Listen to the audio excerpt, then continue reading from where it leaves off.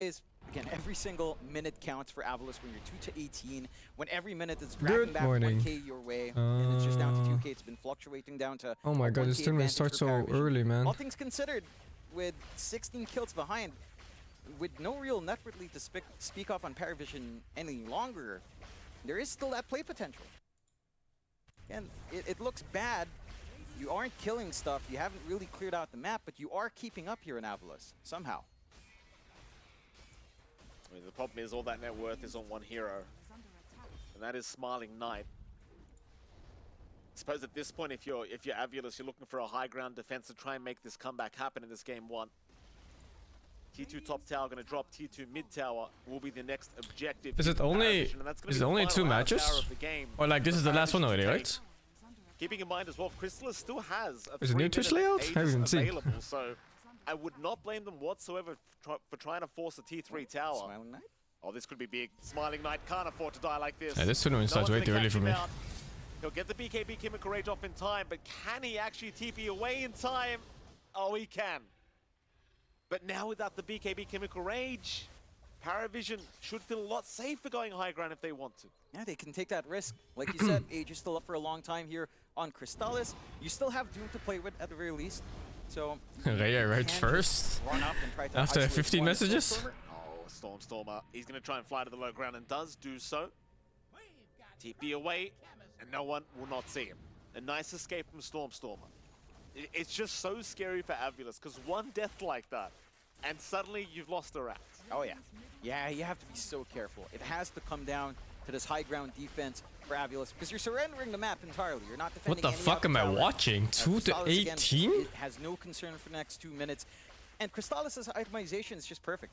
Sanjin Yasha after the BKB, not too far off. Straight Lincolns with his Doom matchup.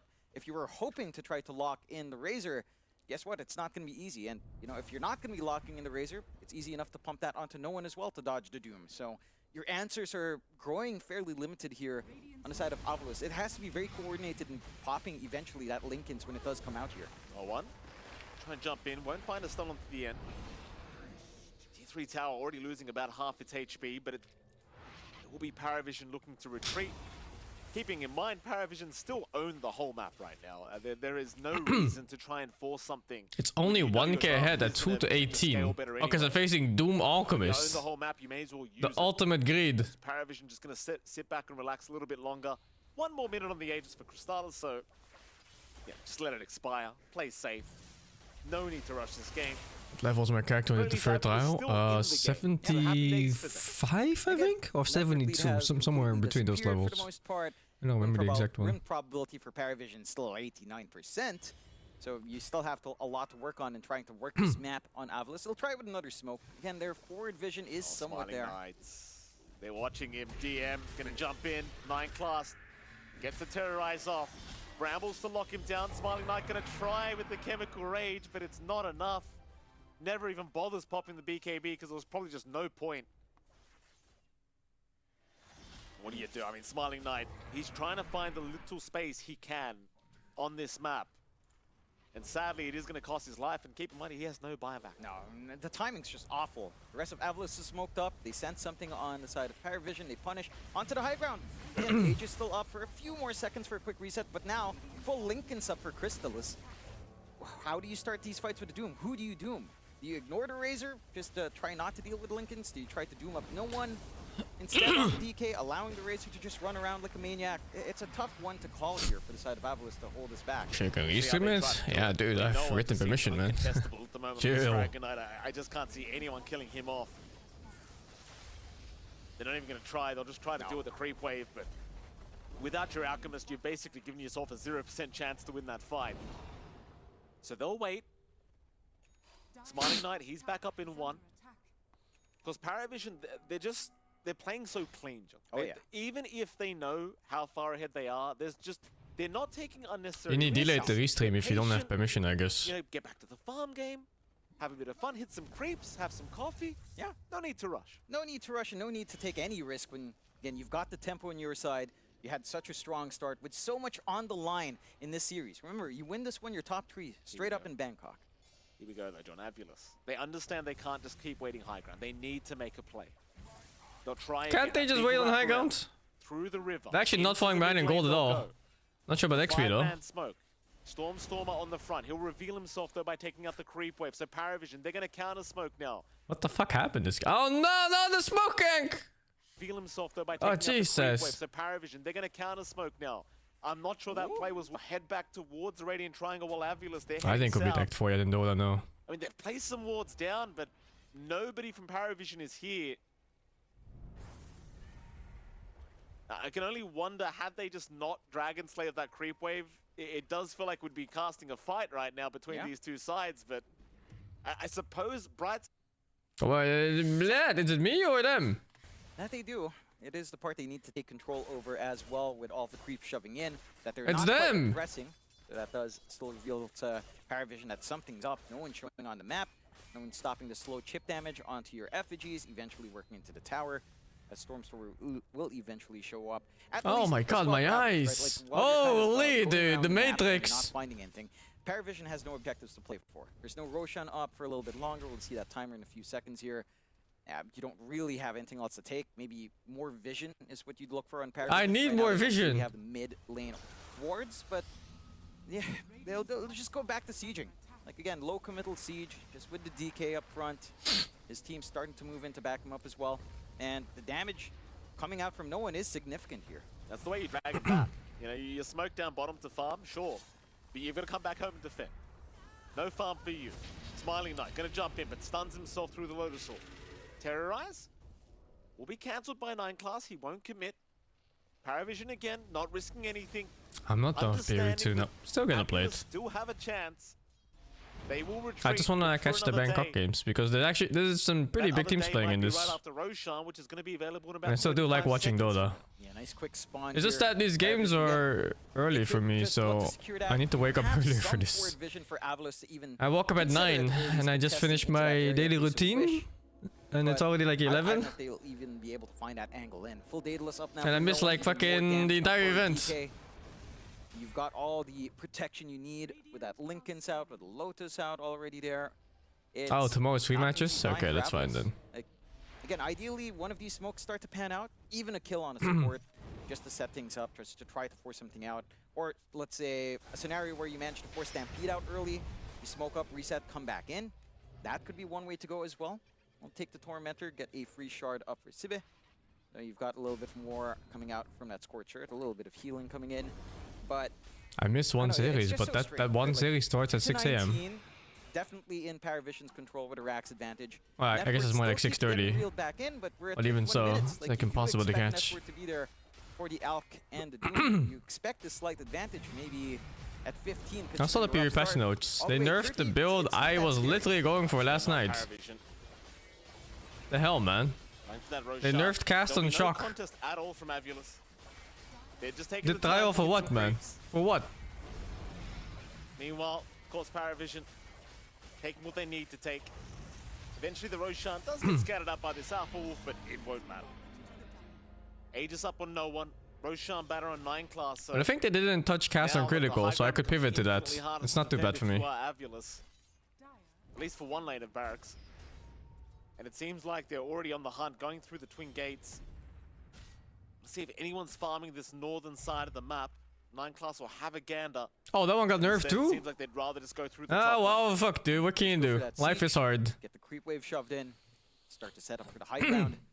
And for AVULUS, I'm not sure what you're waiting for at this point. Like, you're trying to work towards the full Blood Torn out on Smiling Knight. You're working towards the Shivas for Sibe, who still hasn't TP'd out. But again, very fortunate they didn't scout forward for him. You're just going to have to, again, try to figure out a way to get that split, to find the back line, or to isolate out these heroes on the side of PARIVISION somehow. No one. Can Vowel Gems to increase the sockets? It's going to be pretty short work. You mean like the skill gems themselves or the Julius orbs? It must be the skill gems, right? Because it was a thing before Period 1, but it wasn't like the same mechanic. Oh, the skill gems themselves. Okay, interesting. He's still alive. No, no idea. Still have the Aegis anyway. So you would have had to go through a secondary life, but he wants to. So what do you do then? You like Really sick Lotus timing coming out there, reflecting. Yeah, like do the highest possible skill gem that you have, and then you Julius Orb it as much as you can, and then you Valid or what? Making it very uncomfy to look for the follow-up. They're just so durable now. Like we were talking about this Lina damage. The items are there. The timing, certainly not so. Jump in again, no one, just wants the range barracks for now. Still, they're going to try and blow him up another time, but it's not going to work out. No one's still perfectly fine as the jump is there onto Eki. I haven't even seen a Julius Orb yet for the fourth slot. Eki's still being chased, but Crystal is it fourth slot? Fifth slot. So everyone still remains alive for AVULUS, as they are going to smoke now, trying to chase down the side of PARIVISION. This needs to be their moment. This needs to be where things start to work out. No Dragon form up. You still have Doom. You have ways to pop through the Linken's and Lotus. In fact, the Lotus might not even care for as long as the Doom is on a big one. We'll have to see if that angle works it out. So far, they're just trying to wait and see if PARIVISION decides to siege again with the Aegis. But again, very cautious gameplay from PARIVISION. No risks. They know this is around the time you try to make a smoke play. They're not even showing. Mid lane, no one's going to pop the Dragon Form one more time. Smiling Knight will start channeling the stun. Eki gonna holy dude. He's been blown up. That's one kill count up by 50%. Let's fucking go. Oh, where's the chicken mode? Oh, does he not have that facet? He has 2 lives available. No, he must have, because the other facet is a big worried. Eki will buy back into the fight.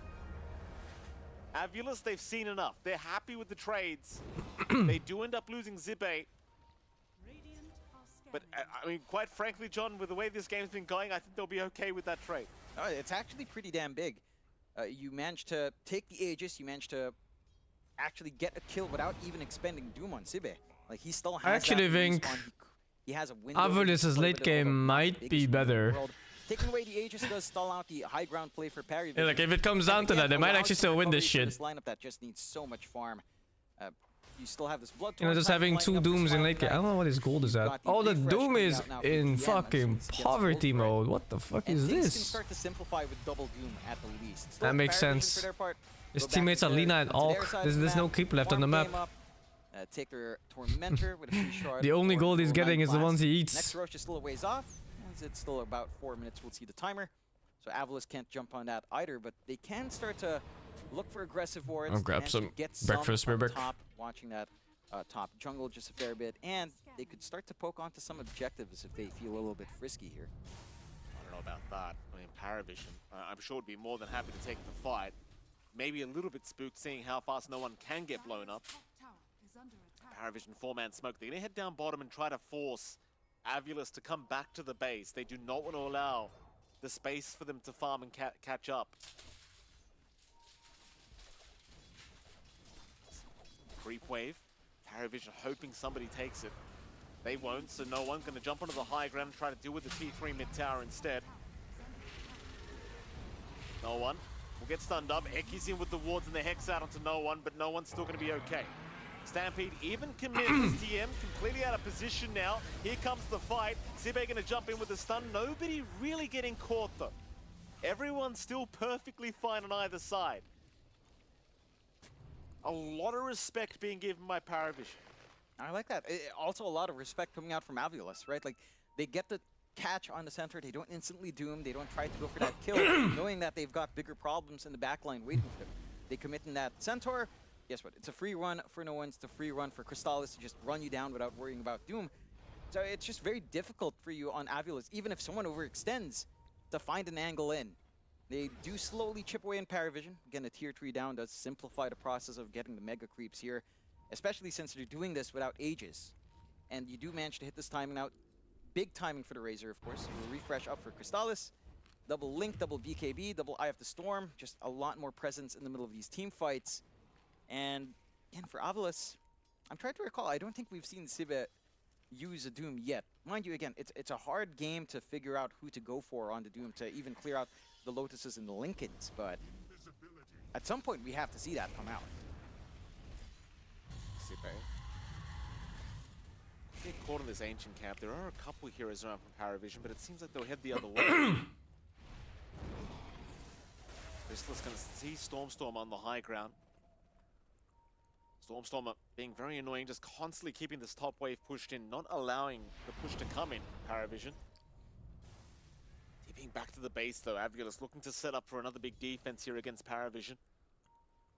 maybe even a gank attempt, but it's very hard because just so many good wards scouting out these rotations from AVULUS. So they try to sneak up on DM, but DM just gonna see them walking by. Meanwhile, mid though, they do at least catch Ducalis. 600 gold for that. Every kill matters right now for the side of AVULUS, so Storm are gonna be a pretty happy boy. Yeah, I mean, that's so big. Gold for a pause You just literally delay the game for another 50 seconds. Right now. And it's this moment where I'll play period 2. I'm gonna play pretty much right after this series. Kind of surrender some of your racks. Can you play out of this position? Because right now, PARIVISION, they have to wait until next rush. They have to wait for an overextension in AVULUS. So far, they've been very disciplined. Again, maybe AVULUS hasn't been catching stuff under smokes, but they're also not giving away any big kills. Not since the last 10 minutes, it feels like. So they are keeping themselves relatively well in this game. DM looking to jump in, but they jump in first instead. Who they got? Cive, he's all in by himself. He will drop. Doom again. He could not really get the Doom off. Now Storm are being spotted to boot, but we'll be able to get away for now as they'll pop the Stampede. That guy got fucked. Unsure what they really want to do. It just seems like DK hits a better late game if the Doom doesn't get to play yet, for sure. But that was not the case. Now you've got 40. It's very initiate heavy though. Like a farm Doom could definitely outscale both of those. Yeah, nothing holding them back. No threat. It's like one Doom on himself. It's like one Doom on either Razor or DK before he gets to play their spells. Get the control out for Decky here. Nice BKB. He's not risking anything. Well, it looks like Doom has a hard time this game. But no surprise, his teammates are Lina Orc. There's not a single keep on the map for him. No. And again, his itemization is very much on point here for Crystallis. Going double defensive item, even stat res, just to ensure he's not going to get caught out easily with that refresh that he just picked up. We've got a minute left until the next rush. PARIVISION can set up for it. Down bot, of course. Already having a 9-class just run around that area. And they have that wave in their advantage with racks taken away. For AVULUS, it's so hard when Civ is trying to make these plays and can't even hammer in the Doom. It's just, you need that Doom to provide the angle in, to simplify these fights. It's also they nerf Flicker Strike, dude, in the last patch. Hex and Shackle combination play, or even just the Hex. Worrying about the Lotus. The nerf power choice generation, so it's even harder now. Whether or not PARIVISION is going to be able to throw those out, so it just makes it difficult to commit. And again, Parry, they take the lead back 4K. It's growing back their way once more after hitting out a little bit. They're hitting their big late game strides, like full overwhelming blink up for no one. Lane. No one. Would love to find that Lina. Storm is okay though. We'll retreat once again. They'll just TP right back towards the Dire triangle now. Not wanting to be alone here up against AVULUS. AVULUS hanging around the Dire jungle. Still sticking on to that northern side of the map. PARIVISION, they are making their way over as 5. Slowly but surely. It's like Ducalis has a smoke ready to go. Roshan is up, keep in mind. So a pretty big objective for either side. Even an amp damage rune to be found by the side of rather PARIVISION and no one. I mean, you're getting blessed again. Gabe's blessing arrives for PARIVISION. They might not even bother with Roche with his DD rune up, with his amp damage rune. Smoked up, looking for someone to shove back the wave. They've got the right idea.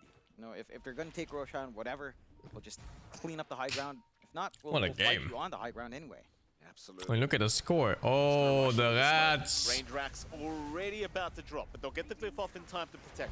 Filthy, dirty rats. Seneko in big trouble. Will survive just a little bit longer as they try to jump in on no one. He's been doomed up. He doomed himself. They kill him. It doesn't seem like it. No one's Holy still shit. up against Smiling Knight, and Smiling Knight's the one to go down.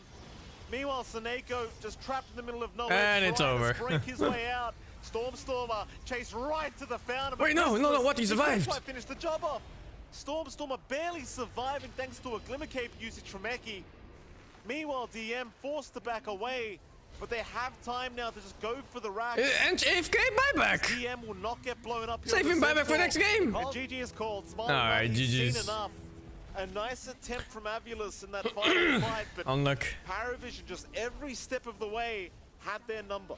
Yeah, it really felt like a little bit of an outclass here from the side of PARIVISION, right? Like, they had such a great read of where they were playing on the map from the side of AVULUS. They dodge out all of these ganks. They worked their lanes out really well. Again, you were getting slight net worth. It was a hard game to play Doom, dude. for AVULUS It's early like, on, but they couldn't translate that. And when you look at the draft from AVULUS, when you consider the fact that you had a game for Doom with no space. Together, you only had this Lina for your two supports to connect to, and even that Lina lane for Stormer wasn't the smoothest. They had triple cores that all farmed the whole map. It almost felt like none of these pieces were linking together, and that just meant you couldn't find the tempo you'd want to kind of carry through this game for AVULUS. Yeah, a very tough affair here for AVULUS, but props to PARIVISION just playing such a clean game once again. And I mean, AVULUS are known as one of those teams that do seem to get a lot better after game one, just being able to readjust very, very quickly. And well, obviously they don't look too happy right now, but I'm sure they'll be adapting very quickly as we do adapt as well, Jonathan. We've got a panel on deck, so let's throw to them and see what they have to say.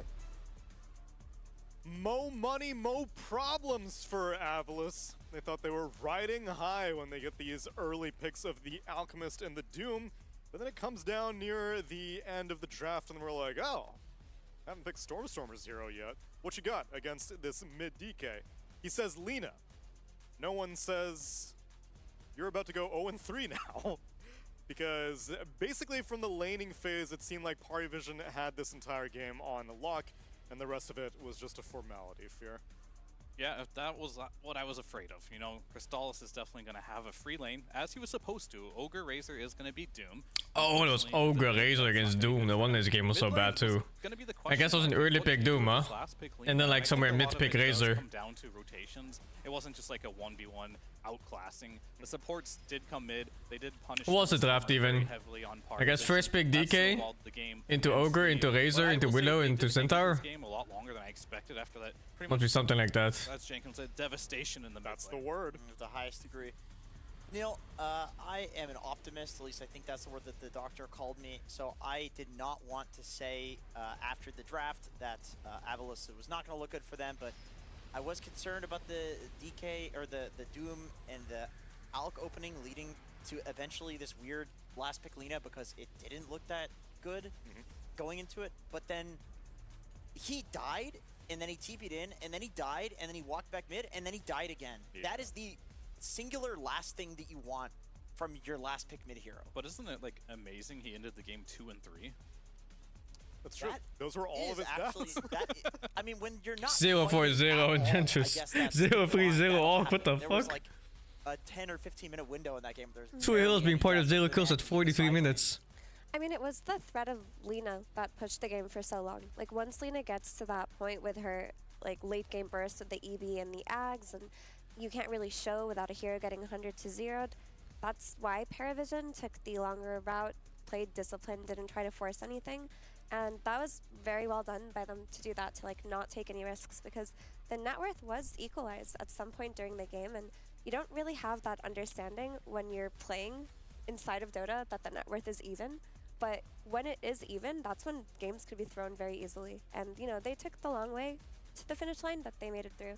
For AVULUS, I was concerned, right? Because not just the Lina last pick not being good, but this isn't the strategy that they've been winning on. Like, their offlane heroes are usually heroes that fight. They play Dawn, they play Darkseer, they play Primal Beast. Those three heroes give them so much skirmish potential early on that Doom just doesn't give them. Like, I think their Doom strat really fell through. Yeah, comparatively speaking, this is a much more selfish pick coming out of the offlaner, and they also made, as you said, the critical mistake that many teams make against Game 1 against PARIVISION, which is have your Razor. I'm not afraid of it, and then they learn their lesson. Dude, I've seen it so many times.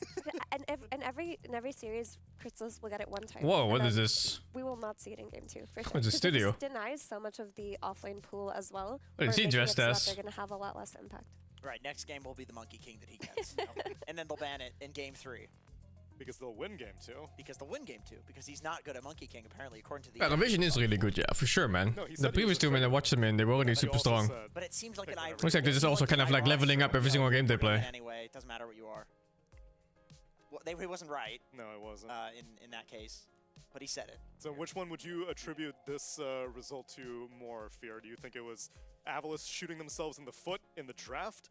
Or even, regardless of the draft, it was skill diff all across all three lanes? Well, I think they go hand in hand. They definitely draft themselves in a way where they could easily get skill drift, and I think that's something they shouldn't do this next game. But also strategically speaking, they're not really playing to their players' strengths. Stormstormer's not a last pick player. He's like I saw Dota at the same time as no one, yeah. Player. You want It's, to get the last pick too? I don't know. It's like that 2013, 2014 kind of time. Well, I started before him, I think. He wasn't playing in 2012, and I was. Or at least, I don't think it was known back then, at least. At some point, he started playing for like all the CIS teams, like like Empire and VP and all that jazz. They're like ping-ponging between teams. Also, I think the early game could have gone better because their lanes. So the Doom lane bled out a lot, but the Alchemist lane went really well. Like Smiling Knight had a pretty solid start. Like Enchantress had I'm getting wrecked by PO2 Act 2 mobs. Time to rethink your build, my man. From that lane, a lot could have Let's stack a bit more defenses. Army evasion, yes. Them in the foot, where like they run Armor is the most stable one. Heroes to contest the Wisdom Rune, then Nightclass just runs down, kills Doom, takes the rune anyway, while Stormstormer plus I forgot who else it was, but they were just killing Ogre while the Willow just runs for the Wisdom Rune. Right. Like, looking at that, I'm sure there were places where they could have adjusted a bit of that early game. I think that's always the mark of a good like master tier or grandmaster ogre, is dying in the right location where you're just like, good old Dota player stories. But then nah. because you're so confused I've been known a few times in lobbies and stuff like that. He's a cool guy. His English was inadequate back then, I think. He's very shy to speak, but these days it's pretty good because he does interviews. You have to actually see the results. I think he just kind of learned, right? Results come from Vision. As we take a look at our Kadia award. He's always been a pretty cool guy. Game number 1, Fear. Yeah. What do you have for me? What happened here, Jenkins? What happened here, Jenkins? No, as you can see in the bottom lane, the Alchemist links to the bottom lane. You can't see it right now, but he's on top of something very important. An there observer it is. ward? An observer ward. He's on the ward. And with that information given, you will see that it comes very easy to deduce which farming pattern he is doing. So they realize he's going to farm backwards on the map. Yeah, he's running at the camps. Yeah, he's running to the creeps to get gold, and he gets caught out here. Even pops the BKB on this one. The Nightfall still goes down in the end almost, but the wards, the vision, it gives them the ability to just close off the map, and that's just kind of how this entire game went. If you tried to get outside of the map and try to do anything, they're going to see you. They're going to close out the map and the gold building. It is a testament to the fact that they respected the Lina enough that they saw that there was still an opening for AVULUS to still come back into the game, but it did feel very over after like 15 minutes or so. But it's upper bracket semifinals. You gotta take these things seriously around here, so let's get Falcons lost? A Bad Boom, okay. Bad Boom's been super strong too lately.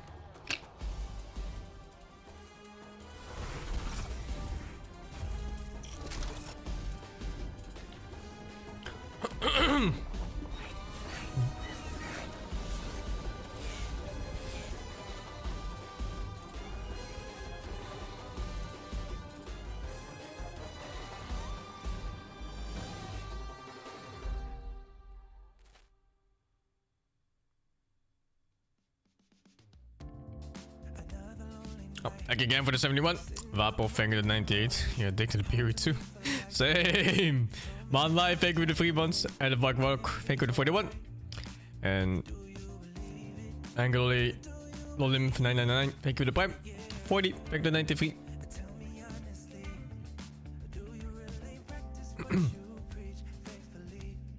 Oh yeah, I've been here. I've been to Bangkok. I just remembered. It's such a nice place. The Thai people are really, really, really nice.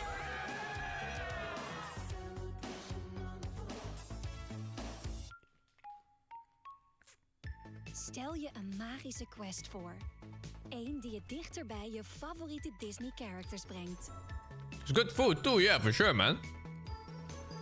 Wil je leren spelen? Begin met Disney Lorcana. They have these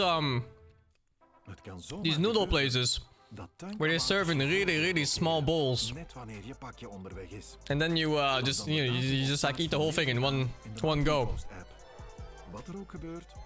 And it's so nice because it makes the noodles stay so firm and the soup stays hot. Yeah, the boat noodles are so fucking nice. I stacked like fucking 18 of those plates, man. They're so fucking good. You get like all kinds of different broths and toppings and everything. So good. I love the concept. I don't know a place like that at all in Netherlands. No one fucking does it. Oh, die zijn cheesy. De nieuwe crispy en maestro met Swiss cheese. This ass seems strange to me. Dutch ass are not it, dudes. Last van een droge, ruwe huid? Dutch ass are always fucking weird. Urea Cica Repair met 10% urea. Klinisch bewezen, helpt de huid herstellen en vermindert schilfertjes. Getest onder medische controle. Ontdek alle crèmes van Mixa. Nu exclusief verkrijgbaar bij Kruidvat. Mixa, de expert voor een gevoelige huid.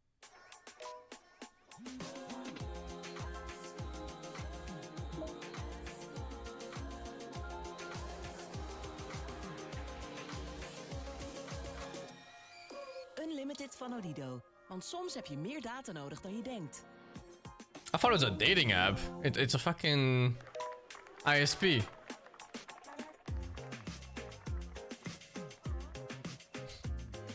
The fuck? Unlimited van Odido.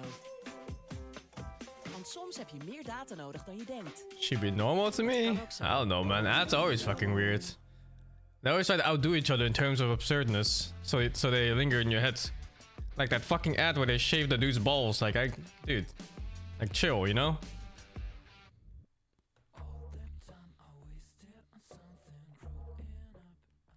Waking up, playing some Dota, it's just been part of my life for 20 years, and I don't think that's gonna change anytime soon. Where we are in the history of this game and where it's come from and how much has been accomplished, I think compared to basically any other esport, it's the best. So I'm grateful for Dota 2 as a game because Dota as a culture supersedes 20 years? I mean, if you count Dota 1, yeah, it has been. and I love that. I think I also started playing Dota 1, well, exactly 20 years ago, no? It was like 13 or 12 or something. What's up, guys? We got PARIVISION here. We've got Chrysalis as well as Ducalis, and we are going to play a game of Pimp My Profile. They've gotten onto each other's accounts, and they are going to create a Dota profile for the other person. Oh, I get what you mean. You're talking about. If you play any pubs with Duca, you'll know exactly what I'm doing. I don't even have to put any words on it, so people just understand what's going on. Okay, here we go. That's where it starts. So when you're drafting, are you one of those just snap pick the left to right? Left to right? Left to right. Yep. I don't want to deal with this shit. I'm the person who press status, who click every guy. Yes. I put You do your research? Buyers, yeah. Who should I flame by putting in on the low-ranked Toby team? Who you got beef with? Where is fucking Amar? There you go. Yeah, there you go. Another offlaner, because Duca will always force you to pick several offlaners. Amar Tango 2 rank? Sorry, Chalice, you're ancient. Oh, you got another offlaner in Moon. Oh yes. Yeah. I can put Scan there too. True. That one's personal. So. Take a look at the profile that Remco made for you. This is every pub. All right, so explain the profile to the audience here. I mean, it's easy. So left team, me was drafting. I take best mid lane, best carry, best offlane, and second best 4, because first best 4 is 9 class. Right? And right team, it's Toby drafting for plus 40. As usually, it should be different. Should be left Toby and me right? Okay, but it's fine. Good enough. And he took just everyone from left. And but I give him Amar because Amar said he will game ruin. As always. All right, Remco, come check out the profile. I just choose worst cosmetics for Razor. You can see, yeah, it's like worst. On Bloodseeker as well. On Monkey there was no bad cosmetics. What the fuck am I looking at? There is Hamster. Why the hamster? Because it was the weirdest courier. Okay. I also put the weirdest creep. What the fuck? Crocodile. Also worst phrases, like the most cringe. And of course he's carry player, so he. I need my stats showing, of course. He opens his profile. He wants to see that Helber is not happy that he's hitting him every game. And here it's just Amar. Which profile do you like more? I mean Remco for sure, because he has better idea. I mean, I'm sure with Pipe it would be best. It would be best out of best whoever in this. All right, Well, Chrysalis wins. Congratulations. Easy. Thank you guys for watching another episode of Pimp My Profile. Goodbye. ESL 1 Bangkok is brought to you in part by Intel Arc. Acer I've seen some pretty cursed things too in those Dota profiles. Kadia. Monster Energy. 1xBet. And the United States Air Force. Examples? Like Ukur's. Ukur's profile is fucking cursed. It's like an Arc Warden holding 5 other Arc Wardens and spearing ass with it. Pimp My Profiles. I liked Remco's approach, and I was also interested to see his Pentagon. That versatility score was higher than I would have thought for Crystallis. It was higher than supporting. It wasn't like, you know, breaking the graph or anything, but still, it was perfectly average. What was it? I just saw farming. I think Piri's worth, dude. Yeah. As should be for a carry. He plays a lot. But I'm a big fan for action RPG games in general, so. That we saw that in the Wisdom Rune. No, at some point I thought I outgrown action RPGs, but it just seems like I played so many bad ones. Right. You don't. I stopped caring about the genre for a while. And even though I grew up playing Diablo 1 and 2 and stuff like that. Before a tournament. True.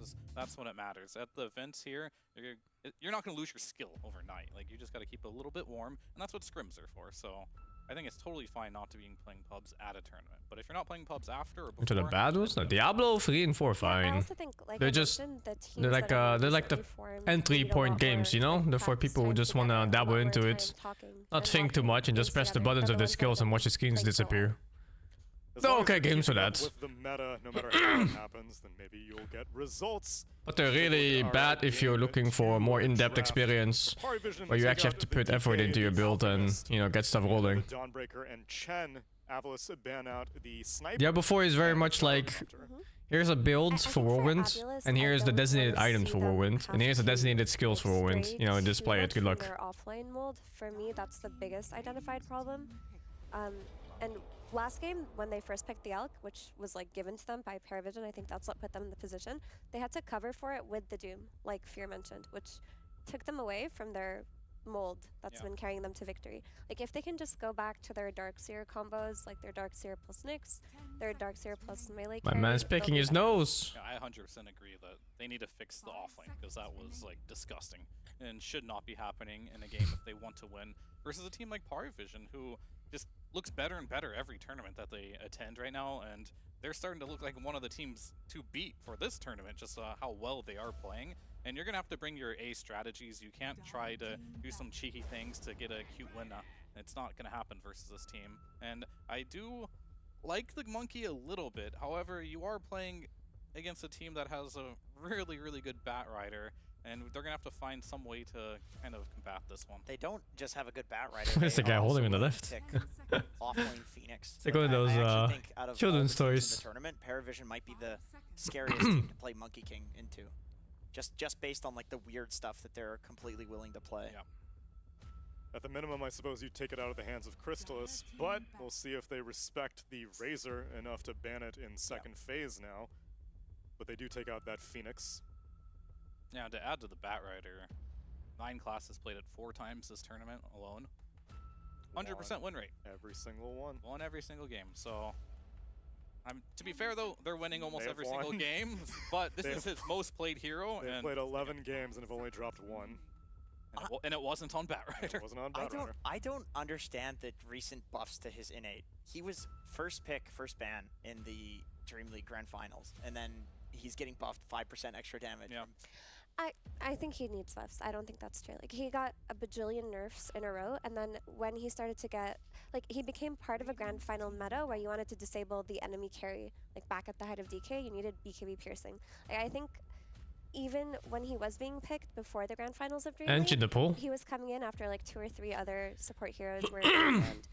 And that buff made him better now, which is why we're seeing him in first pick territory again. Yeah, I think it's a convenient timing thing where he was coming into the meta because the carry meta was changing and he already would have been good, but they probably already had the buff figured out because I agree he wasn't bad, but he was just okay.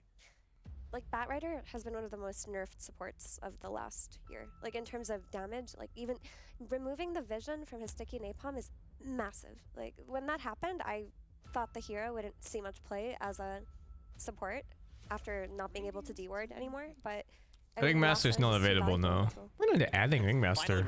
Ringmaster and what was this other idiot's name? Kez? Lasso is good because it's a debuff immune piercing. I hope they just plop them in and just see what happens. This takes so long, man. I like the bans from AVULUS in the second phase, so get rid of that Razor. So Crystallis will not be playing that. You mentioned the Phoenix, another hero that they play that's good versus the Monkey King, also being removed. You are gonna. I checked the changelog a bit for PoE2, yeah.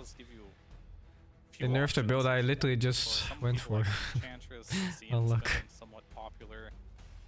Gyro is actually banned, so they won't even be able to pick up that one for themselves. And I've seen 50-50 results on the Monkey King versus Beast. Some like playing against it, some don't. Yeah, this feels like quite the early Beastmaster though, because I mean, maybe if PARIVISION are willing to play Bat mid versus the Monkey King mid flex, it becomes a lot more valuable to pick Beast early. But in theory, you could just throw Monkey King mid and punish this Beast on lane. Like, this is incredibly early and very easy to account for. Yeah, I like the and I honestly wouldn't mind 4 that can go through the portal and punish Beast on lane. Like, let's see, Eki can play Tusk. Nyx Assassin is fine if they want to go for like a Nyx Darkseer. Oh, Darkseer's banned. Anything. I mean, the heroes that he plays are all good. Like Lion Tusk. Tusk is probably the best in my opinion. Yeah. In Ench, as a support, like, she enchants Beastmaster's Boar, which takes it away from him, but I think overall, I would have preferred Lich. Like, I think Lich with his Sinister Gaze is a good solution to Beastmaster, and the armor is a solution to, like, the towers getting run down early, because Enchantress will suffer versus Batrider. I've been liking PoE2 a lot, man. And the hero is nerfed. My game of the year, I think. That is true. Oh, they do go or close, at least. I mean, it's the hero he's playing the most. Usually they'll have a Darkseer with it, but that's the question though, right? Like, the Darkseer kind of makes it work. Yeah. And one of the weaknesses of Nyx right now, and always has been, is laning stage. And one way to deal with that is just pairing with a Darkseer who just can cheese the laning stage. You can just cut waves with it with the Ion Shell, kind of plays to each other's strengths. And ranged position 3s are not popular outside of Enigma right now. Well, it's the only playable one. Yeah, that's why for Okay, PoE my Go team in Vanguard exists? The Primal and oh, Velcro, I was about to say what that was Vanguard. Yeah, I don't know, man. It's close, dude. It's close. After losing horrifically. And then also, if you're PARIVISION, you know that Zibe has played 3 heroes, so you will be expecting this. But there can only be one winner. I mean, you should definitely be prepared for the potential Enigma. He hasn't really played it yet, but I think at this point of Dota as a whole, every offlaner should know how to play Enigma. Yes. We even saw just the other day, it was played for the first time on Noob, right? Yep. And he looked great on it, so experience is not an issue. It's just don't put yourself in a situation where you can give Enigma a free game by picking, you know, Morphling or some other hero that has no AoE on your support or carry. For Ducalis, what change affected my build? They made Cast on Shock harder to block. Miserable for Nyx Assassin. I don't know how bad it is because I haven't played yet, but The clock will have a good I heard from others it's pretty fucking bad. A ranged carry for Gonna play Crystallis. early patch of the community for it? No, fuck early patch though, that's Played man. Drow Ranger earlier in the tournament, but many of his carries have been taken out. His Monkey got stolen, Razor's banned out, Gyro's first phase banned. I mean, there's, like, the darling of the patch after DK, which is Morphling. Naga support? I mean, it's good versus Nyx. You just throw an ensnare on them. Don't really care about the carapace too much. Does suggest that they want a ranged carry here, I think, pretty heavily with that pick. Does give you a little bit of AoE if they do pick Enigma, but not the most amount. But I think one of the annoying things about Enigma is just getting stunned and run down with the aura he has. So Shadow Fiend's one of the heroes that works really well with this. How? I don't know about Shadow Fiend. Yeah, I mean, Monkey. I don't know about Naga either, but they're gonna actually save his pick for the overall last, so we no longer have the flex potential of the Bat. This is gonna be position 4 with the Beast. Naga's gonna be, I mean, it could be position 1. I just haven't seen position 1 Naga too much. I think it has been played. Actually, it has been played once by AVULUS. Yeah, played it one. He played it against Shopify. They didn't win. They did not win. They did not win. I don't think that's what they're going for here. I think the 5 Naga is fine. It's a setup tool. I like the Queen of Pain a lot because it accounts for the Monkey King flex to mid. Yeah. It'll be able to crush that hero. It's a lot of burst damage for... Not playing Marvel Rivals now. I don't care about that game. To rotate early on. And now that you know that this Monkey King is going to be relegated to safe lane, the Beastmaster, who was picked very early, is comfortable because of having the Batrider support. PARIVISION are in a Oh, good hey, a position. puck! I do like Puck versus Queen of Pain. This is one of the highest win rate heroes in Dota against Quap. You phase shift dodge or projectiles, and you get a bunch of mana and HP. So it's a much nicer matchup than it was before. You can kill the Queen of Pain as well very easily. So this is like super Puck favored. It does not surprise me they picked it. Also one of Stormstormer's favorite heroes in the tournament. And we already discussed you don't really want to be last picking his hero anyway. Just get it here. Slayer winnable? Yeah, it is. The Queen of Pain, the Puck just makes a whole lot of sense. I don't know if Jenkins played this matchup that much. It's actually not super easy for Puck. And there's a lot of outplay potential if you somehow bait the phase shifts. Puck can dodge. One of the main disadvantages for Puck in this matchup is that Quap's auto attack is better. It's better projectile speed and it's higher damage per hit. And Queen spells are better than Puck's until, well, forever actually, until like mid and late game. So it gets pretty hard sometimes. I guess for Crystallis too. What carry? And this matchup also has this fucking bullshit where if one of the two players' runes get stolen, it gets pretty bad for the other person. It's worse for Puck too if it does happen. I would worry if there's a Visage then Naga carry. In general, Quap has the advantage pretty much until like mid game, until you have like, you know, some 50k net worth on each. And then it gets really nice for Puck once you start playing with like a strong coil and like 1 or 2 good damage items. I think my prediction is both these Puck wins if he uses the orb as well. If you can land the orb and you go for the orb talent, yes, but people go for the fucking silent shit, so that orb is extremely hard to hit. Bloodseeker, I've been wanting to see it. I mean, he has played it recently, but I didn't catch the game. I have to go watch the VOD. I think, I mean, Drow, it's like. Have I played the matches in the phase shift change? Oh, I haven't, but I don't think it matters that much. It comes down to the same things. Quap's power level is just kind of much stronger than Puck for the first like minimum 10, 12, 13 levels. Carry Naga, guys. A Spectre. Okay.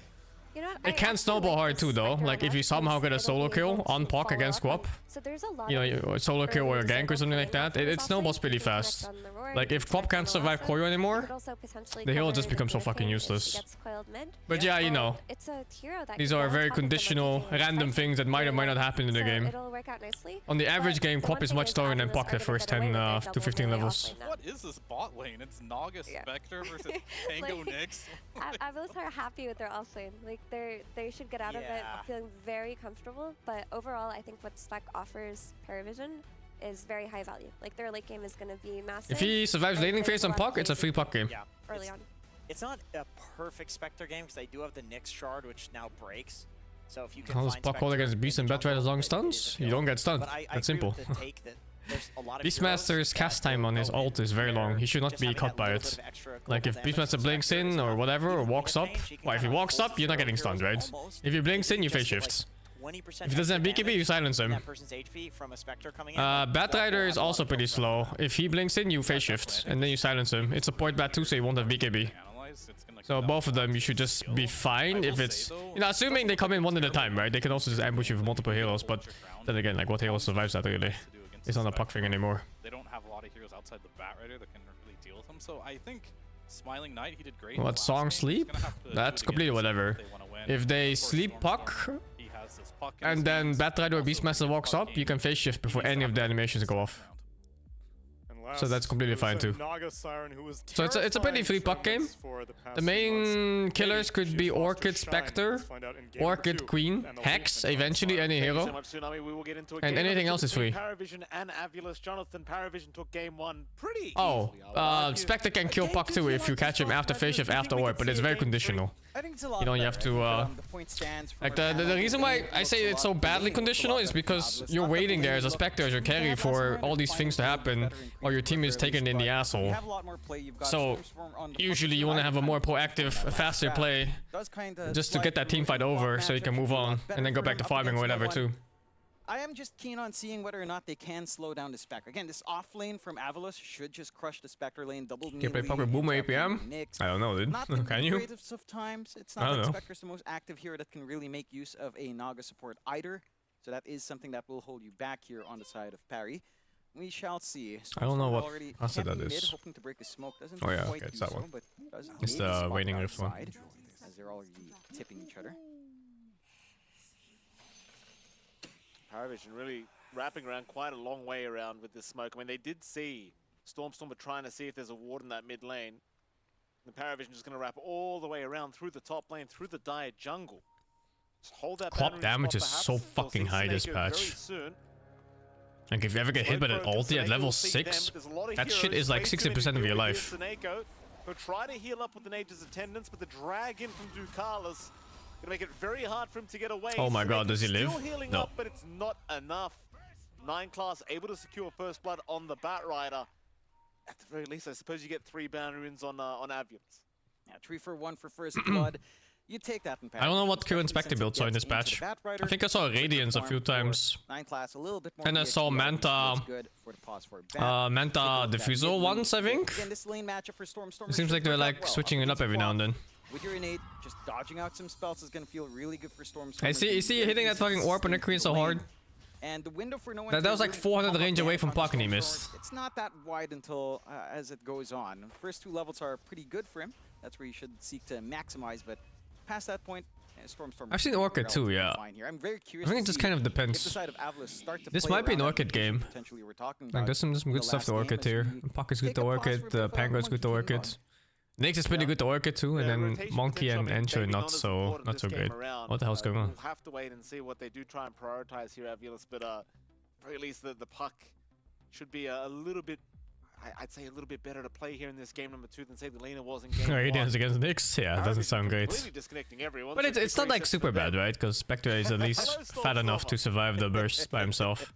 So Stormstormer, a very nice guy. We've had the pleasure of talking to him maybe once or twice, but he's very well spoken and always happy. That he is. I'm sure he's one of the foundations for AVULUS to try to mentally reset into this game. You know, he's like, guys, I didn't have the best games. That smile. Yeah, he's definitely reset. You can't love this guy. You can't not love this guy. Yeah. He's such a goofy fellow. Great to talk with. That's $1 million smile, John. Yeah. No goofiness here. Yeah, I mean, you need that kind of guy, right? Like, pump up the spirits. He's getting his team happy, and it's like, guys, it's fine. We gave it an easy game 1. We're gonna take an easy game 2. He's the kind of guy. He's the kind of guy to say it's my fault after a game. That's the kind of guy he is. I appreciate that. Bottom lane, Eki may not appreciate. Oh, they're laning the Nyx? By Crystallis. But he will be I guess they are laning as a Spectre. A lot of damage being dealt the way the Nyx Yeah, okay, makes sense. They've also managed to take a chunk away from Crystallis at the very least. Spectre's such a weak laner that Nyx can play the game. Usually this hero pulls the wave. You're also in the firing line here for AVULUS. You are relatively tankier with the Nyx and Pango though, so you get to poke back a little bit better. It's not going to be the smoothest going for Crystallis. Then again, you're really just looking to build up farm. As long as you're not going to be contested too hard, you're still relatively happy on a Spectre. Oh, CS. Snake, of course, top lane, going to be there. This is Monkey King against 9 class and DM. Of course, we saw Smiling Knight last game in the Alchemist not having the greatest of times, but Flynn, the Monkey King, might have an easier time because he's not under as much pressure to hit certain timings to make the hero work. As you can see, Seneko has not been having the greatest time here against the 9 class Batrider, and it's not the most fun of matchups. Want to region these teams? I think they're both Eastern European mostly. No shenanigans happening and then there's one like Dutch player. I'm not sure what. And already the landing stage, it does feel already a little bit better for some of the PARIVISION players are. Say last game. That it does. I mean, again, in the last game, their laning phase, in terms of controlling the lane, in terms of finding some creep farm, wasn't too bad. This time around, we are seeing some pressure kick in. Exile is Swedish, I think. Been their best bet. They've done a great job of just ensuring. Stormstormer is also Swedish. No, he's not the comfiest. They managed to pop him down. I don't know, Eki. Every single time, forcing some regen onto him. At the very least, being passed around from Ducalis, so hurting the economy of Naga support.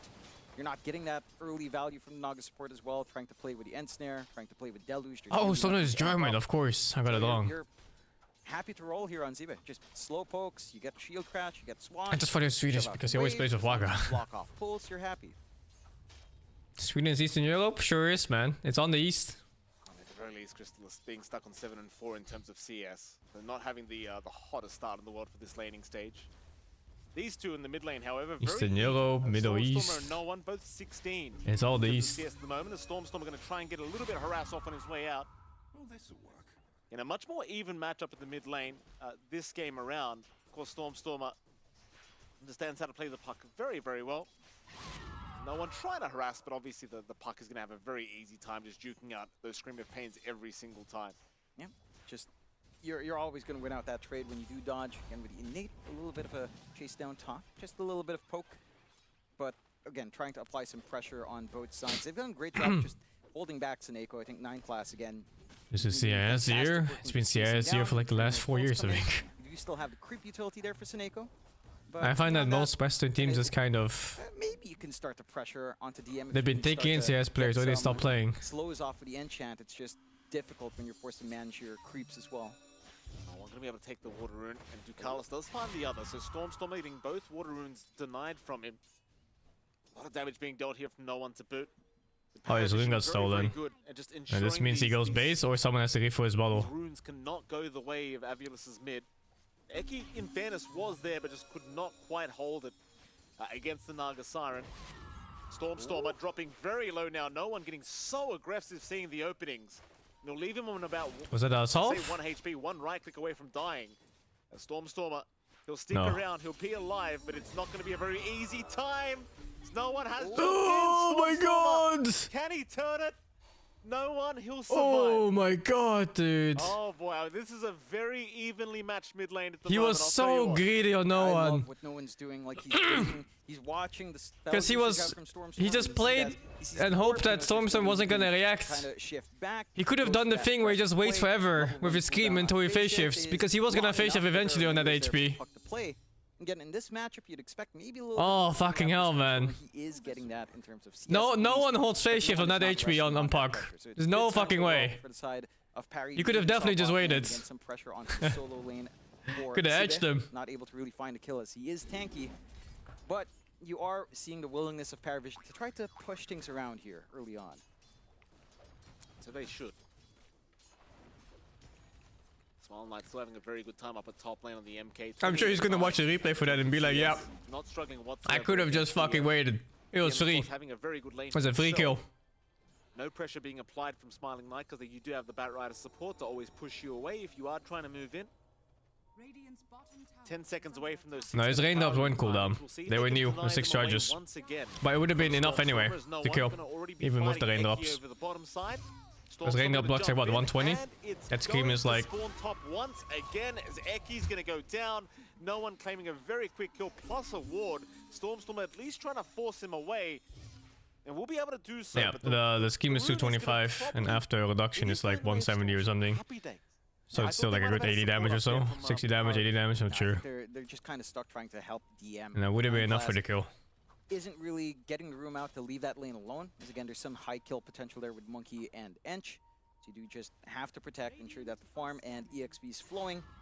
It does cost quite a fair bit on no one to secure that kill. He did have to expend some mana and has to regen back. Naga support, yeah, in this patch she is, or can be rather. If they want to try something here. Going for the rune. Oh, I think someone's gonna TP in here. Not Puck, the Quap should be TPing in. Problem is, 9 class is right by the T2 tower. This is a bit of a scary holy dude, never mind. It's the fucking village. They will at least secure the 7-minute wisdom rune.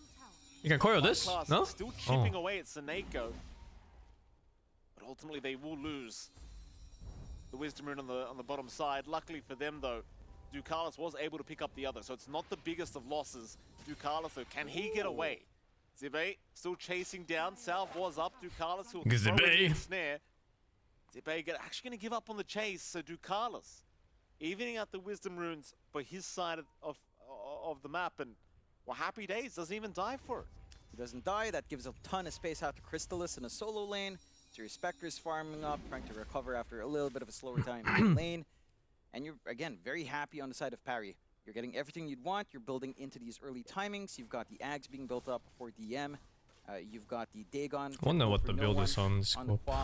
And you've got the Blade Dagon first. To get some early activity on. Might have to go Orchid though this game. Smooth going so far. No, he's not going Dagon. You maybe start to expect something to come out. Again, we were looking at that Dream Coil timing ready on Stormer. It just doesn't feel like his system around him is fully ready. You're level 4 on Eki, at least you have the value point from the Spike Carapace to try Eki is such a cursed name. Follow through stun. It's a little bit forward here from Stormer. Does have the haste. He'll be just fine to just farm. Why? Because you just think of like, Japanese language like right away. which is played almost online. And then it becomes for super cursed. Excuse me, I meant treads. That's what I was meant to say. Thanks for the correction, John. PARIVISION. Still 2-0. Still well and truly having a great old time. No stress for them whatsoever. At the very least, I think AVULUS, though, sitting pretty, knowing that the laning stage has gone rather evenly for themselves as well. Eki, of course, just mindful and creeps, allowed to just farm the jungle for now. One of my favorite things to do, personally, as a Nyx assassin player. Yeah, I mean, this is all I do, in fact. There's really nothing else to do right now anyhow. Again, you need levels to be up. You've got the Rolling Thunder ready at the very least on Sibe, but doesn't really have anyone to connect with unless Stormer gets the movement down. But they are in a position to maybe bully out Crystallis here if they could dive beneath that tier 1, but again, not looking to get too spicy early on. Meanwhile, you look at PARIVISION, opposite side of the map, all up top, gathered around that tier 1 as well. And this siege, if they were to commit to it, is going to be slightly faster. Aka stopped playing Dota. I think he has his own company now or something. There's a kid and everything like that. To sustain through a push there. Crystallis will avoid the rotation. I haven't seen that guy in a while. I guess he stopped attending Dota events too. Top lane, Ducalis could be in a spot of danger, but he is prepped to tank the gank here for DM. And in fact, the mirror images will give enough vision. Storming out, jumped in. Two-man curl is out. The rotations are incoming. AVULUS, they want the fight, but a nice roar on the Rolling Thunder, not allowing the follow-up. The Storm are forced to barely get away. Oh my god. Oh, he's gonna die for that. Yeah, oh, Jesus. Maybe they can at least have the co-op. No one gonna get tipped here by Seneko, as he will go down, and Stormer will barely survive. That was on edge. You saw him at the gym? Oh, don't you all live in Gothenburg or whatever that place is called? Not that you really mind. If I recall, like all the Lions players, they live there. They're still hunting here. Yeah, 9 class gonna drop. Zibe. He pick up for himself. 2-2 now is the scoreline, and AVULUS, they are grouping up down to that bottom lane. T1 tower to go down pretty easily here. And already off to a much better start. I can't remember what minute it was they found the T1 towers in the last game. Yeah, it was a long time. Much quicker this time around, much more proactive as well with the response from AVULUS. And they are slowing down Parry quite a fair bit. Mind you, the big carries, the big heroes on the side of Parry are still getting the farm they need, right? Like this Ag's timing coming out on DM, already one part in, has the point booster ready. You've got Crystallis, he's probably the one that's hurting the most on the spec. It doesn't really flash farm all too well until that blade melts up either. So it's not the best of starts. In fact, we'll commit on it. That was fucking Stormstorm, wasn't it? Very, very good kill. And it looks like oh, what a fucking guy. Gonna try and jaunt away with the horn. Oh, what a fucking glyph, man. Storm able to secure a very big kill here for the side of AVULUS. And this is what you love to see if you're an AVULUS fan. The Storm are looking for a little bit more, trying to chase down 9 class. But they really just want that T1 hit. Siege creeps should be Witchblade first.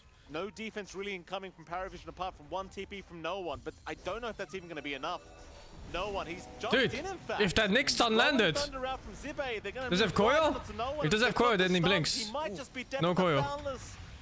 It was just dude, the Nyx stun miss. And how would I have 5 healers mid suddenly? What is this? T1 plus 9 classes life. Is Poppy retired? No, I don't think so. I think he's still assembling a team of Secret. They just didn't have the start they'd want. You know, that start for the Lina on Stormer is a little bit too slow. They couldn't connect, couldn't pressure the map. This time around, on the puck, draws out evenly up against that Quap matchup. You managed to work yourself out. I glanced at the minimap before that fight started. And 2 heroes were completely missing. And then 10 seconds later, all mid, all 5. You've got a great start in CB. He's got the full mech up on the Pango, boosting up the durability for his team to sustain through these fights. Oh, Eki. I guess that looked like brain delay there for a second. They'll go after the Nagasaran instead. Ducalis will go down. This was the feedback I think we saw last Nyx Assassin with Eki. Is the spike carapaces were a little bit off the mark, but that's all right. Oh, what slow is that? Anyways, 9 class also diffusal? From a Smiling Knight. No, wow, that was literally just corrosion and jump, I guess. He's happy with what he's seeing. I mean, you're happy enough to get that solo kill again. You're ramping up here on that tempo for AVULUS. Parry is the one that just doesn't look like they're ready this time around. In fact, another smoke out from AVULUS here. DM, another nice kill if Stormer can find it. Has the Dream Coil, just going to move in with the Invis. And with that, when they are going to try and help, Crystallis is going to just haunt in.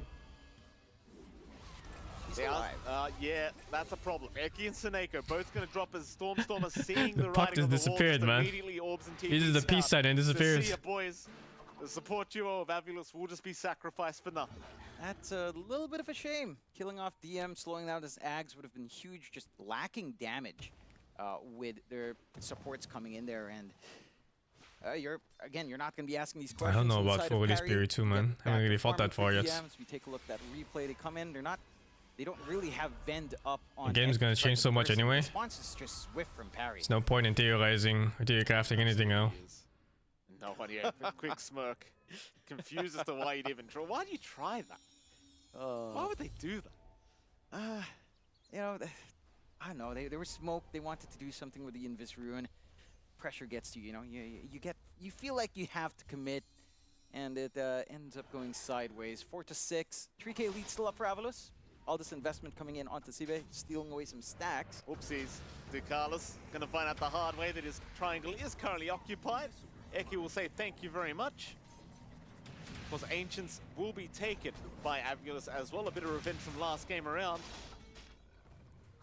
I sure do love the aggression. I mean, this is what we were talking about with this side, right? They seem to adapt very quickly after a bad game one. Props to the boys for keeping a high spirit after such a dominant game. From PARIVISION as bottom lane now, they are going to find 9 class.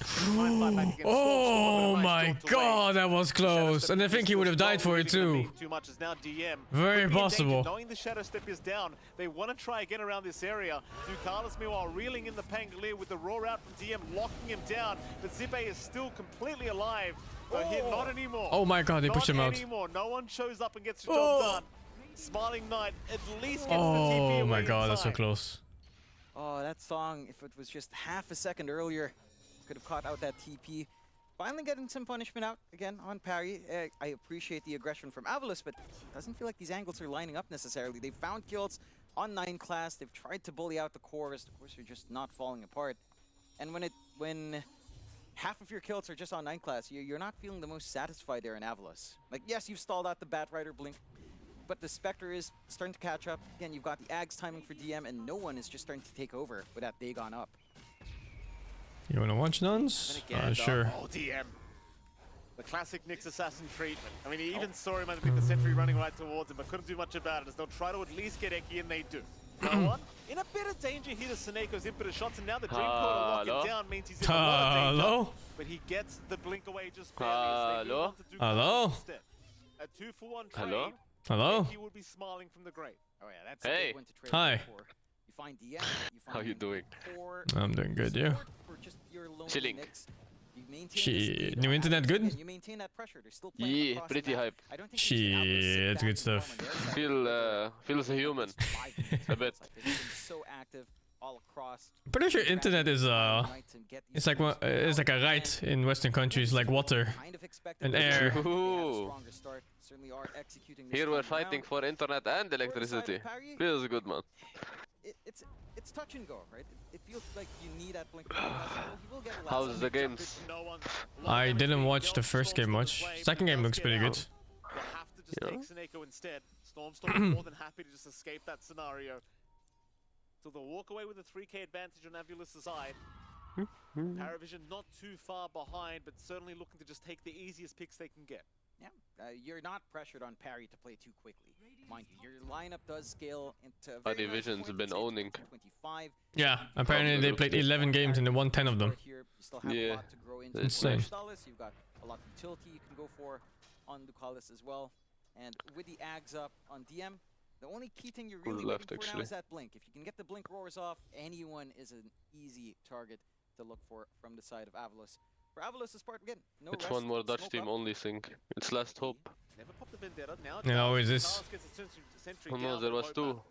Crystallis will move in with the Shadow Step, but does get immediately up. There was your boy Shad He's on his own. He just has with a blade Navi, now, he but can't they do got much insta right now. eliminated. Wait, where's Gaming Gladiators? Decent enough They pick-off. didn't Again, qualify. You want to What the get that fuck? aggression out from Avulus. They're still playing across the river. fuck? Yeah, Western Parry Europe is was just forced to be a little very bit more hard. clumped up than they'd like to be. They're all hugging this bot jungle area. Triangle. Western Europe was between Liquid and Avulus. There was OG and Gaming in like 5th and 4th, 3rd and 4th place. Both lost game and lost to OG and OG lost to AVULUS. Oh, I think I watched those actually.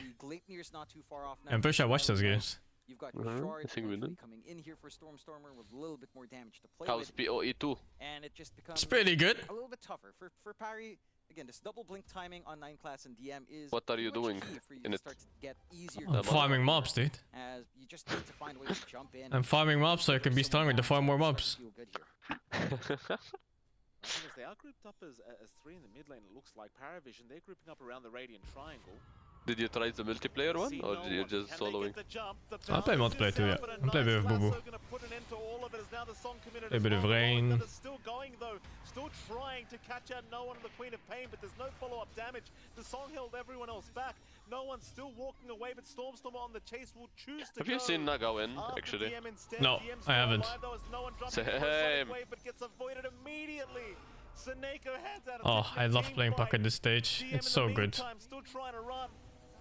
He'll be alright. But the aggression from AVULUS this game around is just proving to be a little bit too much for PARIVISION to try and deal with. Pudge with levels and items is just chilling. 9 class goes for Blink Lasso, but they're forced to use He almost got solo killed in any phase.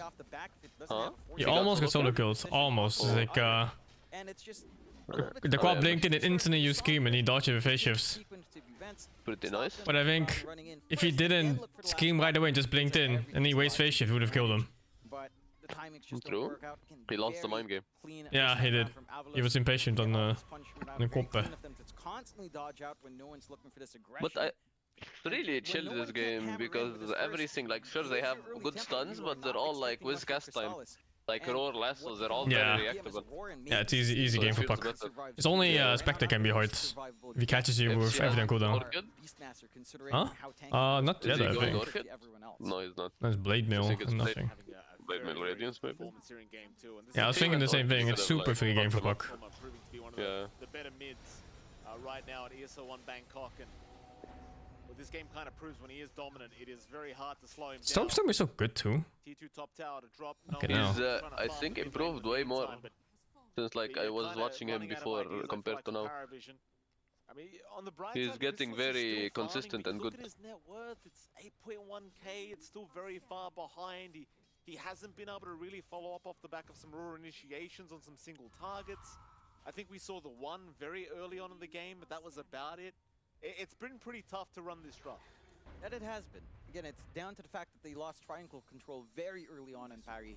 They've not been able to give these stacks out to Crystallis, and that just slows down the rest of his timing. Radiant's still yet to be finished up. Does have enough gold for at least for the Sacred Relic. So that's one component down, but still more to go. Sounds like such a dog shit lane actually. Naga Spectre.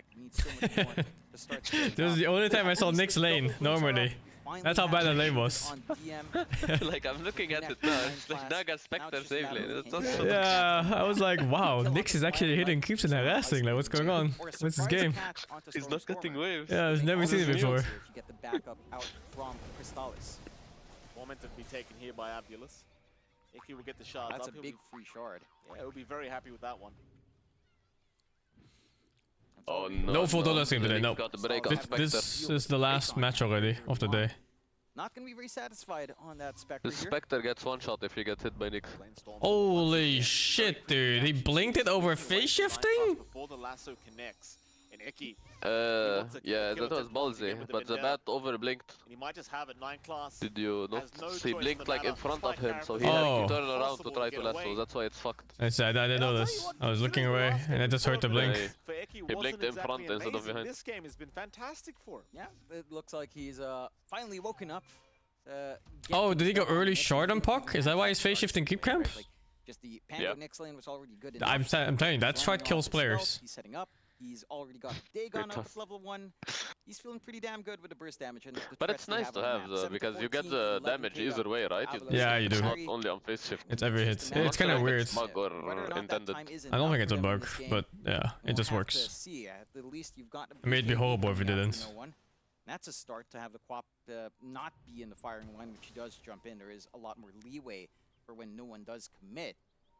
But whether or not you have the follow-through damage from the set of control to clear out more than one hero, We'll have to see, because right now it doesn't feel like we're getting that. At least not until DM's comfy, not until you get more stats up in Crystallis.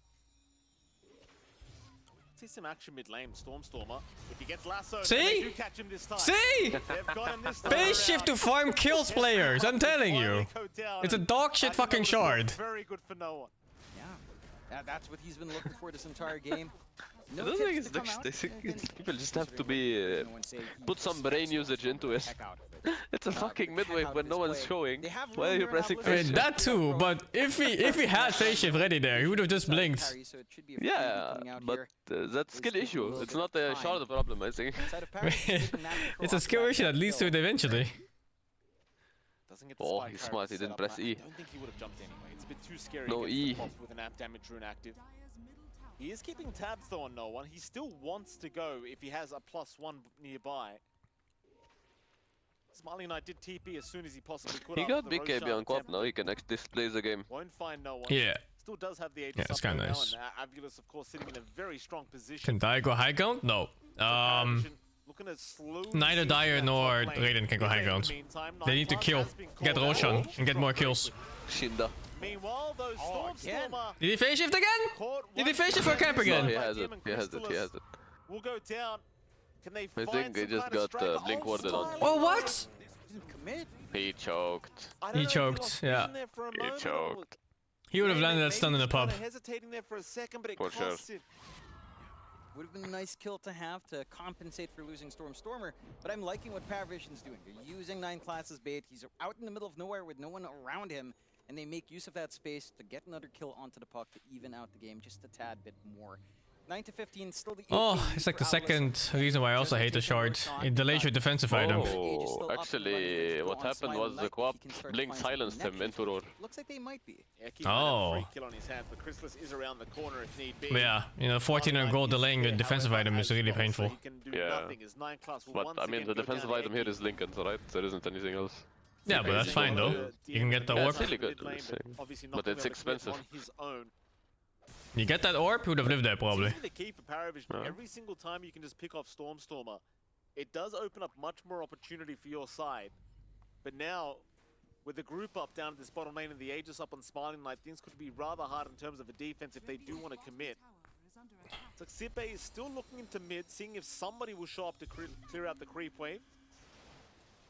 Ducalis is there, but he's just hiding in the tree line, not really giving the vision over to the other side. Stormstormer happily going to take the regen rune away. I hate that he's using this puck set.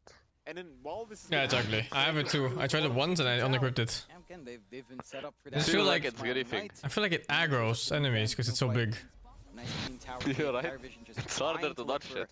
Time and space to get into that. You're also BKB like, of DM you know how and to sometimes get when at something is least very the small, net you don't notice it much, but Crystallis with this, being it's very hard not to notice it. Yeah, that's what I mean. Again. It aggroes enemies. They just see something big. Smiling Knight at It the draws least, but attention. got time You know, in to real life is set that like up that too. People focus the bigger targets first. Nice TP Yeah. away though. He senses something is wrong. Does back out at the right moment, and so will DM. So no cause left up at that top side of the map. Smoke, chances are nothing really going to come out of it.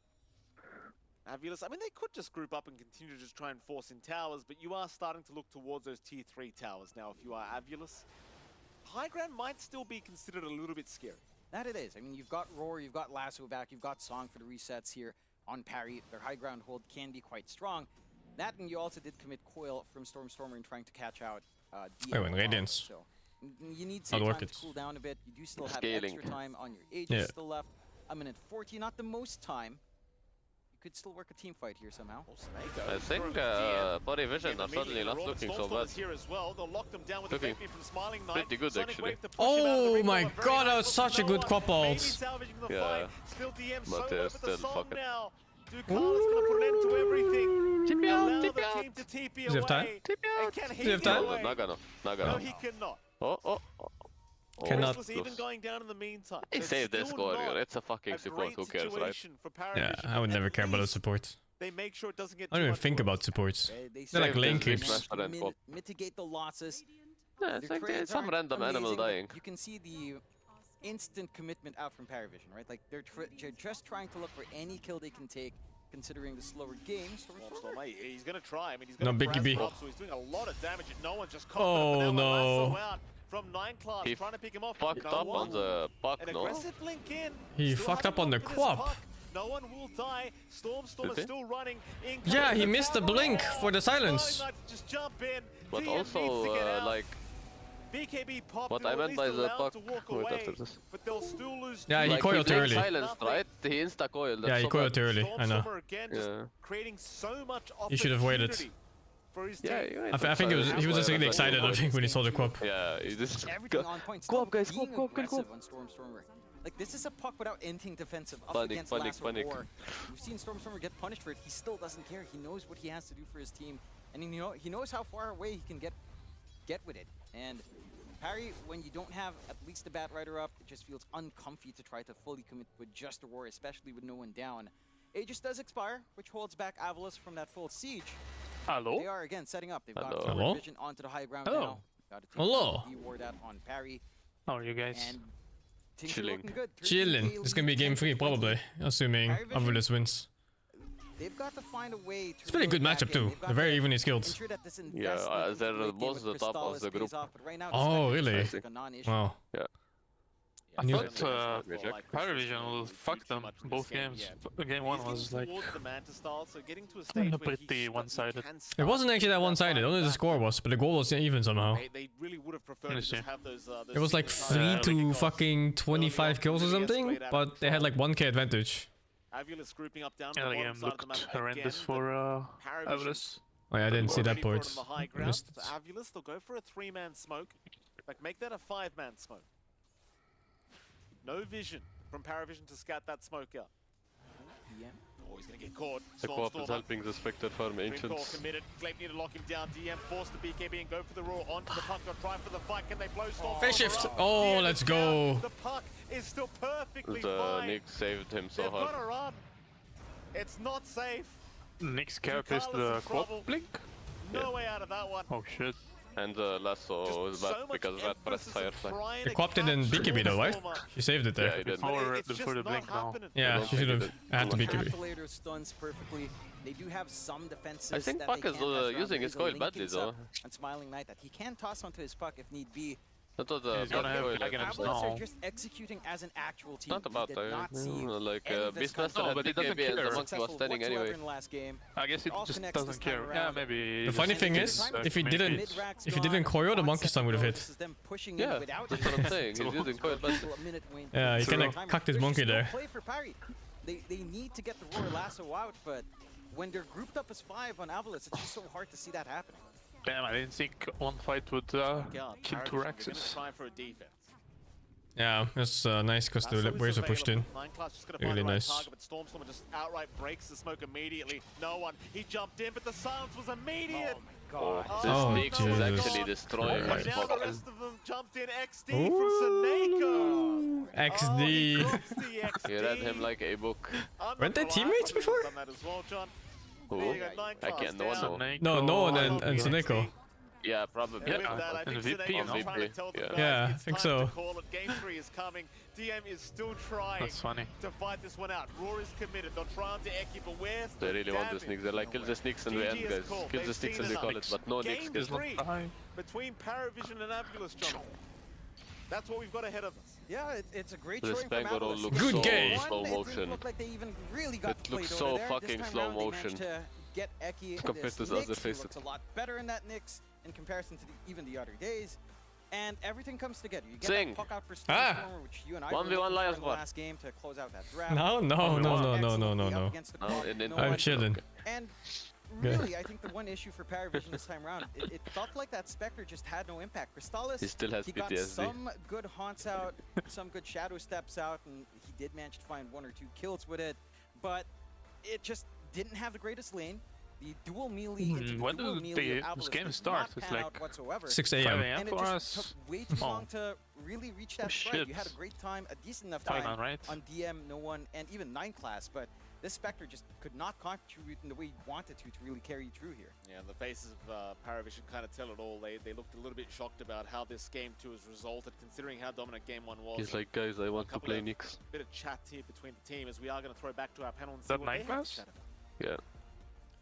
Got a lot of thoughts on the choices So made 9class by is like PARIVISION 17 in years this old. game number 2, namely the support heroes that you choose to pick. Naga Siren, as I had said before the game began, has been in fact terrorizing the professional Dota 2 scene for the They past picked 3 Bat on tournaments. 9class But I because believe she received like a he handful loves of nerfs Bat since Rider, then, right? and has been 9class mostly also, this is very good on it. 9class is very Bat Rider spammer too. They're both Suddenly Bat we Rider see an spammers. opportunity for In game Ducalis 1 it to was whip it out banned. here, and That's why. I'm Because left PARIVISION wondering banned it first game. why, Fear? Yeah, I'm also left wondering that. Yeah, same but PARIVIsion question, so also why picks it a did lot, they so pick it? I 'Cause don't know typically what's the speaking, thought for me, process. Naga Siren But most found players its play it popularity, an especially insane around amount. TI time, is Wanna because see the what range they carry do is in really the popular. She is a melee support, next draft. enables If they a ban lot it or of not, the because range it seems carries. like In this particular game, we saw the they're weakness of the comfortable laning with the stage. If you Nyx. are not with a ranged carry, you're laning this Naga, you're laning the Spectre into a Pango. These are the freest, like, Holy shit, they jumps he's ever destroyed gonna get to Spectre get the bonus with armor or the shield. Nyx Sorry, over there. and he's just going to completely take over Replay. this laning stage, and that's exactly what happened. So I think Spectre's a Naga bad hero. griefed their options for getting a good Yeah, carry no, later on in the expected. draft because they needed something It's better too that slow. wasn't ranged in this Yeah, game, but just that's how I see Naga it. wouldn't allow them to pick it. Yeah, and we really did see the difference in this. He did game BKB on Queen. He just ulted compared to late. Game 1 when Zivir actually has a lane and he has a game, and they're not just playing recovery, they're playing aggressively. I think AVULUS played really beautifully as a team. They showed us why they did so well during the group stages. Like, they hit their tempo really early on. Like, initially the laning stage wasn't anything impressive.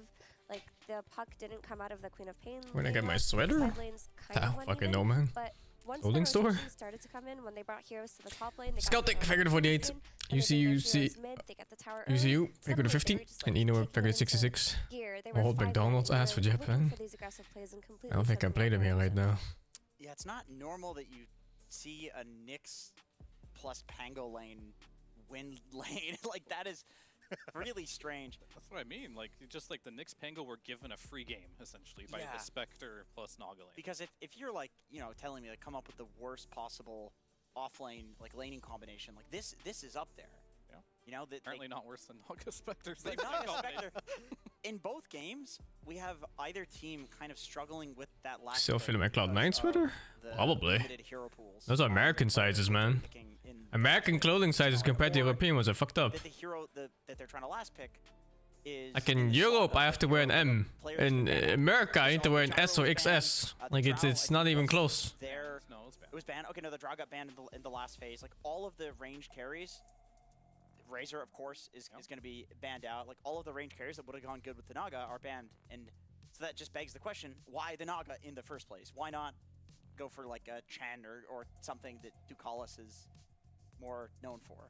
And by extension of being able to rearrange your last pick, that means that Stormer had a much better game this time, right, Fear?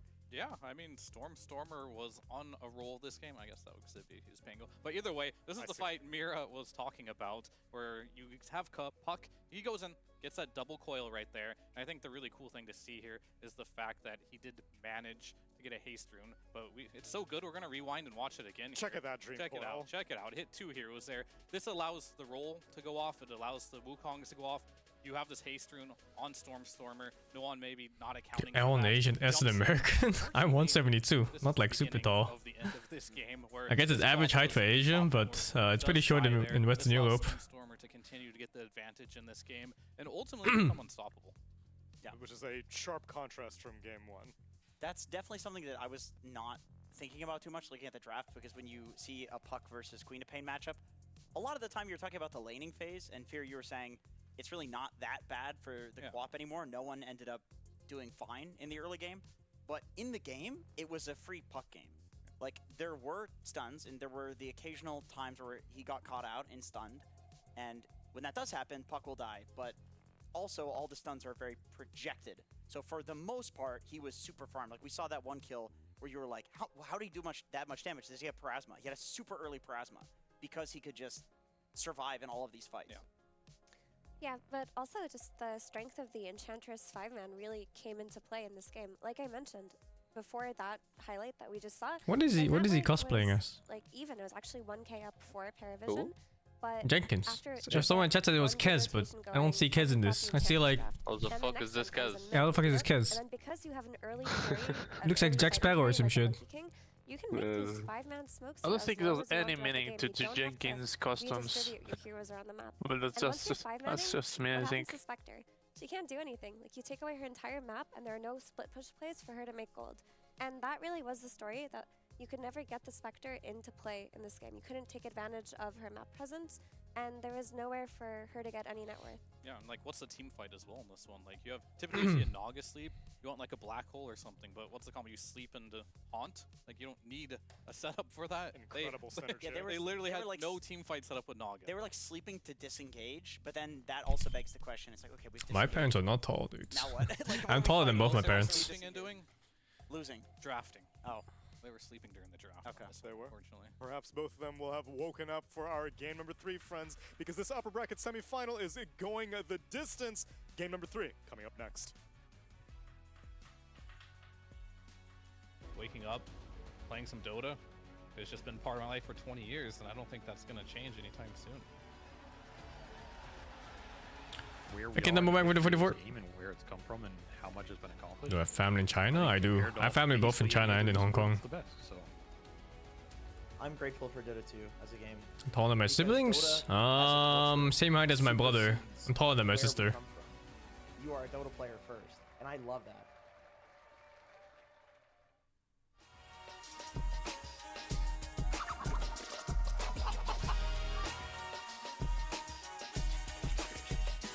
Man, I want to go back to Hong Kong someday again. I want to just spend like 2 weeks eating and nothing else.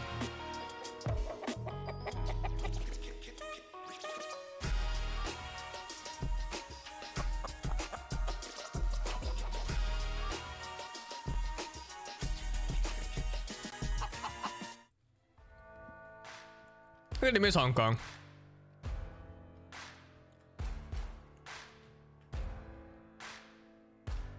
It's expensive now, really. It's so cheap before.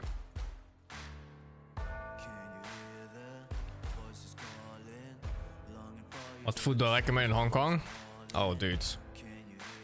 Char siu fan is like my fucking... Kan zomaar gebeuren dat tuinkabouters 2 times a day. blokkeren, net wanneer je pakje onderweg is. It's just char siu on white rice and some whatever green vegetables you choose. Wij bezorgen zonder zorgen. Okay. Graven, we are hunters. You like your father. Met Aaron Taylor Johnson. He puts evil People were screaming at me. I get rid of people What can you do? Graven the Hunter. Where's Mr. Taglin? You're standing Why scream? alleen in de bioscoop. Huh? You said people are screaming at you? Yeah, from across the house. Char siu halal? Char siu is as pork as it gets, man. And no one heard, so I had to scream. In haram as fuck. A lot of Cantonese food is haram. Suyuk is haram too, dude. It's literally just pork belly. Deep fried multiple times. Because we're all worth it. I ordered that food so long ago and In it's still not fact, here, man. I'm dying. I think pork is the most consumed meat in like that whole region. Like all of like southern China and then like along the coast. Chicken sub for my sister again. It's like one of the most consumed meat or close to it. Yeah, it's really good. I just ate just random ingredients like tuna and tahini and an egg and vegetables. They eat chicken and cow too, or beef. Yeah. Like a pre-workout. But that one's just more popular. But after a workout. You going to the gym, Idoko? Oh, I went yesterday. It's good enough. Okay.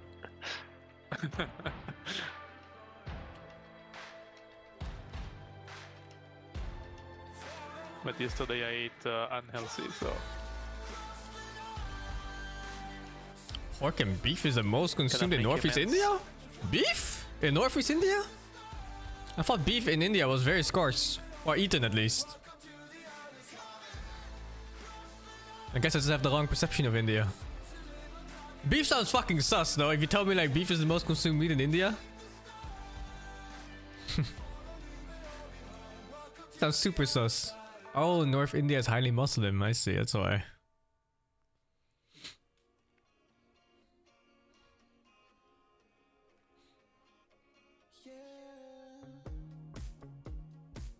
It's interesting. I never knew.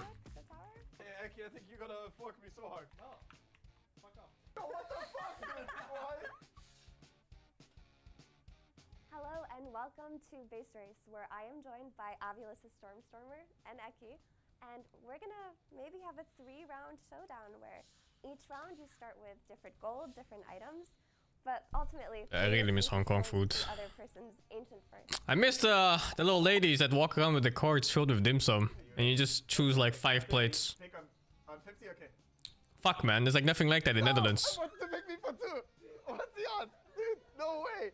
Okay, whatever. You got your here. Do you have a backup plan? Okay, Do you I have have a backup plan? Dude, I had the exact same idea. Oh my god, admin should have known. Fuck, okay. Alright, let's go. Okay, Eki, I think you're gonna fork me so hard, but I have we start instantly? Yes, of course. Let's start now. So you talk this one up to just a draft diff? Yeah, absolutely. Okay, how is Stop laughing. My parents cook Hongkongese food, yeah. That's what I try. That's what I can say. Man, I pretty much get over with it every day, right? I like to defend my friends because I'm not winning this one, guys. What is he fucking? Oh my god. I mean, okay, you got humbled. You got a 30-second window here. What can you do with it? I know what I'm doing. I need a bit more money. There are no rules. Whoever kills the other person's ancient first. No rules. I'm allowed to fight. My parents strict Asian strict parents? No, my parents are super chill. What? I mean, all he has to do is, technically, guys, the rules are whoever kills the ancient first. No. Fuck off. No. Ah. Leave it. Leave me alone. Alright, good job. Round 1 goes to Stormstormer, but I will say that I don't think we will see this from any other players. So for this round, It's pretty cold in the Netherlands right now. with 15,000 gold at level 20, we've begun. And Dutch food I like? It depends on what you mean with Dutch food. It's like such a broad question. No, you think whoever kills the crown first. Oh no, you refreshed the graphic. Oh, I didn't know that. I thought we had so... There's so much food that just kind of became Dutch. Like all of Indonesia's dishes. No way. Yeah, you won. Oh my god, dude. I choked. I should have won. I choked like so hard.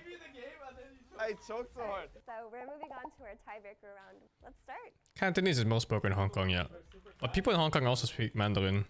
Well, the towers are dying over here. I think they just learn both. And how are we doing over here? Dude, I didn't glyph again. Some glyph grief is going on. Yeah, this glyph stuff. Most people bad at Mandarin here, really? Really? All the people from Hong Kong I know, they speak Mandarin fine. Like my parents speak Mandarin, for example. And some of my friends do.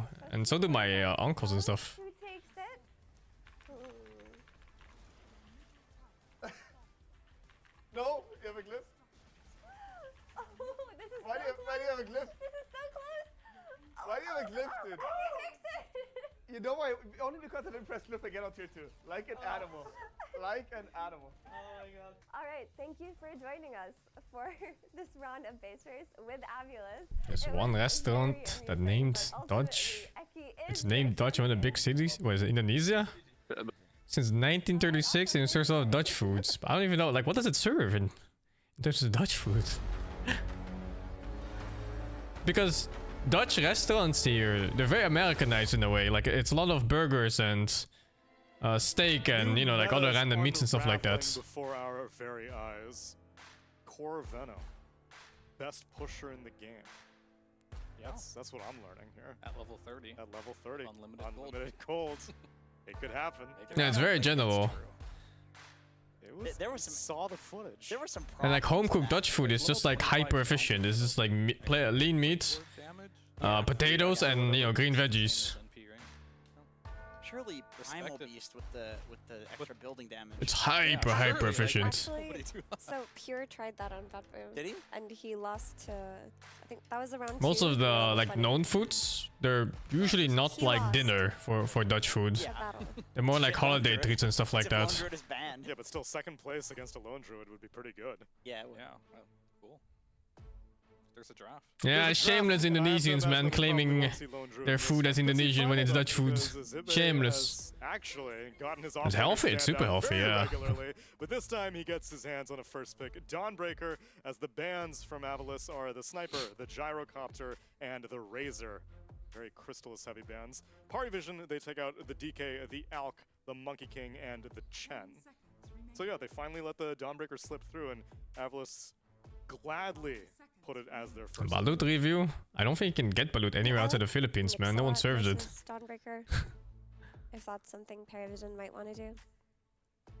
Yeah, I like that too. You can never Dawn ult because Nyx can easily just walk into it. How the fuck do they make Balut anyway? PARIVISION, I'm looking at. Did they just look at the eggs and go like, yeah, this one's been growing for so many weeks, and they just fucking put it in the fridge or what? For a last pick Spectre with a Naga Siren as a support, right? Yeah, that will go. I think that's a good idea. That tends to go well. Let's travel back in time, right? Game number 1. Yep. We talked about just Stormer and how he's not a last pick player. Agreed. Game number 2. Let's fast forward. I also don't think Crystallis One is a sec, last grab pick it. player either. Okay. So I think we're in a situation where I think both these players need to pick a little bit earlier because the last picks have been underwhelming for them, so to say. And I think this series is going to, both of them probably recognize that. This game 3 is going to be which of these players gets their hero in this game. So I think in that scenario that you're describing, the team with first pick has the advantage because it gets the overall 18 pick, which is where Stormer got his pick.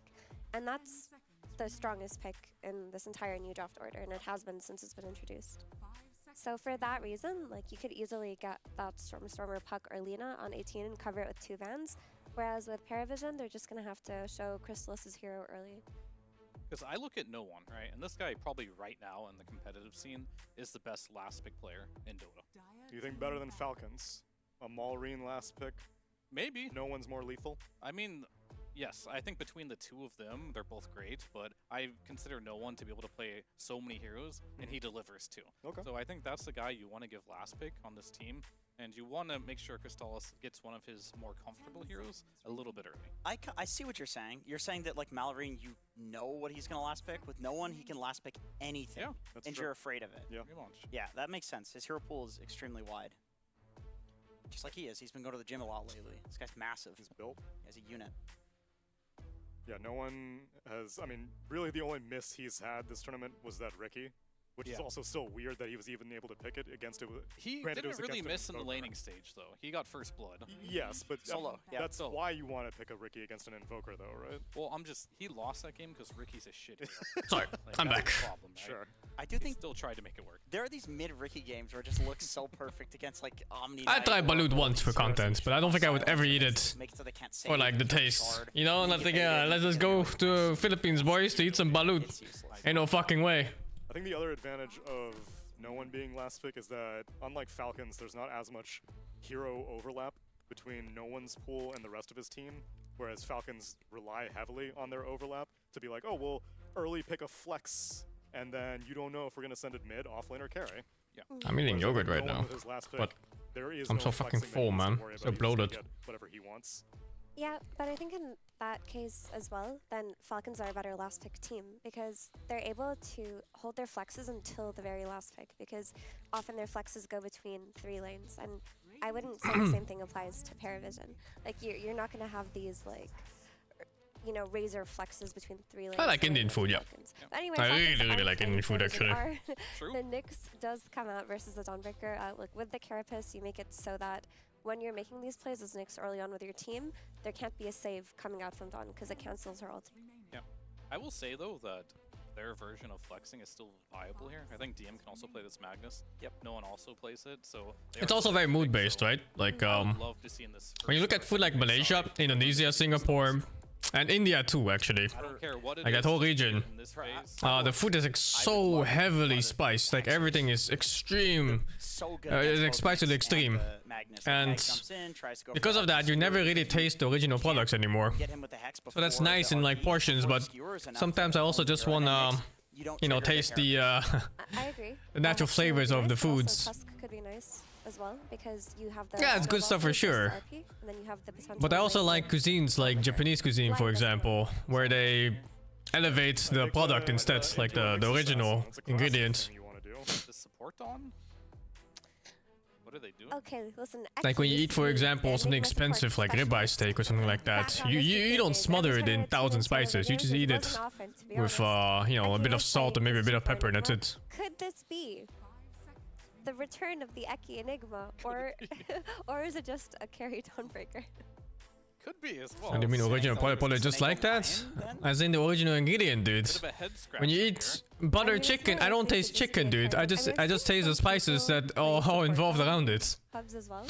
I don't think it's that good, but maybe you want to kind of. But sometimes you want to eat grilled chicken, charcoal grilled chicken, and nothing is on it except for salt, and that's really fucking good too. Yeah, I mean, I'm thinking they picked these heroes just Despite it not having, you know, 1,000 different spices. very uncomfortable. Because when you do play versus Enigma, you can like count the amount of heroes that can lane versus hero on like one hand, right? And I'm not big on raw food, no. I don't like the texture usually of raw meat. Playing this bristleback. Steaks dipped in the river of butter? Depends on how you make it. What other carry they can I cook it in beef tallow and a bit of butter and then garlic and onions. I think it is carry bristle because it's just a great matchup versus Eidolons, right? It's one of the better carries to just make sure Enigma can't lane early on. But that also, we don't know if Enigma Chicken is only the vessel for spices? But that's what you say. That's what I mean, though. For you, it's the vessel. But for other people, you have Hainanese chicken rice, and then suddenly the chicken itself is the main product, the focal point of the dish. And it's a save versus Nyx and Magnus. I wouldn't want to add another. Like, it's just very different ways of handling food. And it's just depending on mood on which one you want to eat. Keep your cards close to your chest until the very end. It's just a question, yeah. The question is how like OP do they think it is here, and do they want to show where their heroes are going? I just feel like it's a free SD game. That's the only. Dutch also eat raw pork? I don't know. Lots of things that they can do, and very hard, I think, for PARIVISION to draft against this, because you don't really know. And I agree with Mirat here as well. You should pick Storm's hero. Is tartar pork? Pick something, ideally, what's that beef? Mag mid feel a little uncomfortable. Tartar is pork, isn't it? Does. So I think more than likely we're gonna see an attempted Lina pick. Oh, it's beef. Okay. Sniper's banned. I've never had it actually. That one's getting banned out. They banned out Invoker. I've had like a tuna tartar, but then, you know, it's like a completely different thing. Then you're put in a situation where you have a Magnus Nyx lane, and I don't think this particular game. Let's just say, for example, you put Lion plus Dawn as carry. That's going to be really hard lane to deal with. Yeah, I think when I think about position 4 players, if there's any position 4 in Dota at the moment that I trust to play like double melee lane matchups as the 4, it is 9 class. No, in civilized countries, raw pork. And actually, it's the other way around. In civilized countries, you can eat raw pork in some places. It's because they handle the animals better, so there's less chance of disease and stuff like that. Be able to win. He'll always find his way So it just kind of depends, dude. Not the worst for this team. It comes down to hygiene standards and where the pork comes from. PARIVISION still scratching their heads on where this Dawnbreaker might be going and where the Enigma might be going. They ban out a Medusa. But why? So I don't know, man. Some people just like raw pork. Like, what the fuck? Why do people eat anything? Or was he actually scratching his head? It was both. Oh, wow.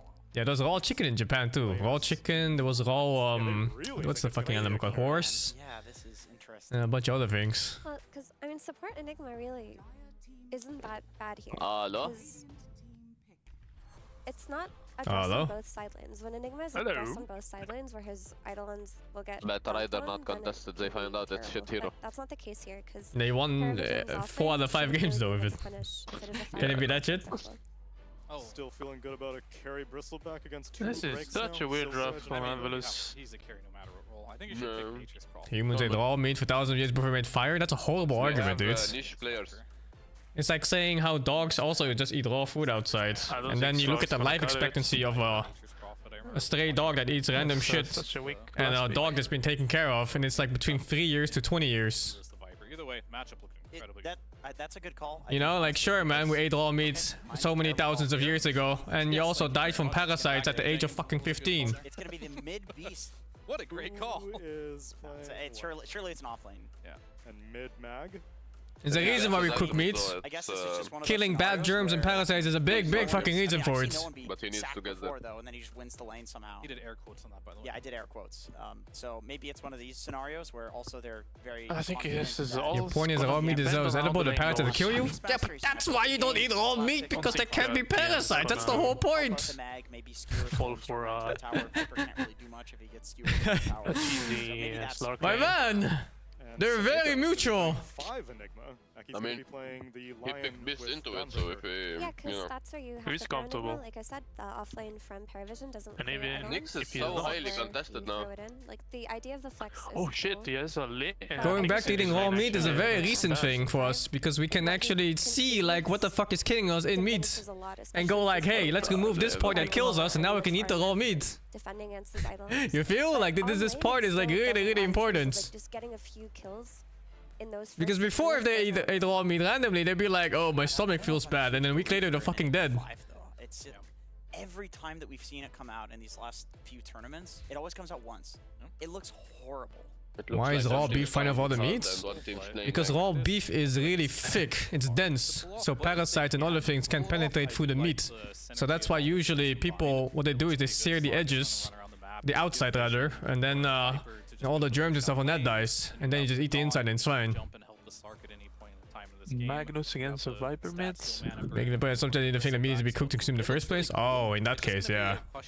Oh yeah, if you put it like that, yeah, you're right. This Enigma is contributing. For sure. It's gonna be farming a lot too. So I thought you meant more like the whole parasite part, or like the idea of cooking meat. But nah, I'm wrong on that. Their No, draft is very dependent on winning their lanes, and if they don't win their lanes with a convincing enough lead, then now rare stakes make sense? Oh, really? Because the heroes are clunky and slow Yeah, to that's bring usually how it together. goes for stake. Like bringing a Viper to a position 5 Enigma to a carry Who do you Slark like who's going more, to be farming for a while isn't easy. The one that doesn't have Slark. The standard draft or the pop draft? Let's get into our match with John Xfire and MLP. Thank you so much, Tsunami. We will get into it. It is now officially a best of I one usually to don't decide like who does Slark, secure but top three. What is it a good Slark game? It's a pretty good Slark game actually, right? It's a really good slug game. Yeah. If he gets his, if he like has a good lane and gets his item, he can actually steamroll this game. Okay. Probably. I hope so. Probably. I'm pretty sure he's just memeing. Perhaps. You know. But no, he's right. The idea that you can eat raw meat is, I guess, misunderstood in a way. I saw Nisha owning. You can definitely just eat raw meat normally. I mean, your stomach might not accept it normally though. Was against Not used to it. I'm very curious to see how this one goes, because it does feel like there's a lot of good answers from both sides. Oh, am I blocking like you've that? got RP, you've got am. Roar, Oh, he's level 30 Slark. you've got Nyx that can be disruptive. Smiling At the right same there. time, an He's a AVULUS, Slark. Black Hole's always great, although Didn't it's know. on a pause 5. Enigma, it's not going to be easiest to look for the big ones. The Slark into I don't like Bristleback Steak we've seen Tortor. before. I think it was Mika who did go for that Mage Slayer build, which did reduce the damage. I got offered A it lot of work in that like matchup once, up and I had against like Bristle, tuna and as a tartar and stuff Bristle, like that. I never liked the walking texture into of Lion lane's never raw fun. meat. So there's It's some too good chewy for my answers from taste. Each side, it's all really down to execution. I think both sides are pretty happy with their drafts. All I'm hoping for is a good game 3 here between these two sides. Again, winner of this one will make it to top 3 of ESL 1 Bangkok, and of course they do have a date indeed with Bet Boom sometime later on. AVULUS PARIVISION hanging about that bottom bounty rune spot. PARIVISION wants to go for a fight already. Stormstorm are going to show himself. Eki will as well. This could be a nice start. Even sushi, I'm not really that big of a fan of raw fish or sushi. That's actually going to be enough. There's very few cuts I enjoy eating. Get the lockdown to take Eki out. Like fatty bluefin tuna is one I actually seek out, but otherwise things like salmon and stuff like that, I don't really care. Barely Bounty on rune start coming Radiance. out here for Parry. All things considered, it's still going to be nice and happy. We're taking a look at 9 Not class. that bad. They have Magnus, Nyx, Stitch. They all kind of have some catch, some sort of catch. Mind you, he is not going to be Not able to that do bad. much. This is the next assassin I know. That's for sure. That pressure is down to DM, trying to clear out perhaps with the Axis. Otherwise, Sineko. Oh, Inari? I don't know what Inari is. Or I think I've heard of the name. Sniping out these range creeps, and DM is going to be left to Beast pretty hard. Dealing at the XP for the range creep. He would have gotten the line. There's no way. Yeah, it's all, but He don't wanna go back to lane. He wants to preemptively be there. No one is playing Magnus against Viper. Well, we heard the panel talking about how uncomfortable It's tofu. Just recovering. Futanari? Oh, I don't think he was talking about Futanari. No one actually wins this matchup. No. Like, surely no one. Yeah, it's just impossible. The Viper is going to have a great old time. You have the Poison Burst facet as well, so you just constantly twack away. Oh, it's a tofu skin, the sweet one. Great. No Maybe HP. Rune control will That's help okay. just a tad bit. Say denying off a Water Rune to stop Stormer from having the mana would be Yeah, one way way to more mitigate damage some on of that previous, pressure, not but too whether or much. not you can leave the side lanes just for that is a different matter much damage does altogether. a Viper? My stomach never feels quite right after eating raw meat. For the Magnus, And raw fish too. recover, maybe you get some room out It's to like, stack it's like slight and nausea. go from there, but your stacking support isn't 55. amazing. It's not used to it, I Mixing guess, too. triangle, And more damage. It's not going to be the smoothest of times to try to work out those resources. Absolutely not. Of course, bottom lane, Eki and Sibe are going to be up against Ducalis and Crystallis. And well, this should be a pretty safe What lane can for you do? Crystallis, if not a very Universal aggressive hero. one, up against What can you do? Top lane, Seneko is going to I get mean, jumped. technically, Nice Viper is universal at 25. They are lacking damage though. Seneko can just casually walk out. The DM now joining in, can throw some more axes out, and Seneko. Yeah, I had horse sashimi in Japan, but I couldn't even chew through the meat, man. It was so tough. But happy to see I just like swallowed the whole fucking chunk. Could have died probably. Yeah, does manage to survive. You've got 5 tangos left for Seneko. So he's going to be able to recover just fine, play that lane still, but I'm liking this identification of pressure Avalo. Oh! Seneko, Oh! No, out. He's it's still two got a bit hits. of space to run. Wait, doesn't have Smiling mana. now trying to get 9 class instead. He almost The old blood? Uno reverso, but he does have to back fucking out. bore. Yeah, you're stuck in an awkward position now for Parry. You do not have mana to try to clean up Seneko. Seneko has tangos to just hang in the lane, get some D wards, and still provide some assistance out to Smiling Knight. So you've burnt through your entire mana pool. It's going to be a little bit rough. Never to tried sustain chicken that sashimi. pressure. Let's see if they manage to at least get themselves a Lotus down to line to give themselves something to play. Kind of bad restaurant, probably. It was. I was trying the conveyor belt sushi for the first time, just because, you know. And there was like one dish was like horse sashimi. I was like, sure, fuck it. Yeah, he's gone. And it was not good. It was definitely not good. My support going for Lotus the versus 2 always going heroes. to be there, so Seneko just going to have to get the reset through the fountain. Yeah, he does waste some time, I suppose. He did grab the Lotus Way and did eat it up. So he's still relatively happy, but did not need to feed that bonus out. 9 class going to be feeling himself just a little bit after a slower lane. I didn't try Fugu. Get some space out Is Fugu the one that kills you? A little bit of a chase down bot, again level Oh, 3 fucking up hell, man. for Crystallis, but not the healthiest mana pool. I don't know if I could trust the Dealing chef with Essence Eater Lion, of course. to prepare Fugu fish for me. Fun is a bristle back in that kind of flame with no mana. It is relatively tough. It's going to allow Zippe to farm very effectively on the Dawnbreaker. Just really no stress for him, as Crystallis will never really have the mana pool to actually chase down this Dawnbreaker and spam out those quill sprays. Zippe already having a very strong start in this off lane. Eki, of course, just making life as annoying as humanly possible with that mana drain. Doesn't bother going for level 2 mana And about drain. Yeah, Shark? doesn't. Oh, dude, Shark The is mana pools are awful. so low on these 2 heroes. Did you know that sharks urinate through their skin? They don't have like proper penis like we do. So they urinate through their skin, which means it goes through all of their meat. And that's why shark meat is known to be not nice. The shockwave, but it's not enough. 9 class will drop. At least he does create the Yeah. space for no one to If walk away. only no one would But still, I mean, connect a with nice the attempt, I stun of suppose, onto Nyx. the Viper trying to... Man up. I say salvage the lane. No one Would really have been a has kill on done the that Viper. bad. He's actually ahead in CS. Yeah, I mean, I get the drive to look for some pressure there. Does cost them. Now, DM's alone up top for this kind of play as well.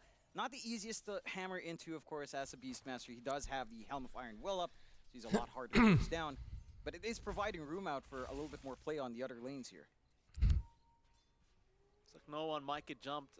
Eki making a rotation, but no one does see it. His vision on the right side of that mid lane. 9 class, of course, giving plenty of solo XP to his BM, just wanting to mind flare creeps whenever the hell he can. I got the Fred Ascendancy, yeah. It was not hard when I got it. It was hard before though, more from RNG. Obviously, there's Is why Shark Ring is a delicacy? Shark Ring is a delicacy because it's fucking illegal! most effective, I would argue. This is poachers going after you. They just grab the shark, cut off the fins, and throw the shark back. It's horrible. It's a horrible practice. Really there from DM and 9 class. Again, 9 class has been forced to. It doesn't even help with anything. It's like one of those fucking old ancient Chinese bullshit where you eat like tiger balls or some shit for stronger libido.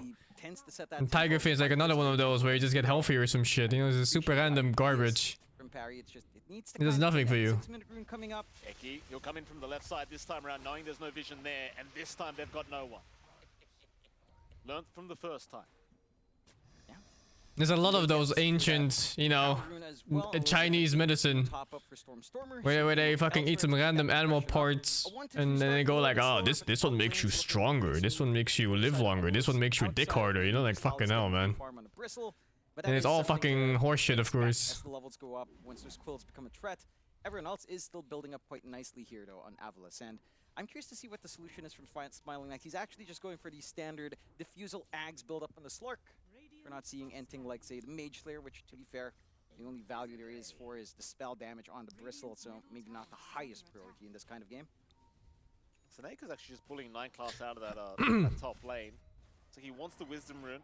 7-minute mark, almost there. 9 class gonna try and fight over it, but there's plenty more heroes incoming to support Seneko. Eki's gonna show up with a nice Earth Slide. Oh my god, he got it. Picks up the Wisdom Rune, so they find both He just walked up and picked it up, man. Jump in onto DM. Oh, that's so painful. They ensure they even find a kill on the Beastmaster. Now Eki. And Brown, who is that? Dawnbreaker also just got their own rune. He just walked up and picked it up. Yeah, that's painful for supports on Radiant. Bounties, you're feeling great in AVULUS. It costs a lot of Nyx is gonna be jungling for a while. I mean, time to get 6. Wisdom Rune is a very sad time.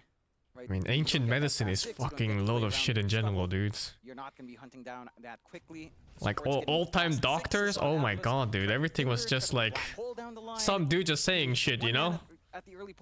I've read before that old wife tales were better, more reliable for curing people than any doctor ever did. They want that T1 yeah, true, but because they actually took care of people in their house. But compared to like fucking doctors that showed up, put like leeches on you, cut off your arm or some bullshit. That's just Drink some sulfur, I don't fucking know. Walking around as a Nyx and just founding hero. Bloodletting, yeah, holy dude. That it is. For level 6. It's a slow go for Parry. Like again, you're kind of stuck waiting for that build up. This blink timing for no one's not going to be quick. His triangle's not that secure. Good forward vision being set up by AVULUS again to keep track. And as long imagine being sick and your doctor starts draining your blood because you think that's gonna help you. Holy dude. This map is warded up from the side of AVULUS. I'm not sure even if that works. No one. A nice that fucking stun, dude. Holy. That's fucking warded though. I mean, that's getting dewarded, right? Getting dewarded now, you know, but they're casually sitting on a ward for so long. Ward on the high ground. Of that Radiant Leeches actually work, so do maggots? Maggots did work, yeah. Leeches worked when they worked. The point was that they used leeches for fucking everything. So a lot of the time they just did nothing except for fucking killing you because it was draining your blood. They were waiting for them to walk up.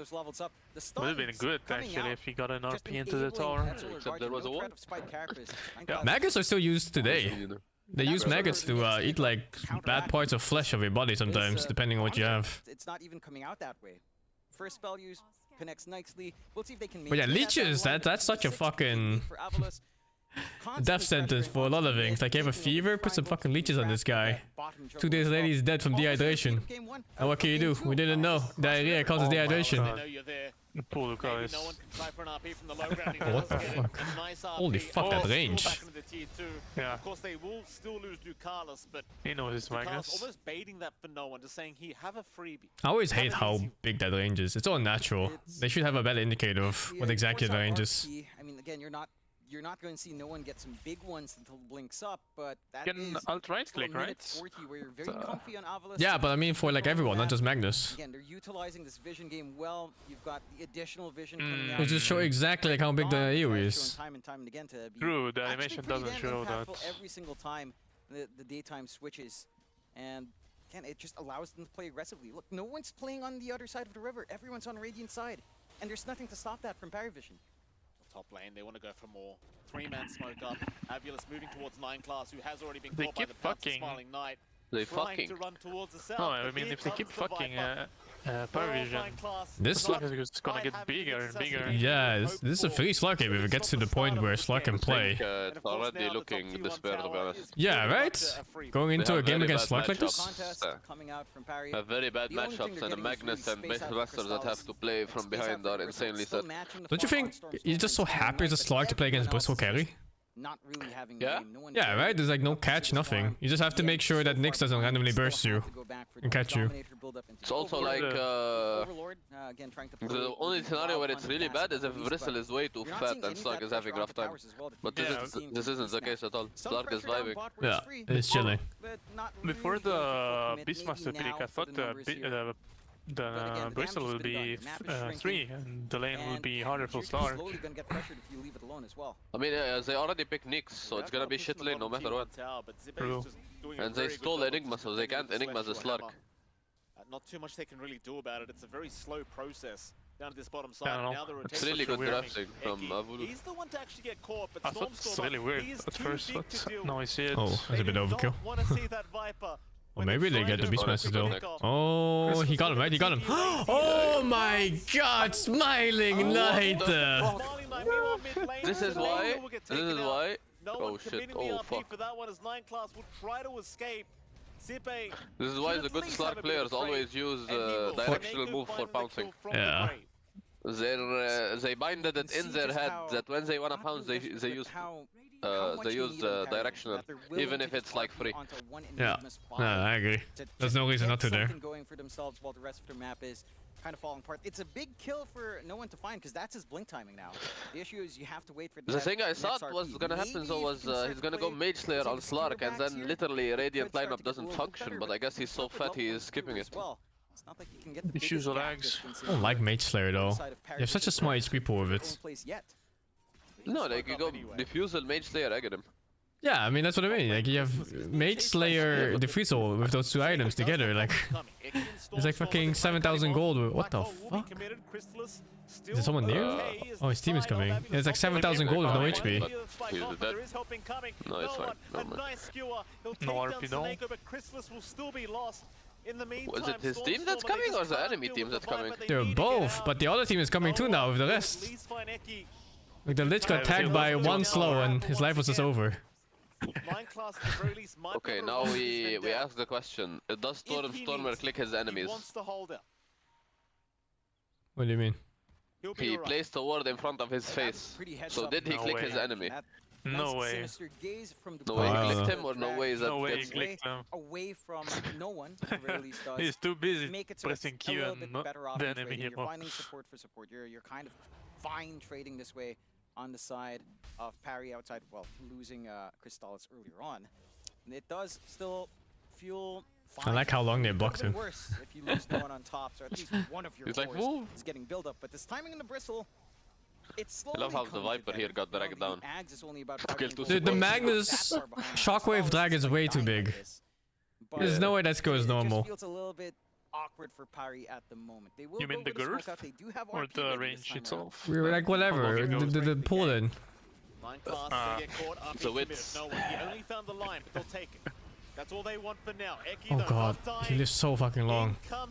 He's still living. No, I mean the Viper is kinda dying here maybe. If he gets help from one hero, he lives. No friends, no job, no life. What can you do? No family. Good punish though. No TP. Oh my god, too short! And too small, dude. No life, no job, no friends, and too small. Too fucking small. For the side of Parry, but you're seeing too small. Dawnbreaker. You come in with a Solar Feels Guardian, bad, you know the Nyx is not around, or did already pop Spike Carapace. You get a free channel, and the team fight's broken apart. You're forced to roar a little bit in an awkward time there for DM. He's blocking him so hard. Again, it's just not the ideal circumstances. They keep going. Thank you, Carlos. Urged up there by What is this 50 years bounce? Seeing no one and Chrysalis around the area, they do not want to commit that deep. We have seen at PARIVISION, they are successfully starting to fight back, and certainly not gonna find the white now, Slark. to try and get too greedy here up against Yeah, PARIVISION. he pinged it. They are one of those teams where Ping ward. a good fight. Would you love playing against a Slark as support? Very quickly. Oh yes, I hacking love. Yeah, right? Everything getting rewarded. A map hack hero feels good, man. Yeah, it feels fucking good, man. So lame, it's level 1 now. It really does only take one fight for everything to change. And it does. Some key timings to work into next as well for Parry. The BKB set to come out for no one. Simplifies matters for him further. And, you know, all things said and done, all of these RPs have been only on. What is Dawnbreaker building? More We start kits. seeing some bigger ones, and you get the follow through with your Bristleback, with the Quilts, with the Ags up. It can get scary. Like the ideal circumstances. 100 gold for that. Wow. Just a full-on team fight. As long as you don't get caught out in Black Hole afterwards, if you take care of Saneko in the back first, things can start to look really good here for PARIVISION considering these circumstances. La puta means the bitch in Spanish, apparently. For our Slark as well. Hijo del puta. Completely free farming this whole time. That's what I know in Spanish. It's like from motherfucker. the Aghanim Scepter now. That double pounce will be up rather No, soon. it's been son of a bitch. 9 class still trying to work towards that Well, Dagon. same He's thing. had a bit of a rough time. Almost there though, not too far off. Of course, you are looking at Chrysalis as well. Ags is up. Wants the shards, wants the BKB. But certainly with the Ags available, you can start to at least try to turn fights with your team. Assuming Avulus do come running to you. Though Avulus for now, more than happy to just relax. I think at least wait out the Ags for your Slark before you get going as Eki. Holy, that's awkward. 9 class, but the Vendetta is... What the fuck? Hello there. Wait, check On the some right words. side, it is at Scuttle Nix, so it's impossible to catch him at the beginning of Vendetta. If you're like trying to reach. Doesn't feel like they take it the quickest. Either way, perhaps the Bristle has a little bit of a better time if you do get spacing out for Crystallis somehow. In this kind of stalled out game, you are certainly a little bit more happy on parry. Again, the scaling is there. There's a hard cap almost onto the Viper as to where his damage starts being a little bit irrelevant. You do have some big timings for Avulus to I line bet up it's for, not mind you, fun as getting a will start to BKB after sneak up Aghanim's on a Bristol. They do now. Great. It's a bit too late. Usually they They're go gonna like make Bloodstone jump and in. stuff, right? Left the tier 2. Yeah, token. Bloodstone. Yeah, no it's Stone hard here. here. Shard. He's looking at 9 class top lane. Shinda. Yeah, a nice easy By one. the I way, believe this for guy is Starling not hitting his bounces. 9 class, not going Did he to just hit it? wait. They'll just wait out the spike Oh no, he characters first. missed the first one and hit the second one. Oh. I think he Meanwhile, would just one. wanted to He's gap spotted by close. Saneko. And no one, he wants nothing of. Gets the hell out of there immediately. Again, Avulus is playing in the exact spot they've been playing almost majority of the game since I went past Helm laning Dome phase. too. Right across the river, not in their own side of On the jungle, Beastmaster. just shrinking down the map, pressuring. Yeah, they PARIVISION don't as really much deal as with possible, summons on Radiant, and they haven't but really they're too stopped far ahead, Bristolus, but so it does feel like that's the why support it's system looking dog around shit. this Bristle just isn't quite where But it like should be. every Beastmaster waiting game for I that saw this build-up, and we tournament, haven't really no felt the- one went for like Helm Dome 2. Only fear of Helm Nyx in 1, this game and just even yet. so, 9 class most does not people have a lot of rushed room to try to play Aghanims. around with the Vendetta burst play. Yeah, it Dagon depends on the is game. almost This done game he with can't this, really that hit, could so there's no simplify point of that Aghanim. process, but I see. it's basically a farm game for PARIVISION for now. Aghanim is really great when you can hit the enemies, but this game is not hitting a Slark, he's not hitting a Viper. Dawnbreaker is gonna ult the end. And until those conditions are met, I see what you mean. you just sit back, farm where you can. They will smoke out now with Crystallis on hand. See if they can maybe get that burst play going with Dagon up. They're looking at DM. Bottom lane, DM may get caught before this smoke even pans out for him. Stormstorm is going to find it as well, so there's no way the Beastmaster gets out of this one unless they can make it in time. They're right by him, but he is down now. RP though committed no one. He's going to find the target. Oh my god. He got off, he got knocked back on Shadow stuck. Dance The away. fucking Viper got deleted there. Stormstormer. And I'd say that's a pretty good trade here for the side of PARIVISION. They'll be happy with that one. It's that kind of play that you need to come out here on PARIVISION. A big RP to bring themselves back in to even out the game just a tad bit. Not enough to swing the tides yet, but just making it a little bit Jump tougher in, still. Eki. Problem is, Chrysalis was on the high ground. A lot of damage being dealt here from the Bristol. Still, they will try for no one. Meanwhile, Black Hole in the backside has Oh caught the no. Bristle. One Enigma now. Finger. To boot, but it's a very good trade for Holy. Avulus. It's a lot Get of some good spells. punishment. They find the angle and they're playing off these wards really nicely. Again, Avulus has been playing on the side. That must feel so bad for Bristle.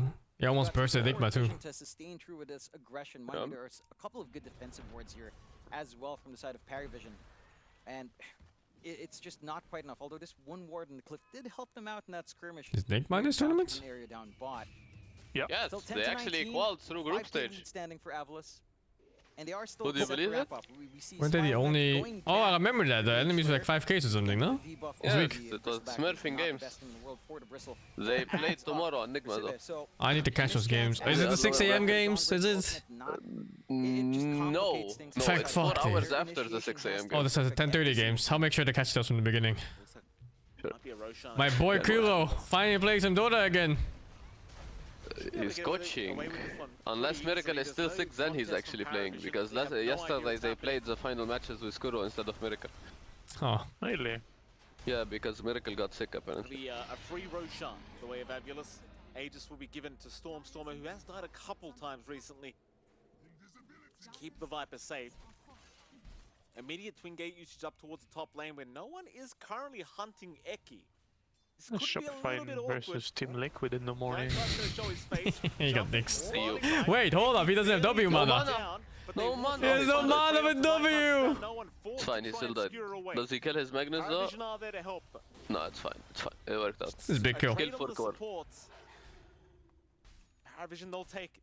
Yeah, I mean, again, you take what you can get, still have RP for a re-engage, but side of Avulus actually looking to go forward.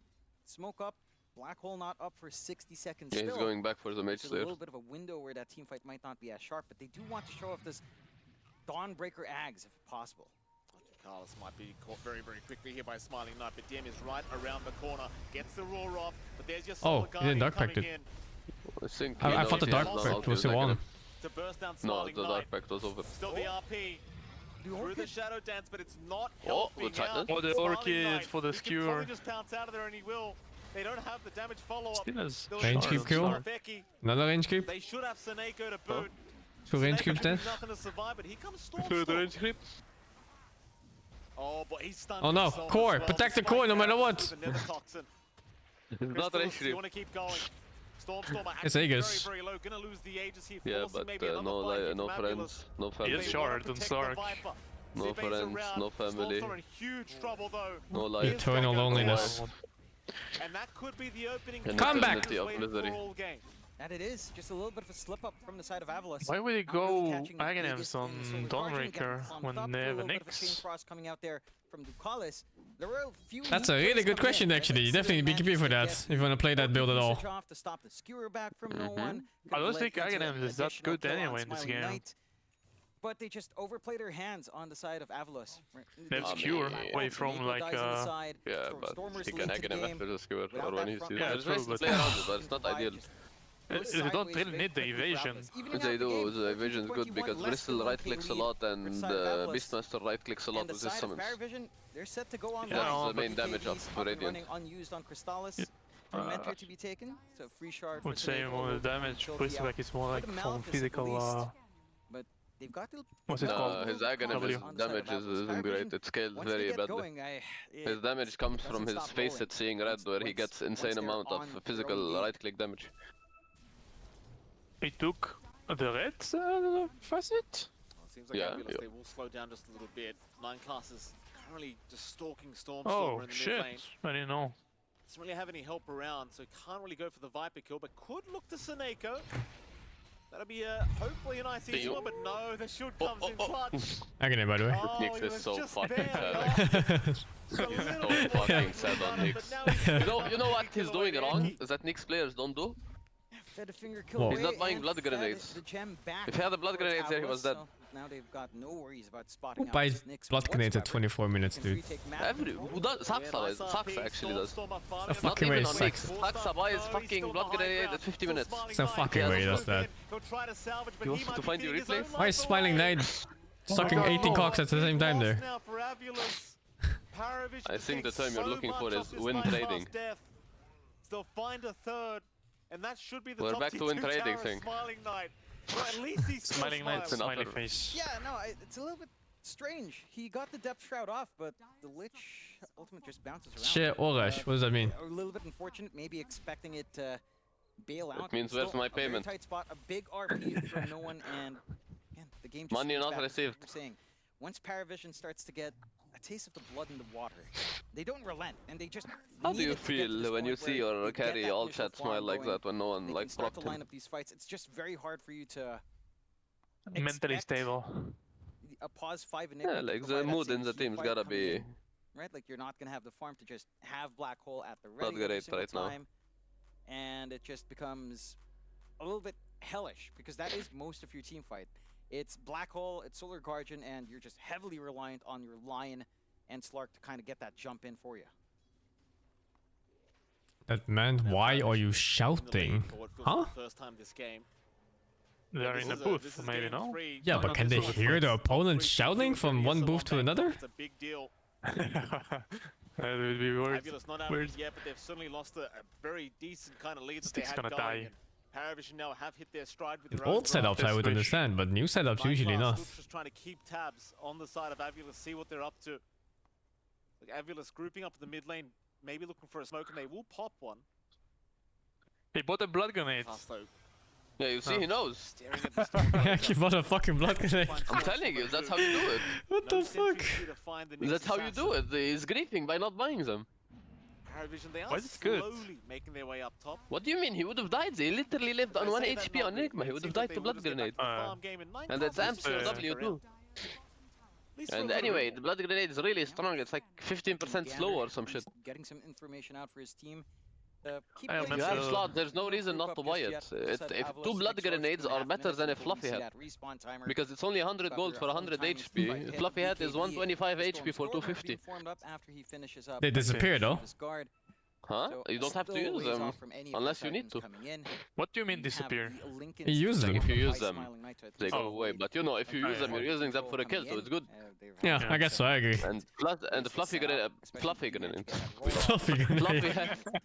And the Fluffy hat usually, if you're not buying first step, you just buy it for raw HP and then you sell it, so it's kinda garbage. But with blood grenades, if you have them, you just throw them and then you have free slot again. Stormy, he'll back off for a little bit. Icky, though, may not be so lucky, but he gets These are less expensive. The RP coming out, no one. Holy That's not a good RP. Got the dark packed off in time, so he's perfectly fine. Or maybe it's fine anyway. They got the Lion kill before it gets spells out. So fucking long on Dawnbreaker ulti. Oh, the Nick stun, dude. Their backline. Where's my backline? Where's the BKBs? Where's my backline? 27 minutes. No one has BKBs? Get the hell out of there. No. No. Only Radiant. Why is Viper not buying BKB this game? Just before the RPs come in, but they still just Don't you think he needs BKB? We've been through this thing. It's been trading. Almost spots out just outside the nighttime. No, vision. BKB is really bad. Smiling Knight will be able to bail out. No way, he went back to the ward. Oh, he didn't. I'll tell you why BKB is bad, because what's gonna happen this game is Beastmaster gonna press roar and Bristle gonna press BKB and this Viper's gonna die in 2 hits. Even through BKB. Yeah, and now he's dying before the war and the fucking Bristle nuke, so... What I can tell you for sure is him buying plate mail is utter grief, because he's not surviving that go, even with 50 armor. He's dying before the war now, so it's one step less. The thing he needs to buy this game is Manta, and just play on kiting. Like his ideal item build is Spike, Blink, Manta. Easy kill. Trust me, my best friend is level 30 Viper enemy. It's disgusting. Also, that guy was like fucking 700 gold. Really? Actually. Rest of AVULUS smoked up, looking for more. Chrysalis would be a great target, but instead they'll have to settle for Oh, pick-offs, let's fucking go! Still good. 3! Nah, it's a fucking Nyx, or you know, like Nyx with no 20 deaths in a game, it's fine. I just saw 2 range clips disappeared. Same. They've got space to shove in mid, they've got the shard up and Stormer to speed up this process as well. Does not take too long for a Viper to It's Slark doesn't have an item progression for a long time. Yeah, well. He just bought Mage Slayer. Yeah, but it's been like 10 minutes since he started building that. Fighting back. He's actually getting stunned a lot this game. Yeah. I mean, they do have AoE. So their stuns aren't click and target. AVULUS have been proving point and click, quite sorry. aggressive in these last few minutes.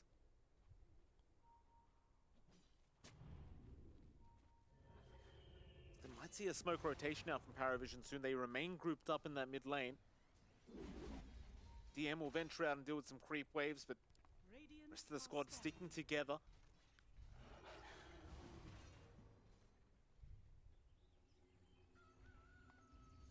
Problem is you can see everything.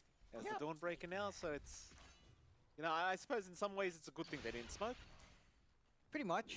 It would just be very obvious. And again, you can just take your time here in AVULUS. Get back, retweet. Good timing on the Celestial Hammer to go all the way back. Damn, that's a long hammer. That's a funny one. Look at that. Free fire all across the map. Still, Roche is open, has respawned. They've given up control down bot. And it's not going to take too long for PARIVISION to clear this one out. Aegis plus Banner for Roche number 2. With a Banner, perhaps, if they can start to eat through some tier 2s, tier 3 high ground does open up a little bit more. And that in the bristleback with Aegis is not an easy target to dig into whatsoever. 5 minutes of dodging fights. Can they do it? I can try to pick them off, them slug, but it's not nighttime. So it is on PARIVISION to see if they want to try and get aggressive. It's hard to make aggressive moves against the Nyx Assassin. So it does seem like they want to make some big moves while they can. Eki, getting caught by 9 class, does TP away. Where's the gem? Bristle's gem. 9 class, of course, on the hunt, seeing if he can find anybody, and Storm would be a primary target if he runs into him. He will not, however. He'll continue running directly north. Where you, ooh, Smiling Knight, even better. Darkpack already committed as well if he wants to make the jump in. 9 class, still not really seeing him yet, though. Smiling Knight being very cautious just on the far north side of those trees and actually never gets spotted. Good game sense by AVULUS, knowing that they're probably around, but we're still going to get some far more out here. Yeah. Again, they're keeping that network advantage of PARIVISION to a point where it's really not growing that much wider, so it's still a if they get long fights on there, they win. If they don't, they're just losing, I think. It's hard to get long fights. But you're starting to scale up as well on AVULUS. It's really hard to get long fights in this. Yeah, but that's what Slark needs. Slark in a very fast burst fight is really shit. If he doesn't get to build his stacks, he's borderline useless. Things start to feel well, you know, as I hate Slark as a hero. All you need to worry about is the big RPs that no one has been connecting to, and that's where the issue lies. Like, it does not feel like you have the best of ways scouting behind, or even just catching anyone in behind, in comparison to this blink RP to start fights out from Parry. So you have to maintain strong discipline in AVULUS to just not get caught out in that way. AVULUS still just avoiding the sign of PARIVISION. PARIVISION, they'll be okay with just taking the tier 2 tower and looking towards the mid. Now, AVULUS not looking at all interested in trying to get any kind of fight here with the Aegis up on Crystallis. Stormer going to get back to the high ground. PARIVISION, are they going to try for He's a actually tier 3 griefing. tower? I mean, they certainly could. They are right now with that 5k advantage plus the Aegis. And they'll give it a crack. At the very least to force back the side of AVULUS back towards their own base. Already most of that tier 3 tower gone, and they have... How long for Aegis? 2:30. Oh, this is painful. There's your tier 3 tower gone. This is Smiling Knight, he's going to pounce in and try. Just getting those stacks going. Crystallis, though, still a very tanky boy, won't mind too much. Raindrax is now down. Is that going to be about it? Dragon actually died, 250 gold. Just a little bit rough. Well, that's a decent defense. He's out of mana. Playable. On the diffusal and it's not like over, you know, but it's looking shit. Yeah. From that bristle. It's still I thought this Lion should have died. Magnus didn't jump. It's a good sign here for the side of It's not super free. Banner means that a retake is likely not to come out. Still a lot of time left on the Aegis. Don't you just play the BKB for a kill? Coming in for no one without you could. Lincoln's up. So, but in these scenarios, when you have Aegis, you kind of want to just chill with Aegis and hit the buildings. Let them go on the bristleback. Was that Satanic? On Bristle? I think it was on Bristle, yeah, Satanic. Yeah. That was huge. Also not getting jumped here by Smiling Knight. And now PARIVISION, they might want to try and reinitiate. If they see the opening, they'll smoke up.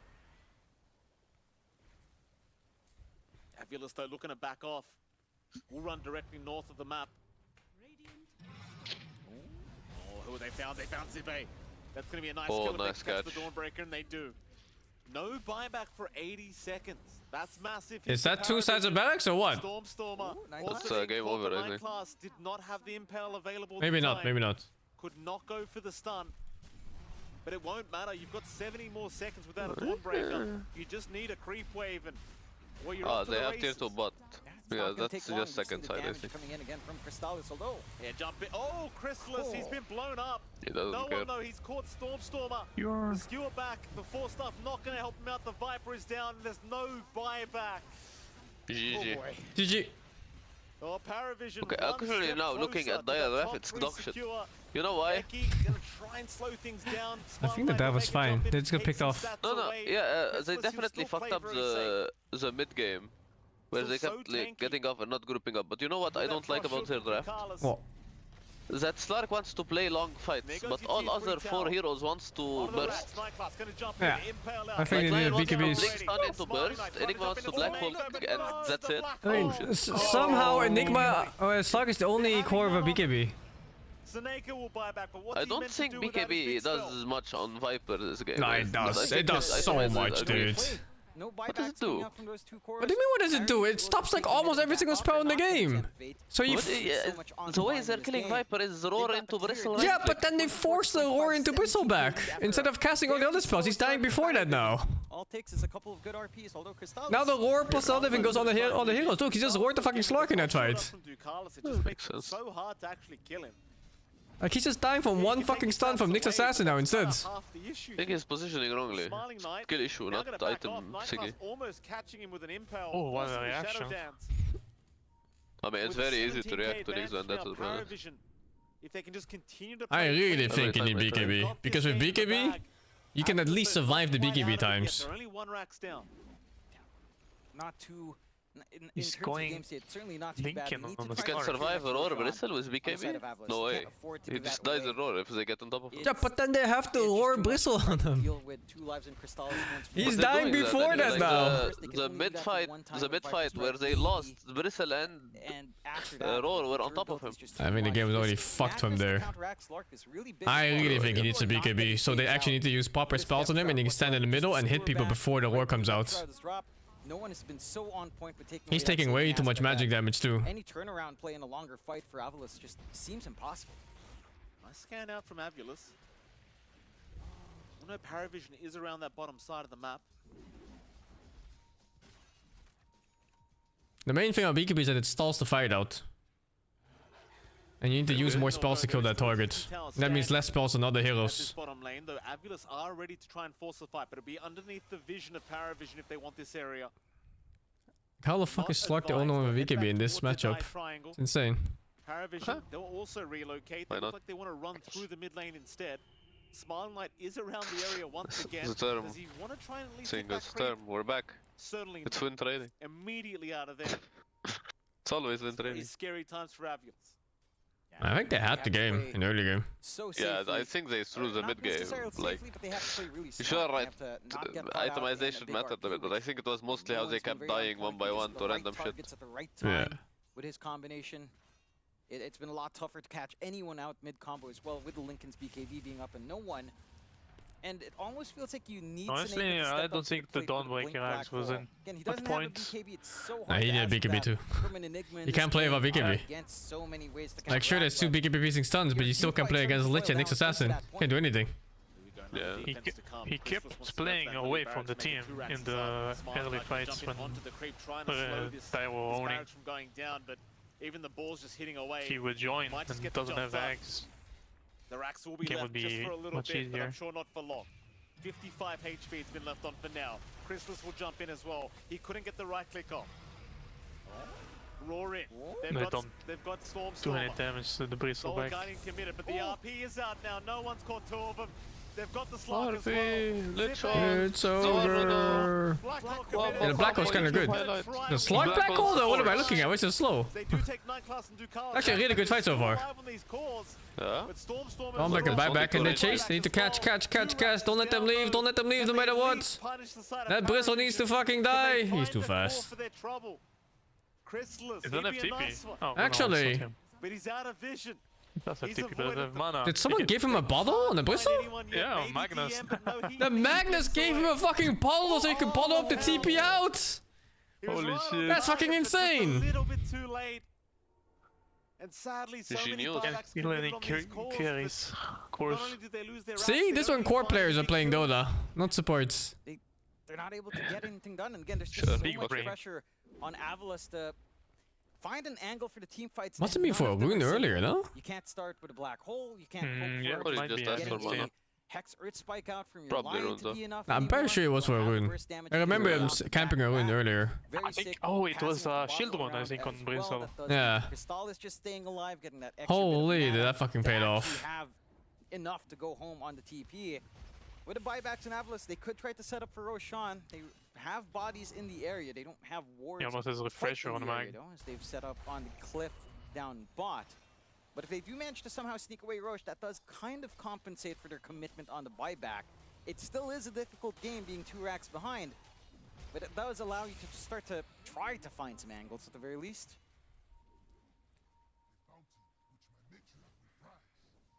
Oh, 9 class. Getting all the info in the back. DM jumping in, gets a D ward off. Or has This looks awkward. The Slug failed his first jump. It didn't connect with the stun. DM still very tanky though, will be just fine. On the backside, Stormstormer in huge Oh, the Viper's dead. Yeah, Viper died to 2 Nick stuns. Actually still alive? No, he's dead now. It doesn't really seem like it. No one will When survive. Bristle comes, he's definitely dead. They've caught Sibbe with Wait, that one. what the fuck Stormstormer was down that? to boot. Die back. Sibbe's still Killing trying us to fight support. back, but it's not looking good. He has a lot of stacks, I think, on Slug though. Yeah, but he's on mana. Now Smiling Knight. This is his last mana points. Trying to go after He has Christmas, but it BKBs though. doesn't look great for him. Can he He's use taking it? so Oh, he has mana again. much damage. What is that, stick? Seneko will drop. I think someone gave him mana boost or something. Trying to hit everyone he can. That's fucking 1v1000. That's fucking no Yeah, big fucking deal. BKB is nothing, he's alone.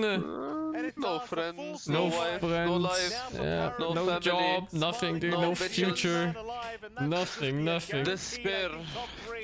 For PARIVISION, if they can get to the Ancient. 4v1. So much weight on Smiling Knight if he can try to hold this off. Such a great time for the Slug. He had 33 stacks right before dying. It's just not enough for him alone to clean up in Smiling Knight. And I don't think he's going to be enough to stop this. Yeah, Grassbout Ducalis has caught him already. No BKB. No BKB, no friends, no wife, no life. What can you do? Here at ESL 1 Bangkok. Going straight through to the upper bracket semi-final. Bangkok. I mean, it's a fantastic performance from these boys. Obviously, game 2 wasn't the greatest of times, but they recover, they adapt, and they make game 3 look... Well, it wasn't easy, John, but it was certainly not the hardest of games. Certainly not. They just had to hold out. You have to give props to AVULUS for playing that early game, but Not that's really surprised, where there he their is. draft was supposed to shine anyhow. Am I a right? billionaire You have yet? to fight I'm a mid, billion press short of being a billionaire, so give soon. no one a little bit of a harder time with all of the rotations and focus dragged into that lane. But the moment you step off the gas, and it was around the 20-25 minute mark where they stopped finding the kills, they stopped finding the setup, they got the blink timing up in PARIVISION, that things went sideways for the side of AVULUS. Fine, who And cares upper PARIVISION, bracket anyway? again, as the game went on, you've got Roar, you've got RP, you've got this Nick sneaking around. That was a good It's just series. so much easier to play that game as it's It's weird that it's only 2 series today. Absolutely fantastic performance here from PARIVISION again. I mean, AVULUS, props to them. They were in the lead for the first, say, 15-20 minutes of the game, but Not long PARIVISION days. staying Bring calm, back the securing this gauntlet. top The 3 gauntlet was fun. position. And I wonder how they'll do against Boom, and I wonder how our panel will do going after this game 3. I'll try most classes in PoE, yeah. Not all of them though. Terribly, actually. Who just won? Can we redo the intro? Was it, Oh, it's the Group B team! Because Group B seems to be coming out on top in both of these upper bracket semifinals. Bet Boom team coming out of Group B. Bet beating Boom! Falcons. And now we have PARIVISION coming out of Group B beating AVULUS. Which one was really the group of death? Although, I will say, both these upper bracket semifinals were pushed to the brink. Both of them went the full 3-game distance. But both of them still had the same conclusion of the Group B team winning. The PARIVISION getting an upper hand over AVULUS. Well, you can't see it on camera, but I was gonna say, Jenkins has a big old smile on his face. Listen, I get the narrative. Like, I get when this happens, but these games have been so close. This has been such a long day. No, it was dominant from both of the Group B teams. It's 2 series, and we have like one of the longer days. So I think it was close. Like AVULUS, they almost had it in the early game. They were owning. They dominated the lane. Stormstormer was completely popping off. I think they were playing the map very well around owning, like they were 5-manning the towers, they were sitting in trees, like hunting at these locations where it looked like PARIVISION was going to go out and try to get some farm. But actually, I want to shout out to Mira, because she called it in the green room. She said, this is their exact timing. They have to win right here, otherwise PARIVISION is going to lose. And then within like the next 5 minutes, they had like a 10k gold lead. Why'd you say that? I mean, yeah, the early game was rough, but PARIVISION still had a lot more gas in the tank based on like their heroes' timings. Like that's the strength of Bristleback. Once you get that Ags timing, you're playing with a Magnus with a big team fight alt like an RP. You see the power of Lich with the Chain Frost making it so that whoever gets RP dies. It makes it so that you're never really behind even when you are, right? The issue would have been if they had, you know, hid their heads under the sand and tried to farm to the late game and not made any moves of their own. They would have really been in danger with how well AVULUS played that early game.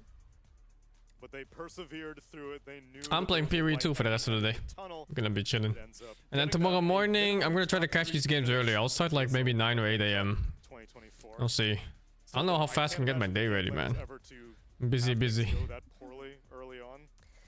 Yeah, actually, I think their early game looked kind of off in this game and in that last one too.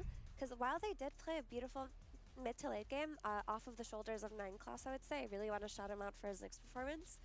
They kind of made a misstep or two in a lot of these like early game awards. No, I don't there care. was this moment where Nyx came mid with the Magnus. The Dota's so early. This tournament starts 6 a.m. for us in Europe. Going in on the Viper, and then Yeah. almost dies. Magnus skewers Missing into the first tower. series every day, I think. You know, things like that. Normally we don't see PARIVISION be clumsy in that sense, but they were able to bring it back together. Yeah, and I think they had really good heroes to do that as well, as you mentioned. I think their whole draft, their itemization, everything came together. But on the side of AVULUS, I definitely have a few critiques on what happened in this game. One of the big one is going to be itemization. I think not only from the Dawn, but the Viper as well. We saw they had the Aegis on the Viper. This fight can't go unnoticed. He blinks in after his Enigma died and his Lion died. He had the Aegis, by the way. Throws a Nether Toxin. He gets caught, dies again with Aegis, and I didn't see much use for the blink outside of that. I wanted to see him scale more. I also was not a big fan of just going Orchid into Ags on the Dawnbreaker this game. I wanted to see more of like the Sange and Yasha build into Satanic, start scaling. The Viper also gets a Manta game, scales. We'll see you guys. But I feel like both their cores I'm off to. See you. Was not going to carry this game. See ya. Yeah. Game. I can I get that am mentality. gonna Like, you're play winning already. You don't. PO Exile.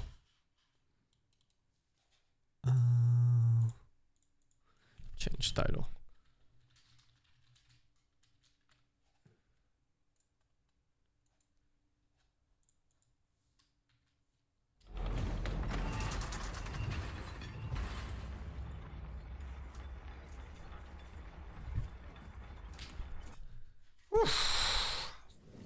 Thank you, Phantom, for the 61. X-Train Z, thank you for the 63 months of tier 2. Michael Maggots, thank you for the 52. Someone Granny, thank you for the 31. Zorach, thank you for the 10 subgifts. They nerfed my fucking build one day after I upgraded it. 1 day, dude.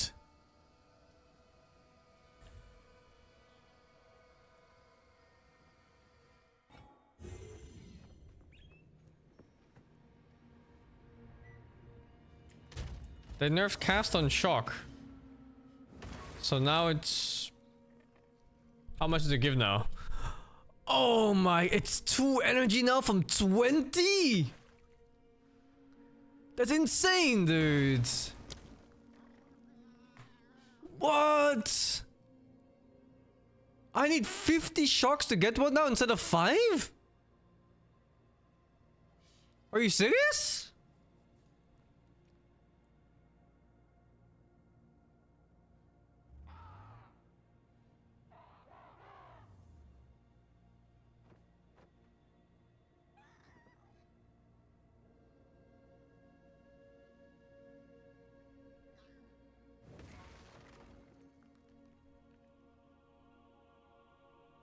Well, let's give it a go, I guess, see how bad it is.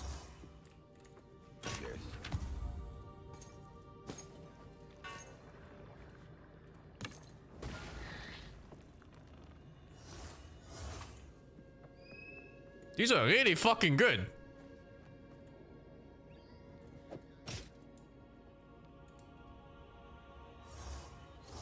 These are better than my current boots.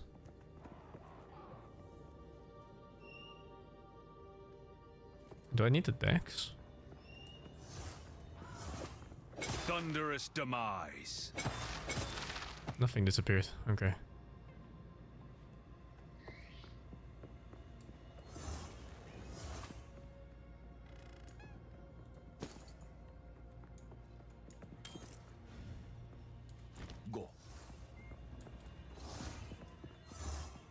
I do for you?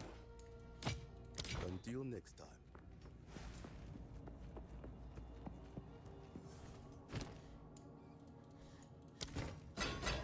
I don't think it's gonna be that bad. I think it's fine. Probably. I don't have tier 3 waystones. Yes. I have all the ones surrounding it though, but not tier 3. I have 4, 5, and 6, and 2.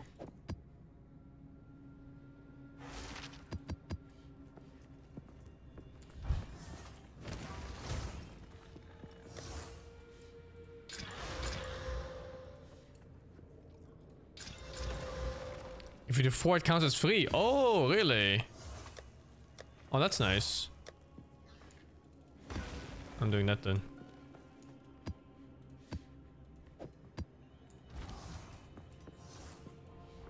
That's not so bad then.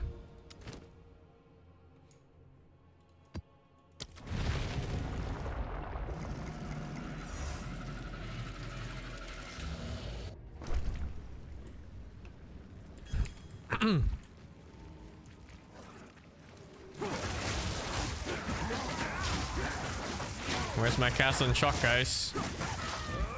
Where is it?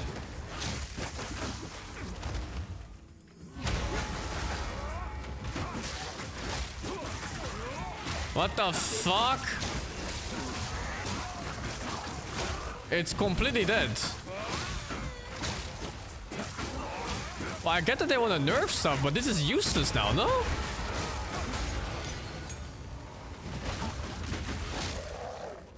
It's completely useless. I got one. It's not even... Oh my god. It's not even enough for... charge staff.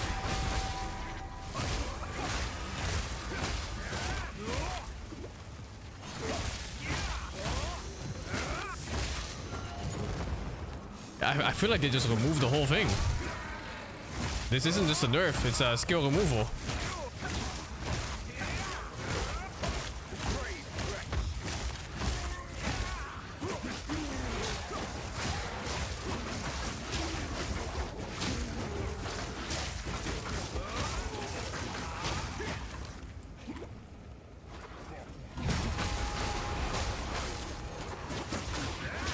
Damn, I just wanted something chill for getting staff charges at least.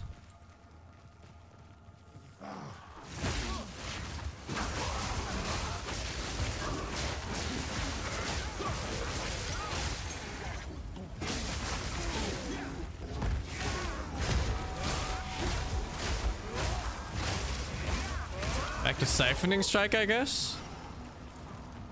I don't see what else you can do.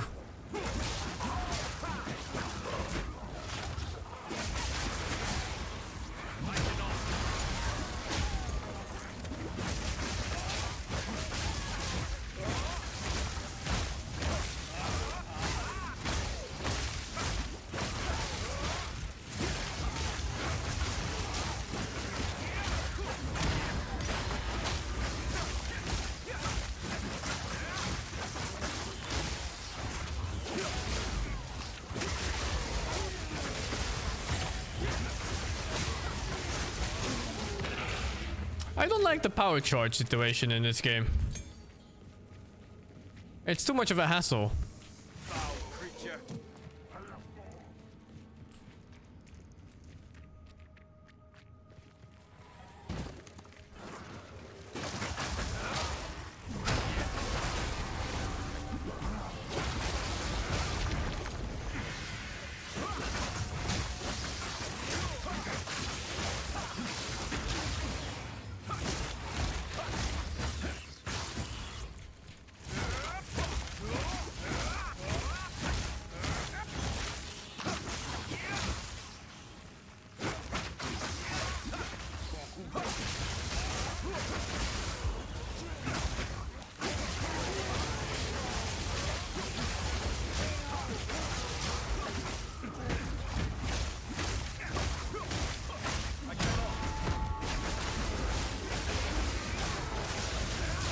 Oh, it's actually really good against rares.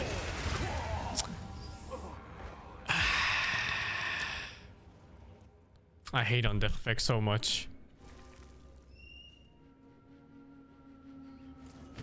I couldn't even see anything because everything was covered in items.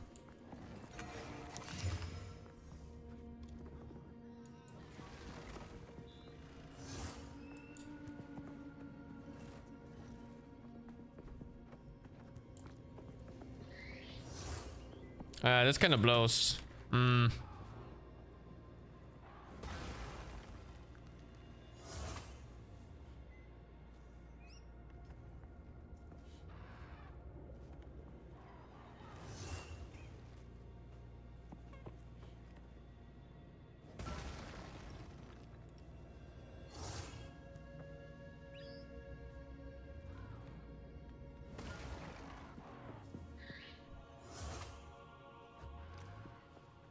The whole ascendancy point is kinda useless.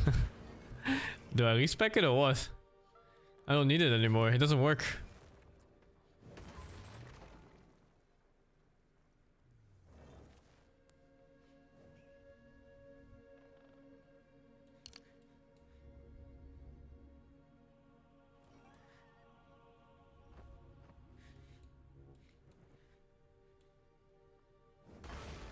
I think I have the gold for that's kind of whatever.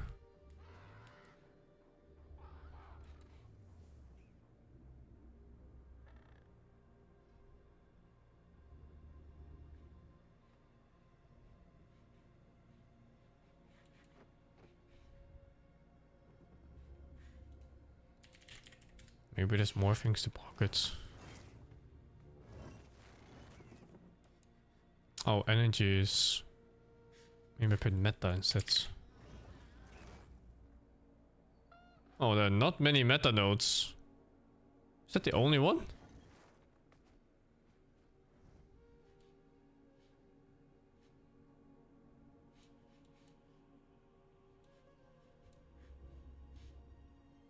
Oh, there's these.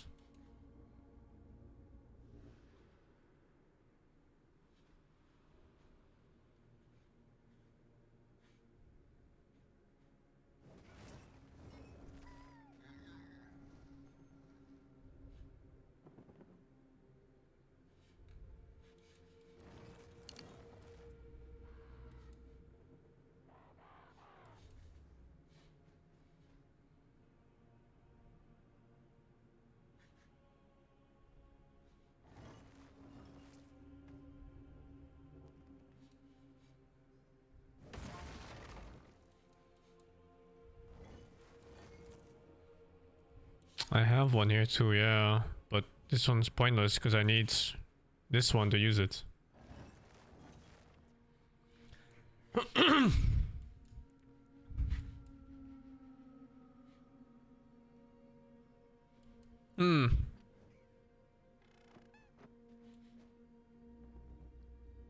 I really like this build, but I don't like the character if I have to manually cast things for power charges. I think that playstyle is just very unwieldy and uncomfortable.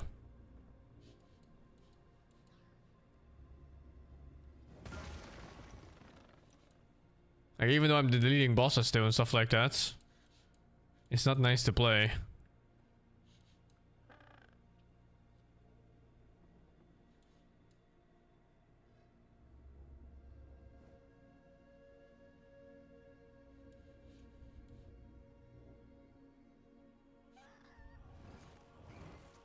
I don't want to freeze enemies, man.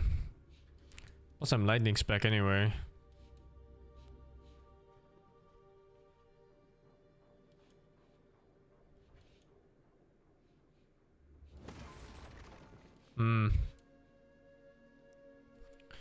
Power charge is too hard to get.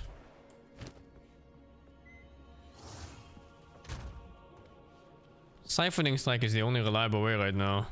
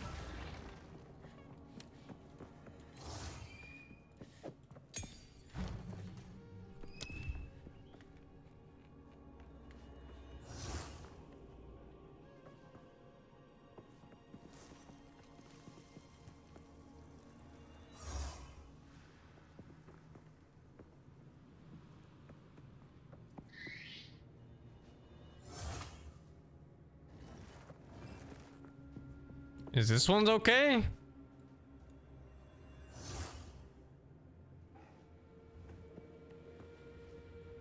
Can try it, I think.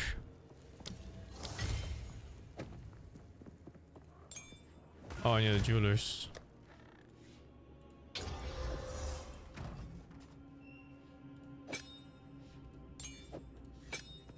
This one is on kill instead of on shock. And I need... How much did it say it was? 10 energy per 0.1 of base cast time. Cast time is 1. So every 10 kills?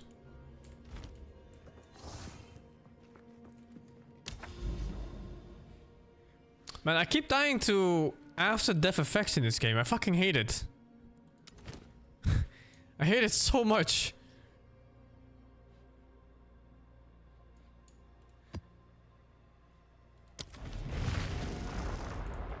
I tried cast on crit. I don't have the instinct to use cast on crit.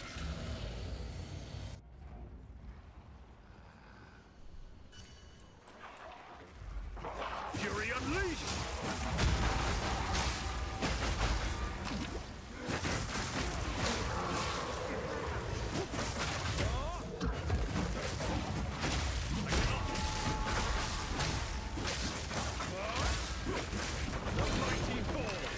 Was it every 10 kills?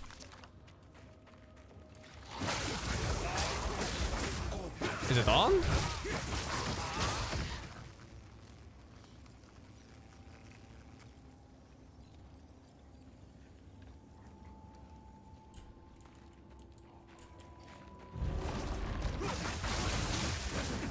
We have to cast it?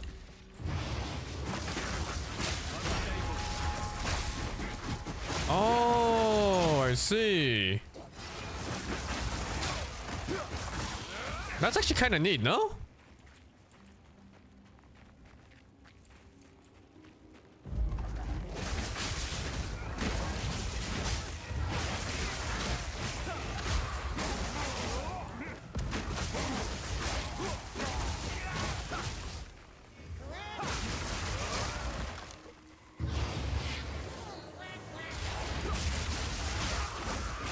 That's actually kind of neat.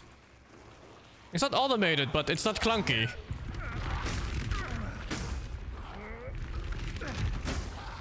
Not yet. Holy fuck, this one does nothing. No escape.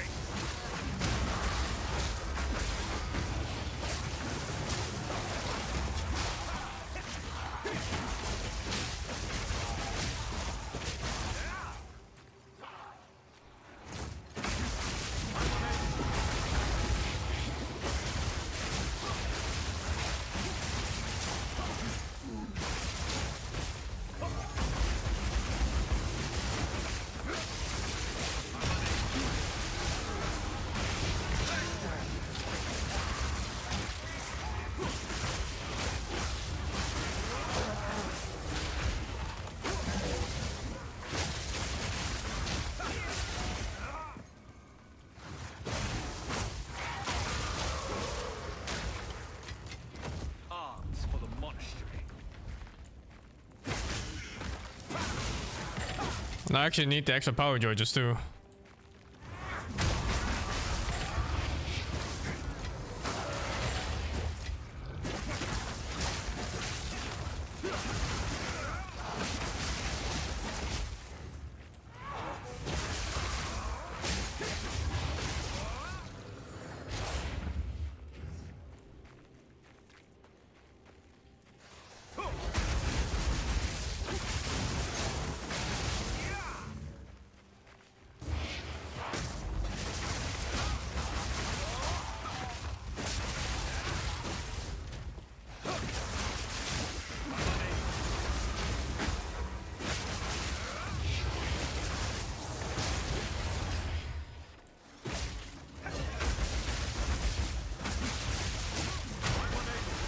Jesus, these guys are tanky.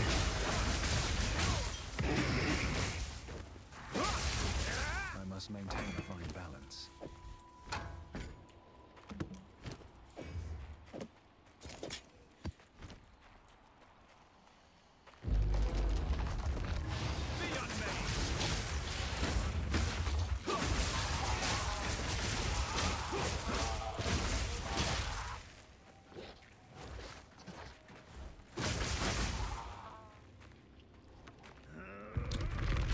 Take a peek over the tier 1.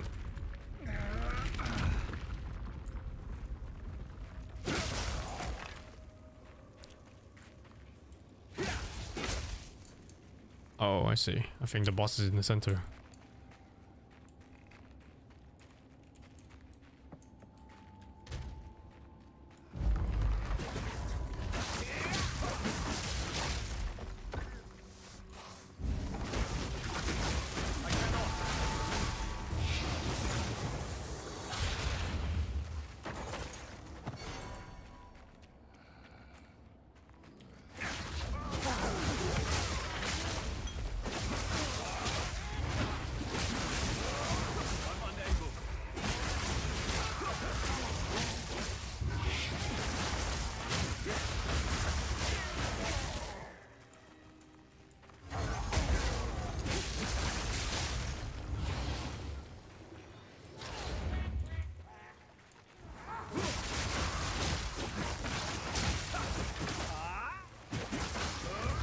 I wonder if I can make this go better. I'll look into everything.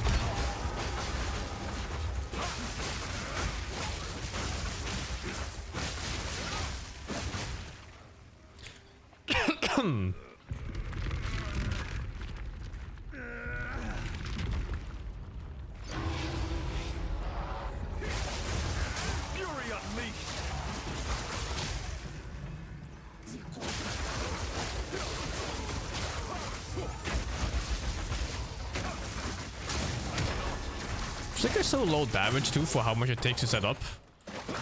It's kind of disappointing.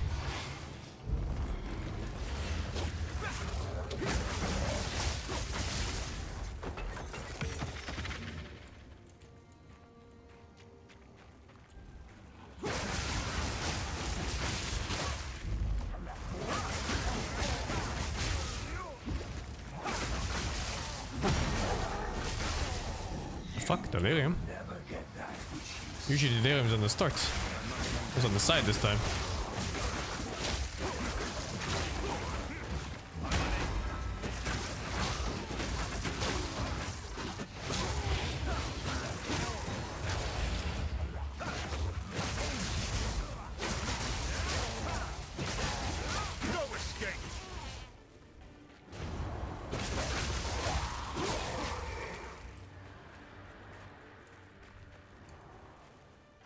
I think this delirium's gonna kill me.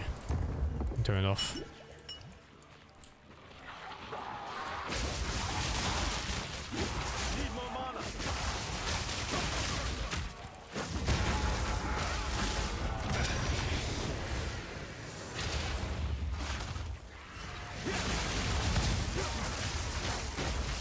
Oh fuck. Holy dude.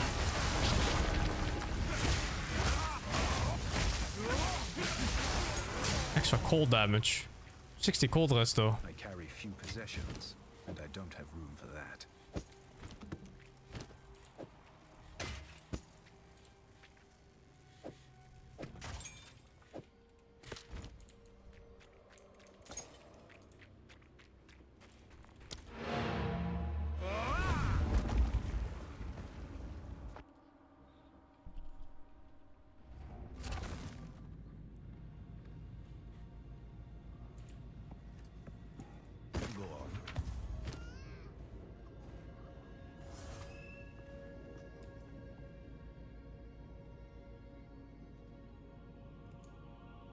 Slow tier stuff, but wow.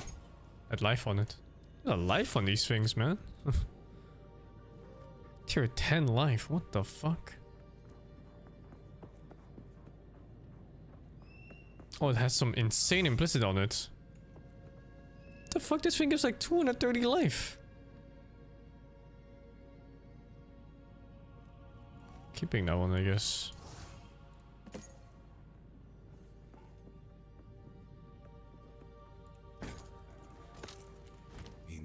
Some of those things look so crazy.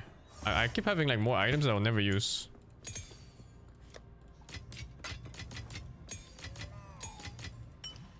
No hoarding them for what?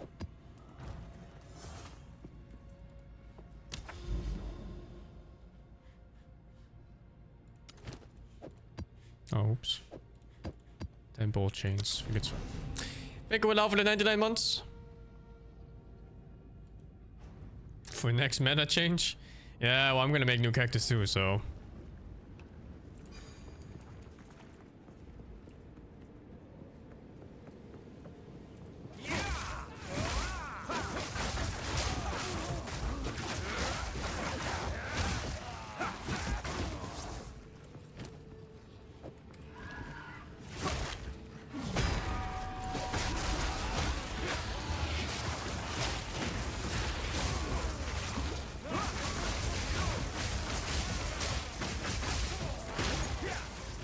I could use some item upgrades.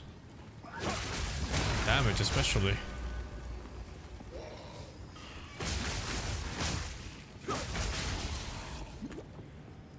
And my damage is not holding up.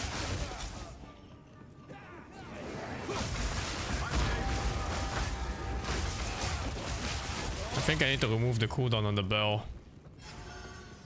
I'm actually needing to use it on regular mob packs.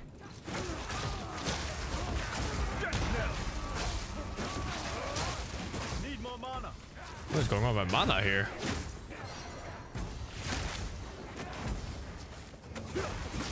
Where is my mana flask?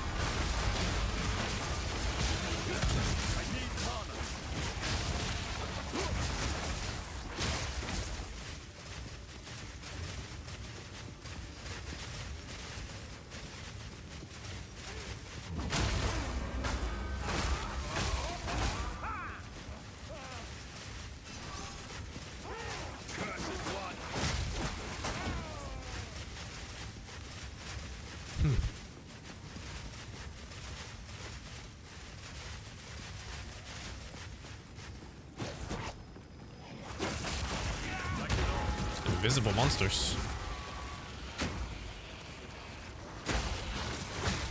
Is this endgame content? It kind of is, yeah.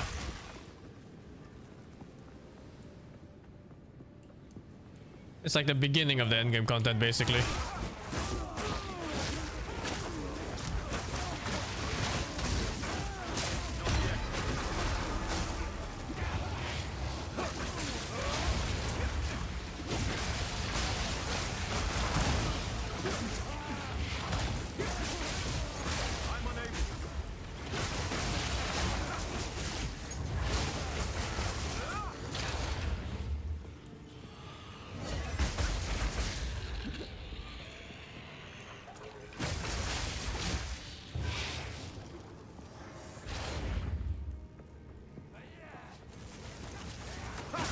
I don't think Flicker Strike is ever going to be a proper thing, man, in this game. Because for one, the skill itself is actually not like super strong. And then second, the setup is very difficult. Yeah, but damage kind of sucks. The staff has been used since level fucking 40 something. I'm level 70 plus now. I haven't found like a better base staff yet.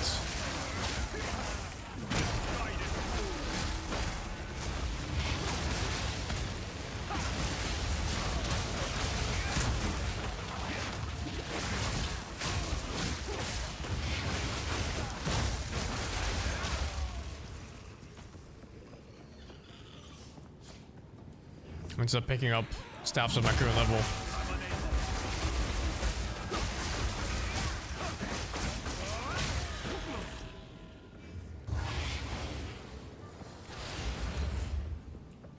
China Gamba merchants. I would give it a few tries. I do have like 500,000 gold.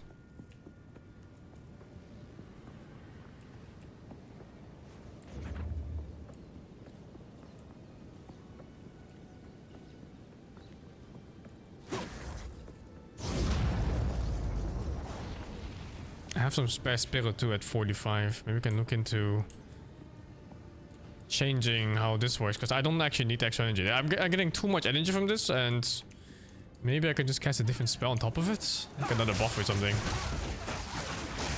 Not sure. It's not something that also consumes power charges.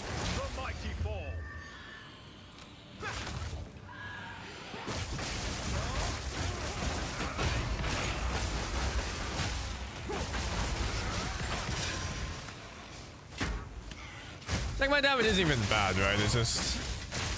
it's like average now. Stuff is still dying fast. But it's like so short range and... it needs a setup, which is something I don't like.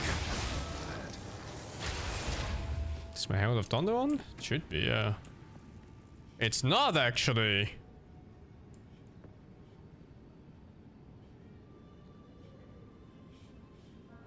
This one cost more?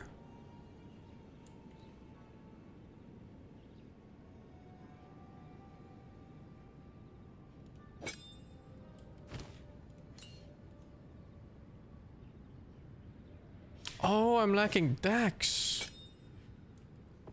Oh, because I removed Dex from one of the items. Oh my god, dude. 93, I need... what was it? 95 or something?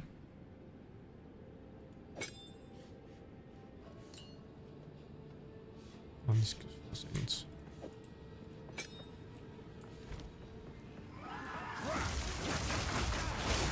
I thought something felt off. It's hard to say what.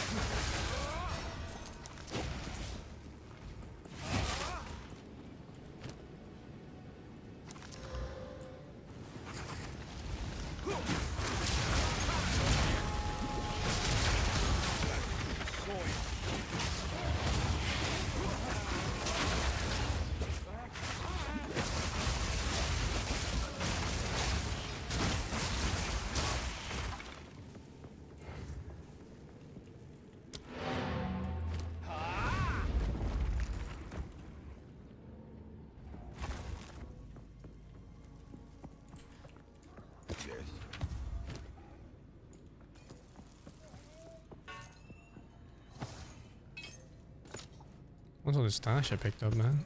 The fuck? Go.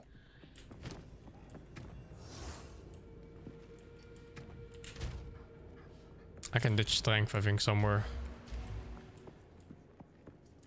Who does the... Yes. where the fuck is the hooded one? Hey. What is it? Oh, it's here. Time to refocus.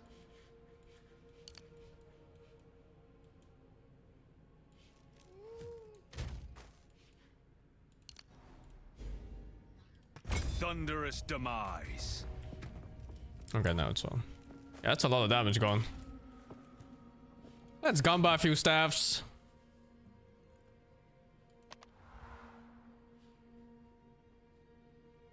Who's the gamba person here? Wait, was it Alva? Hey. Care to take a chance? Quarterstaff.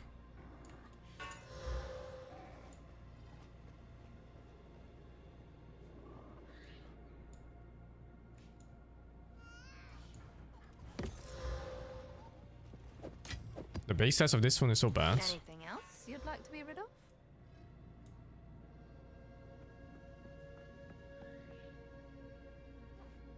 Slicing was a really good base. Anything Oh, else scammer you'd blocking. like to be rid Let me put this like here. It's better, I think.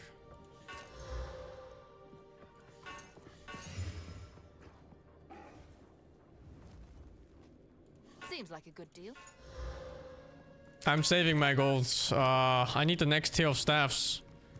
This is level 55 shit. Plenty of choices. I need stuff that starts spawning from level 70 plus. I don't think she's dropping them yet.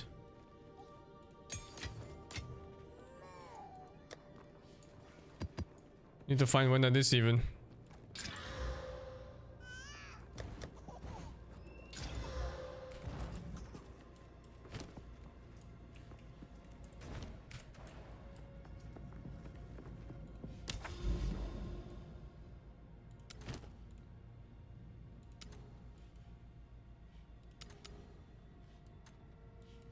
I'm guessing a lot of players are just skipping map mechanics, no? Like, I don't want to do ritual, for example. I'm skipping that every time now. I think I'm skipping bridge too, because bridge is so fucking dangerous.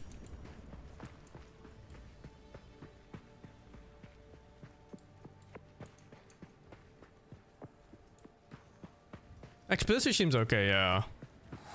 I liked Expedition when I did this.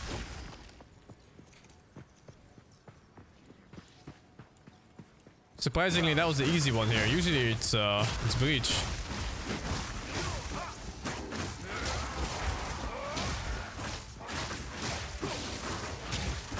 The fuck is this shield?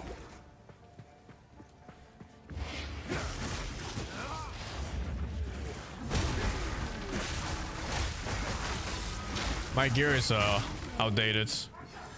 I think that's why it's also so hard. I'm using a lot of gear from like Act 1 and Act 2 Cruel.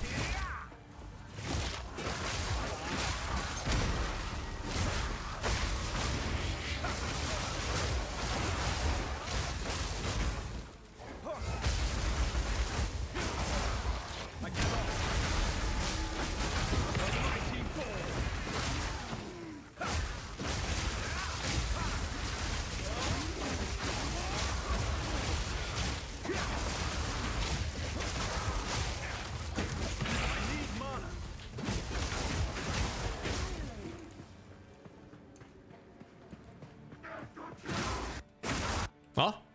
Lag? Where is this? I have never seen this lag before.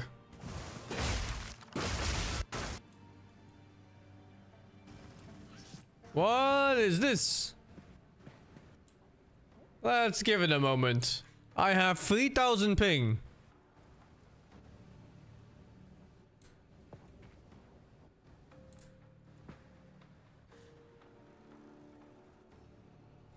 Let's just give this a moment. Pause it? Oh yeah, you're right. Let's pause it like this. Oh, it doesn't show the thing now though. Steam started downloads? I doubt it. Steam doesn't download when I'm in game. I have to like manually adjust it. I think it's just server issues. And escape, yeah, this works. I think it's fine now maybe? I'm not sure. I don't want to lose my map. At least it seems like when it lags, it also pauses the game, but I'm not sure.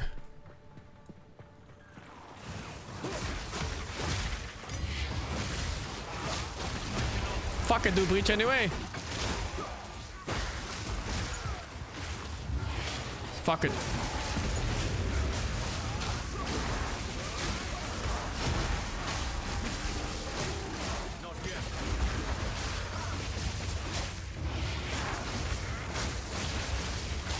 What's the reward for breach? Massive XP and items.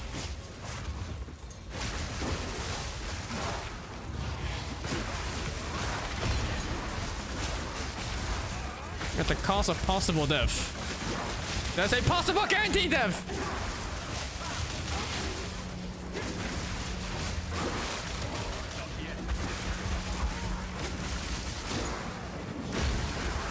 It's actually insane how much there is in breach.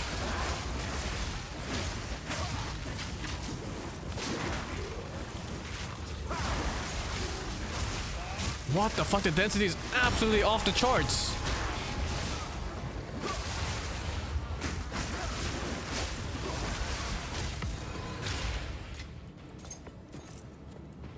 But yeah, huge amounts of loot and XP if you live.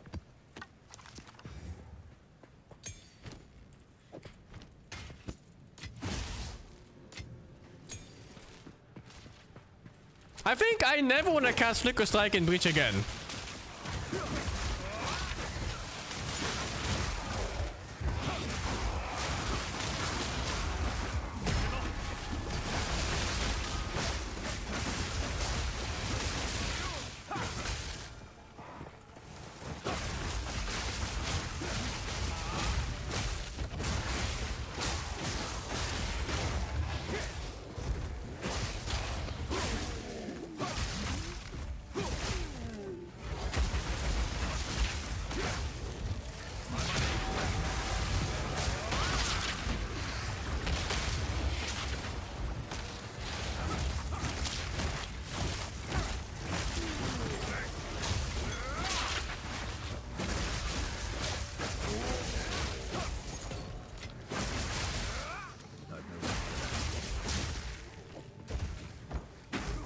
Damn, 400 base evasion off that. It's kinda sick.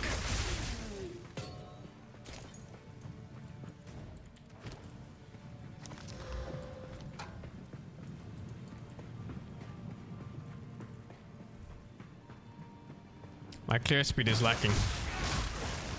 I think it's a lot of it is just capped by movement speed even.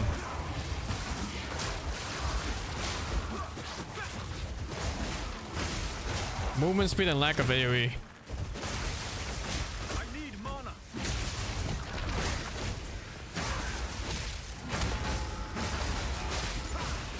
Like even a bell wouldn't help because the AoE is too small, I think, even with support gems. I need better AoE.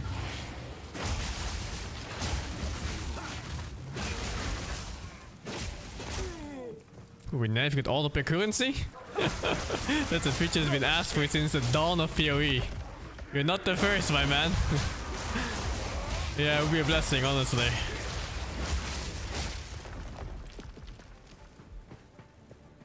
The very dawn of PoE, I wished for auto pickup currency. It's not so bad this game because you don't actually get that many drops, but in PoE 1 for sure. There's just so many things you have to click. You just try to get carpal tunnel from picking up the fucking, like the Simogram, whatever they're called, shards. Like other random things, like the Legion mechanic things.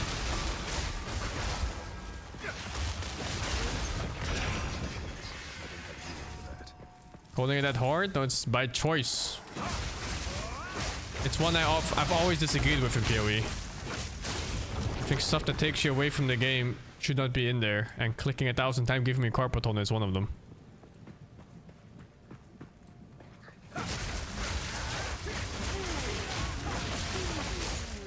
Feel the weight? I mean, I'm okay with like clicking rare stuff, you know, like Divine Orbs, Exalt, sure. But my augmentations and stuff like that. I was gonna say whetstones too, but in this game whetstones are they're worth their weight in gold, so they're very rare. But yeah, like the splinters and things like that, I really don't want to click them. Shards, splinters, smaller currencies. Leave my arms alone, man. My hands, my wrists.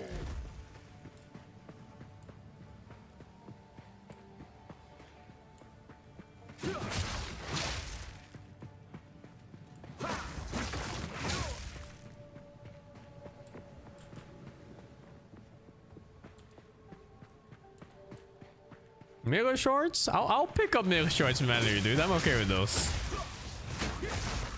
Hang on, mirror shorts are a real thing? I've never seen one drop, I think. I thought they were only cards. Actually, no, I got a few last league from the ships. That's the only time I've seen them. I've never seen them drop before from a monster, though. Fucking hell, I played so long, too. I've completed so many builds.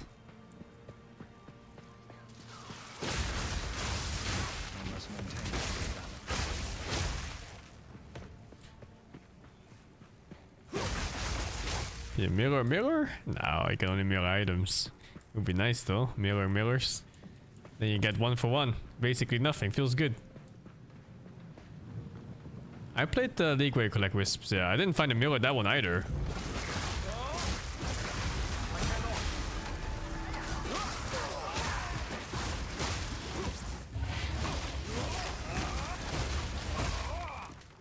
Just never seen one.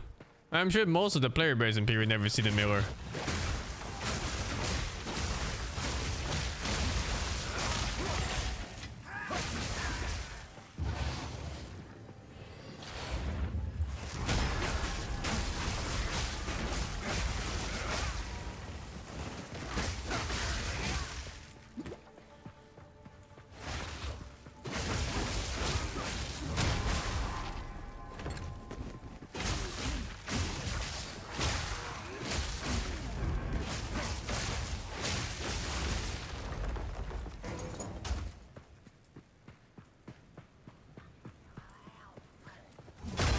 Who handles the gambled mage plots, nothing else.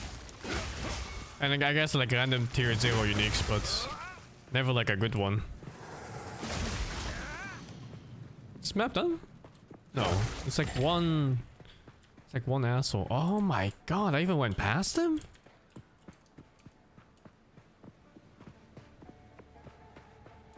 When I fought in Period 2, I think the game is fantastic. I think the bare bones they've laid out.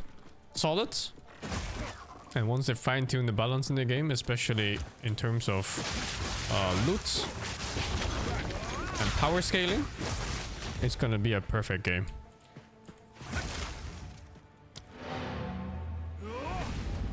Megan, did you buy for the 12 months? Adelino, for the 3 months. Did you know the medieval people slept in blankets made of chainmail? It was so they could get a good night's sleep. I'm playing on 1080p, not 2040.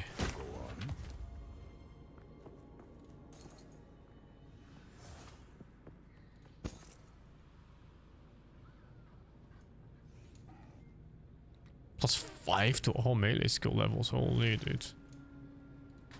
They go so high these days. +3 to all physical skill. What the fuck?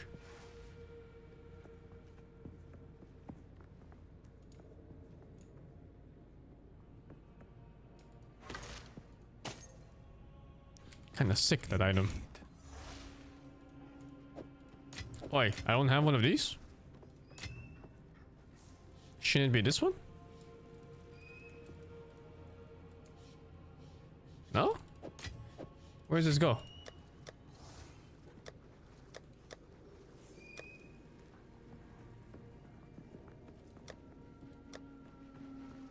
Breach Catalyst, but this should be Breach Catalyst, no? Oh my, is it like another? Oh my god, it goes into a fucking tab of nothing. How shameful. How fucking shameful. Let me see if I can change my charge staff setup. I think I can do a little bit better. See if I need to stun at all. I don't think I need to stun on this. I'm stunning mobs so fast already, like. And that was even before charge staffs.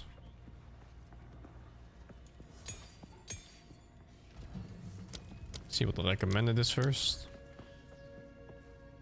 No ailments, more damage. Sounds pretty good. I think I'll do that.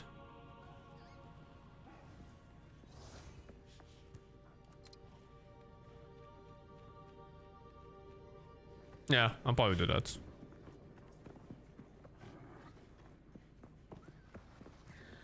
Oh, I need to generate rage somehow. Maybe charge staff is not bad to generate rage with? I do have it on at all times pretty much. Like, where's the rage support?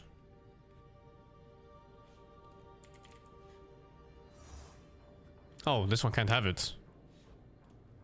Okay, well, whatever. I'll put the elemental focus on this. Do my friends and wife now? No. Only eternal loneliness. It doesn't give attack speed? Yeah, but this gives damage, you know? It ups my damage, so should be good enough.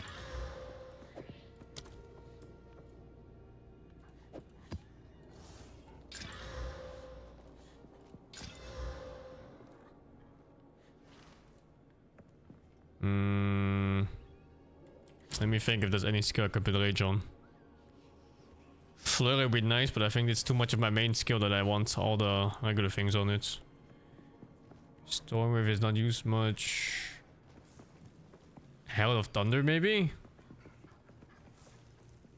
Instead of Shock Siphon, I can even put Rage on that. And give me the same Fury 1? I have no idea, man. But when it comes to grinding gear games, I think you can trust the process and it's gonna be fine-ish. How the fuck? Where's Rage? It has to be melee hits. You can Rage from Jules? Is that I think I've seen it yet on Jules. Guess I'll wait for one then.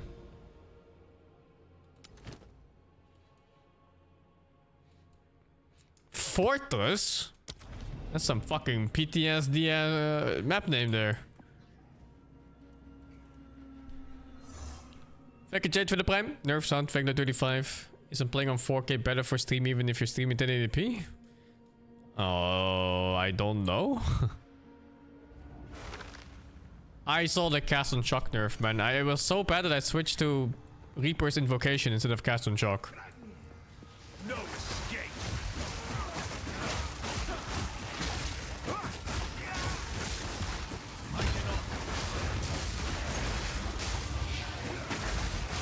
Oh right, I didn't change my Reaper. I wanted to change that too. Okay, next map.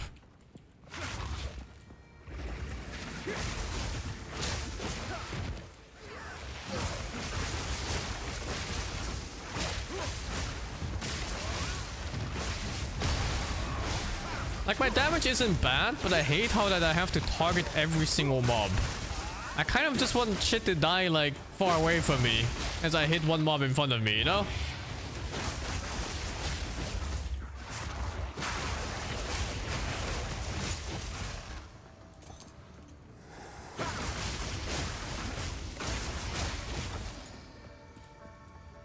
I wonder if I can make Stormwave really strong instead. That'd be even more ideal, but then I can't use the bell, I guess, because I don't have strike skills to generate things.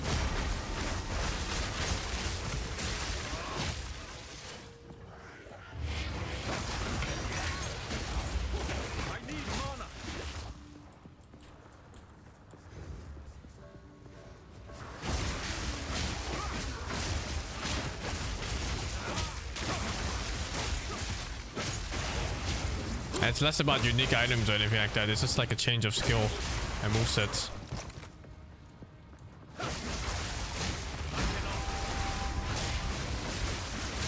Oh, it's about to do so much damage? I think it's just overtuned. Maybe it's not overtuned? I don't know. Because the skill is very limiting. Like, for one, it's stationary. And secondly, the AoE is bad no matter what you do with it. So there's some pretty big drawbacks on the skill. They changed heralds, probably? I didn't realize they changed heralds. What'd they do to heralds?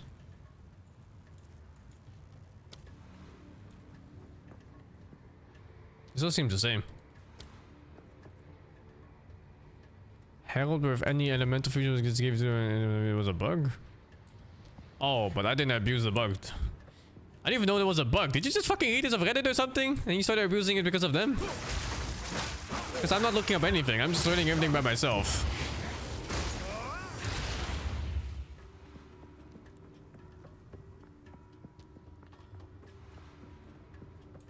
I'm not metagaming anything.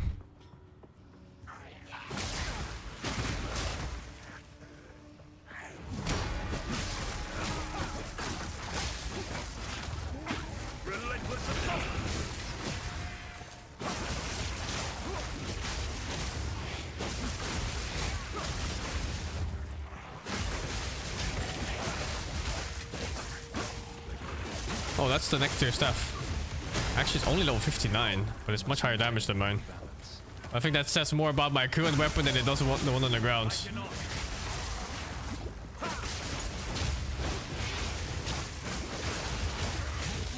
I recommend this game to play PoE? Yeah, dude, for sure. It's more about, do you want to play an action RPG game rather than do you want to play PoE? And if the answer is yes, then by all means go for it. I got a yellow one. That's fine. That was almost good. It actually has... Ah, fuck that. No attack speed, tier 3 fist damage. If it's like tier 6 fist damage or something, I would do it. It would be 67? I don't know. Items are usually quite unique in the sense that they have their own little level requirements and item levels like that. Normally people look up exactly which item name they want even. But yeah, in this case the game is a bit too new, so I'm just gonna have to wait and see.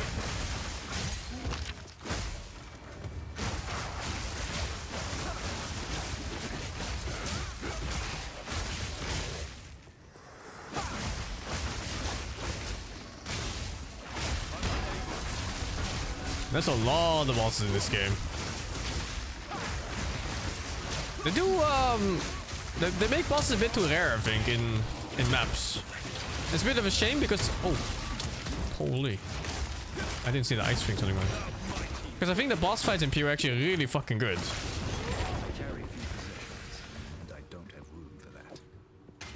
They truly are amazing.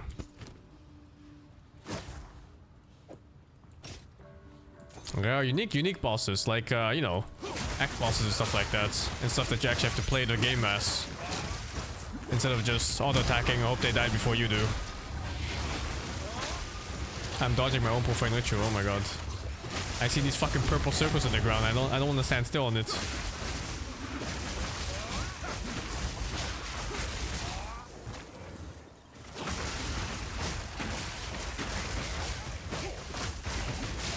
I don't think it's because of Act 4, 5, 6 not being there. I think it's a design choice on the maps, but maybe they'll tune it.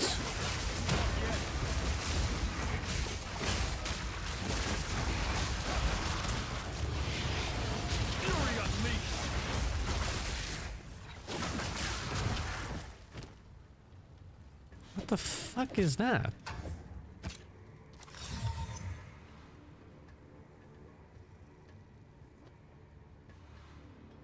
Ew. Ew.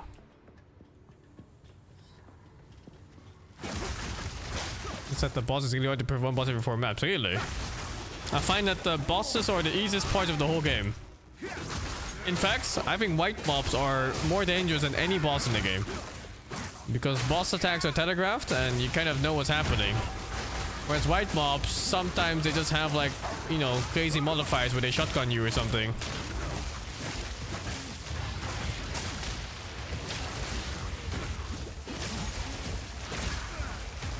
Like that. You see that shit? I don't know what damage that was, but it just chucked me through my energy shield, so it was chaos damage even.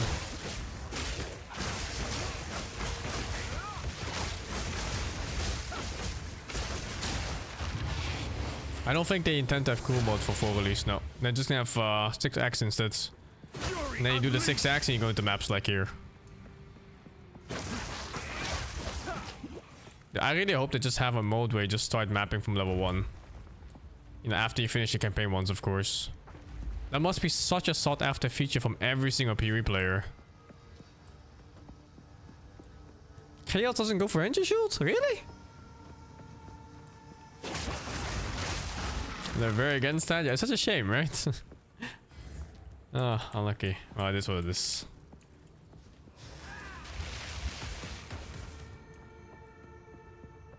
Oh, it does extra damage. Then what the hell hit me there?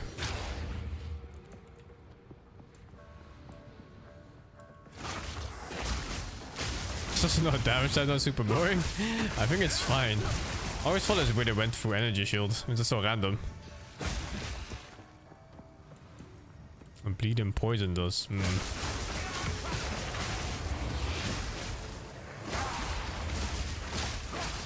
I'll look at my power charges. I use Profane Ritual with Reaper's Invocation. I have to check after this for support gems for that.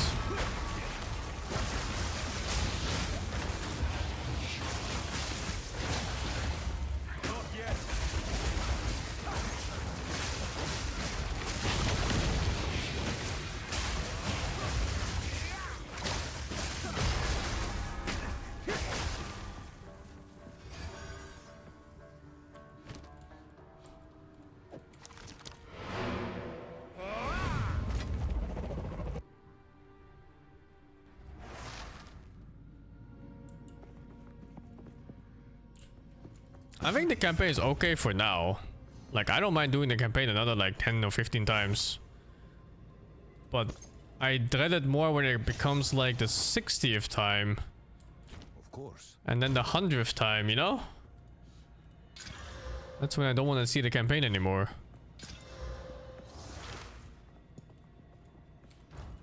Yes. Of course.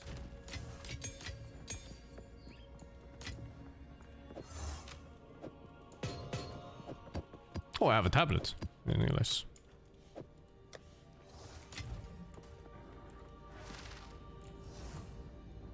By then you have broken leveling uniques. Not in a new league. You're gonna have nothing. Back to peasant mode. Back at defend yourself for the 2. Can I sing? No, I cannot. I'm incapable. Boost towards figured 18 months.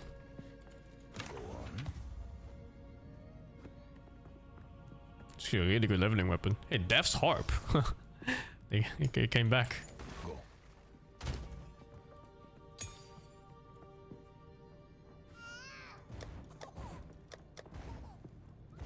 Why do I hear it easy?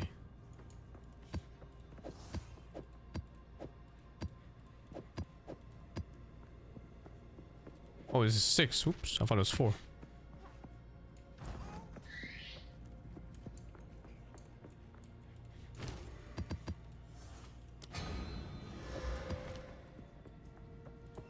Monk is super viable, dude. I think every class is gonna be viable because of the nature of the game. You're not really locked into anything. You're only locked into your subclass, and that's it. This is dangerous. Well, it's fine, I think. So they'll always be viable, man. It's when it comes to PoE, viability is really more about, do you want to kill a boss in 1 second, or in 5 seconds, or in 1 minute? And no matter which one you're taking, you're always gonna be winning.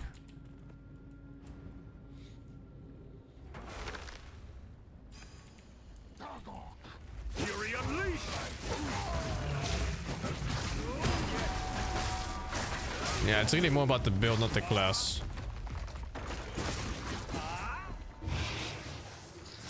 And the best example is that one fucking guy who cleared Uber Elder with like a level 20 ranger or some shit. And he just fought the fights, played it perfectly for like 20 fucking minutes or some shit. It's absurd.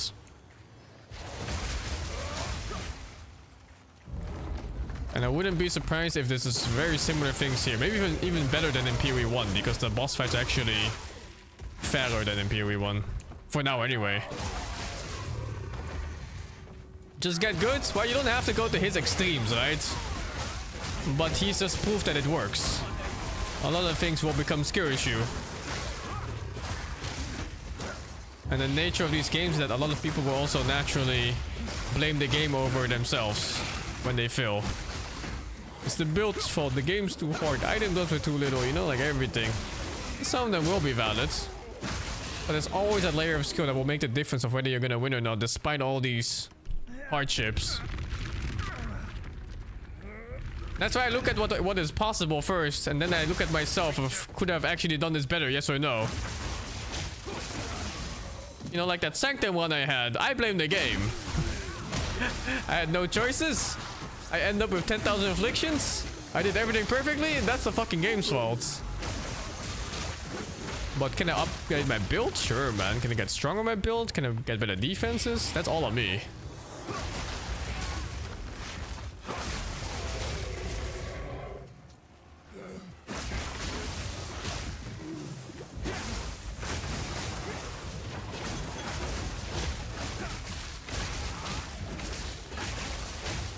On expedition.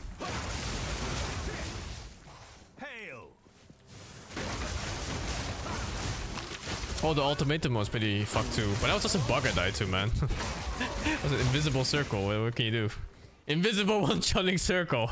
Should have played better, I guess. You know, what can you do? My bad. Let's treasure your up.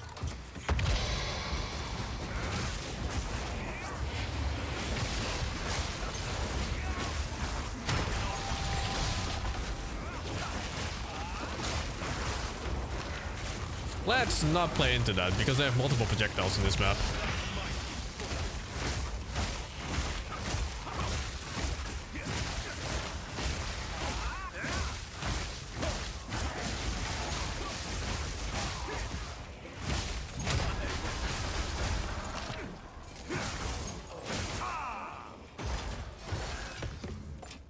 staff is that? Oh, fuck. I thought it was attack staff.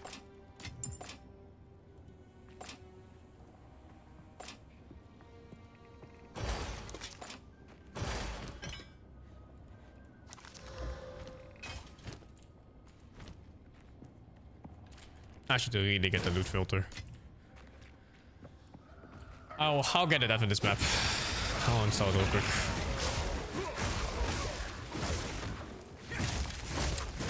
I wanna hear the thing sound anyway. That shit is like a dopamine fix.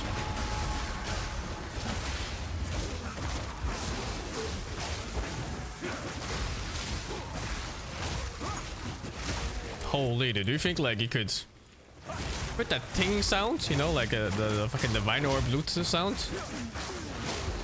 You just put that shit as a notification sound from people that you wanna like. Don't you think you just end up liking them just because of the sound that comes up every time they message you? Holy, dude.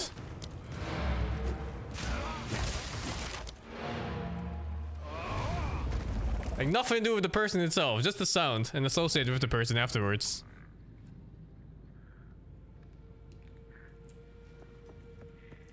Yes.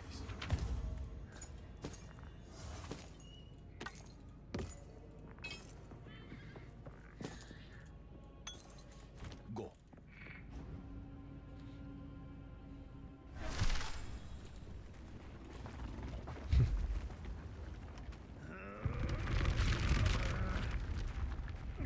Or you start hating it, yeah, whichever. Oh jeez. Could never look at PoE the same way again.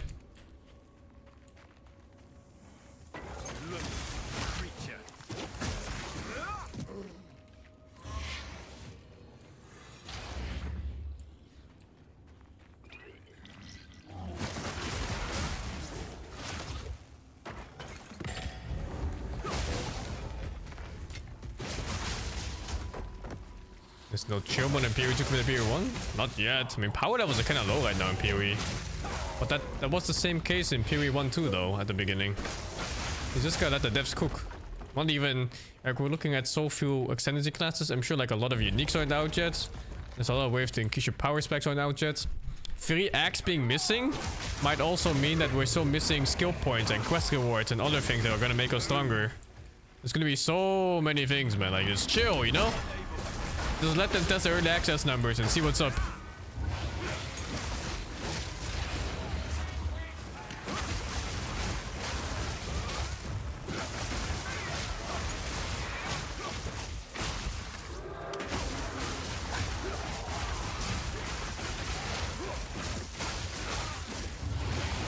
Just enjoy the rides. What is this click? Hello? You can't even stop it? Wait, am I invulnerable? I'm invulnerable.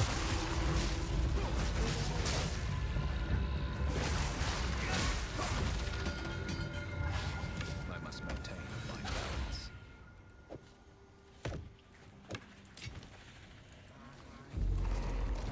Balance is weird when it's at the drop of a hat? Not really. Not in early access. Especially this early into an early access. I think it'd be weird if it's full release and they gave no warning and then be like, oh, your build's ruined. But in early access, I think you just gotta suck it up.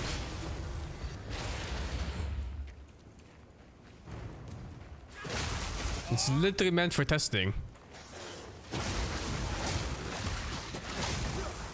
And besides, doesn't GG even give you like full build resets if they change stuff in PoE 1? Because some of my characters have full respecs.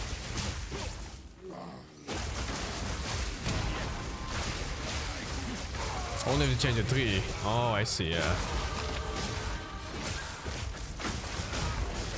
Yeah, I'm sure they'll compensate at some point for players. But I think if they don't, it's just like such a whatever thing. Simply because the game is in such an early state. Like the game that we're playing now and the game that's gonna be in 8 months from now, it's not gonna be the same thing, man. Every skill, every boss, like the act mapping, everything is gonna be so different. There's no point in complaining that your character is unplayable now just because of a change in early access 10 days into the fucking game release, or not even 10 days. 6 days. Oh fuck, my power charges.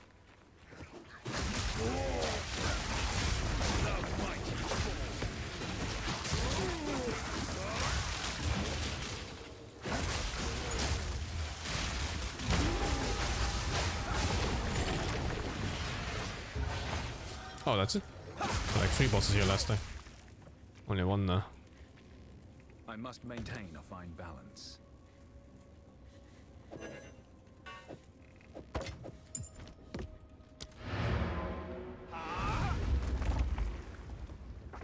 Is my best equipment from vendors? No, not really. It's from all over the place right now. Yes. I'm even surprised they're letting people keep their characters. Wow, this bow actually had a really fucking good stats, and then I realized it doesn't have fist damage base. The point is that, do you think fixing and retweaking your build after a sudden nerf is fun? I don't think it's fun, but you're also opting into an early access of a game. They tell you before you start the game that it's early access. Go. And they also told people repeatedly they're gonna change things as they go, they're gonna adjust.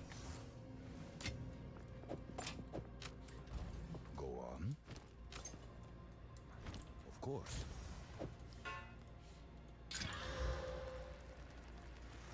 What the fuck? It's so fucking bad. Oh, I have so many tier 5 maps. Is this death? I think in my current gear that's death. This one's fine. What's my opinion on extended to be unchangeable? I think it's fine. I don't really care. Take your time. It doesn't take that much to make a new character. Especially if you have one already. Because then you just kind of roll through the content with hopefully the uniques you gathered up. I have been.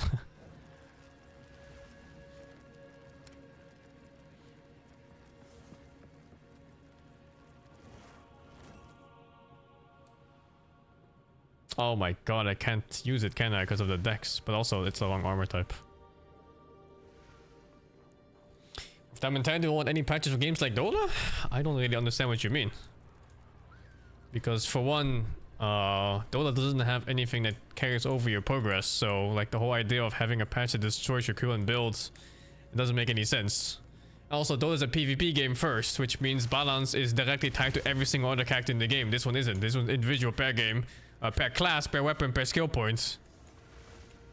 So I don't really understand your point.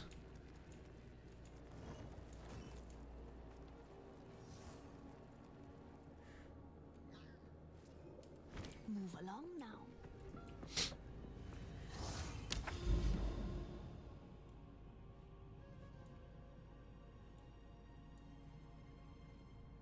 Where do I go? Oh, I'm here. I always like, I can't find where I am on the map, but it's like, am I this? I don't fucking know. I can click on this one.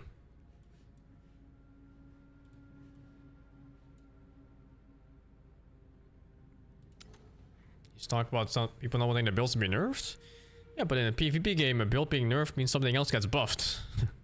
And because you're playing a PvP game, you play what's strongest. In a PvE game, you play what's fun to you. It doesn't have to be the strongest. You're still gonna beat the game. You're not gonna beat the game in Dota if you're playing something that isn't the strongest. You're simply gonna have lower win rate. So like the whole concept of being patched in Dota versus being patched in PoE doesn't apply. They're different reasons.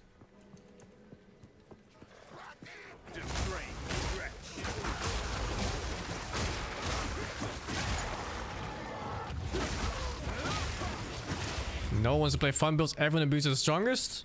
I literally play random fucking builds every single league, so your idea of no one wants to play fun builds is already wrong right there. I'm the one person that instantly disregards anything you just said there.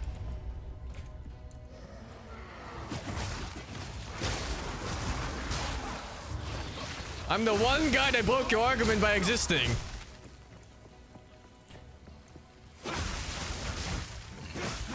Also, my brother just plays build in the fun to him too. So that's 2 people that disregard your opinion. stated as non-facts.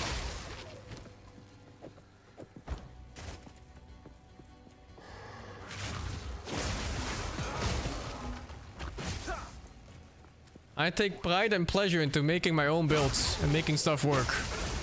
And figuring out why they work. And hopefully they eventually do work. But that's a different point.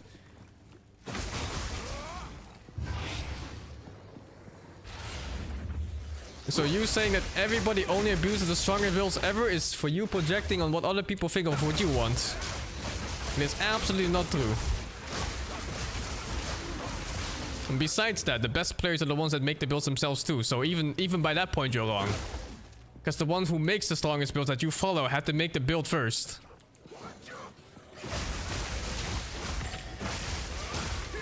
So you're wrong on multiple levels, my man.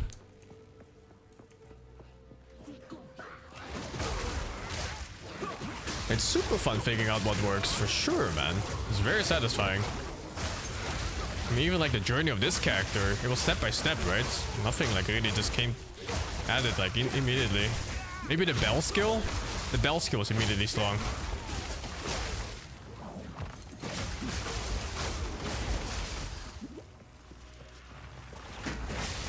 Everything else I had to work on pretty hard. One way or another.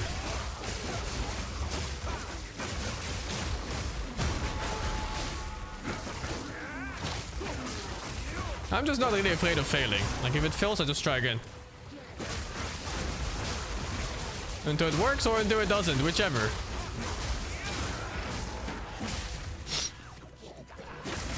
But you're dumb? Me too, dude. I'm dumb too, but, you know, I just try my best. Usually it works out eventually.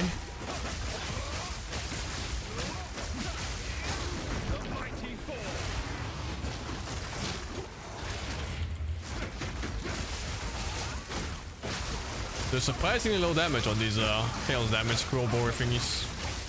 I saw like the 5 projectiles coming in. I was like, oh shit, that's gonna shotgun me for sure, right? But it actually does like nothing.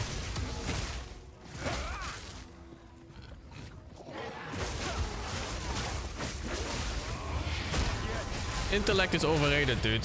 Throw an arrow until you're victorious. Smash your head against that fucking wall until you win, dude.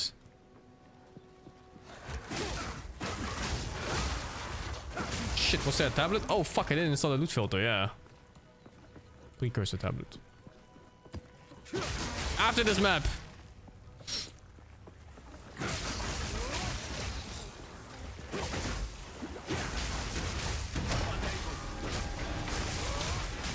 I'm very much a trial and error kind of guy.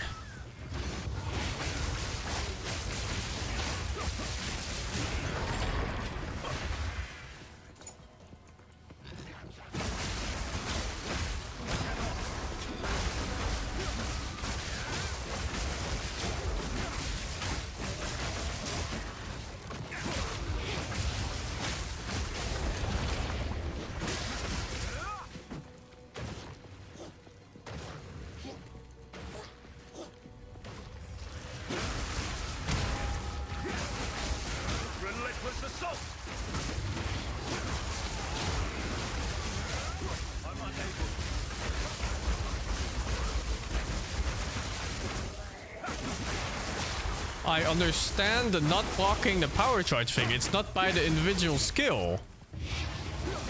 Skill usage. It's on every single 2 strikes it does. And then it counts for the power strikes afterwards.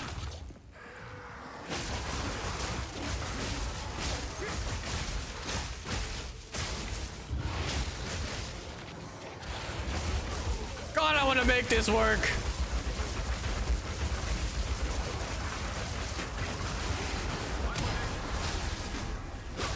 Damage? Oh, the damage is low because I'm not spec'd for it. The thing with Flicker Strike is that it doesn't convert to lightning damage, so it's pure fizz. And I have like nothing for bonus fizz. It's all crit damage that's using right now.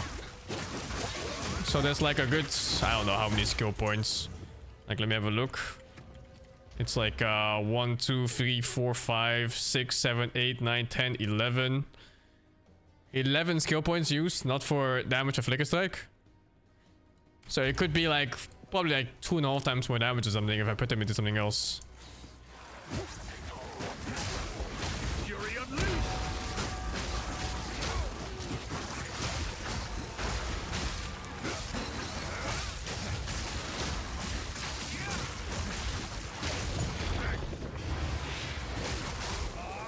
do a weapon swap? I was thinking about it, yeah. But you only get 6 skill points to change, no? Also, I don't know how that mechanic works exactly. On how much you really get to change. Is it really just 6 skill points? Because 6 skill points is not enough.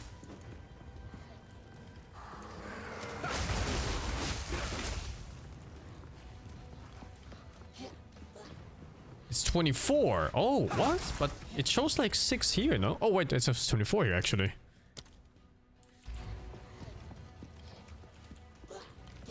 Oh, it was 6 on my mercenary. So do I need to unspec 24 points and then assign them individually per 3 or what? How does that work?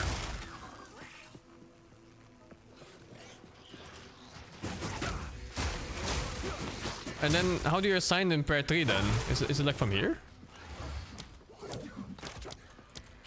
Like a button here somewhere. You click the thing in the tree in the top right. Under the... Click top right? Under the arrow? Let me finish my map first, before I die to some random bullshit. Oh, in the skill tree. Let's see. Is Boo playing today? I think she's working right now. Don't know. Can ask her later.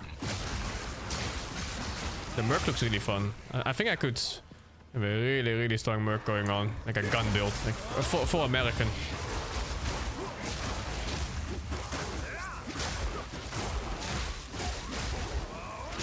The Excendency works on Flicker, but that's only 10% bonus damage. From each. I have 11 skill points dedicated to not doing bonus damage to Flicker right now, so it's a bit too much. Have I found a unique to play with? No, I haven't. All uniques I've seen so far are complete trash. It could be like leveling options at best. But nothing so build defining or so.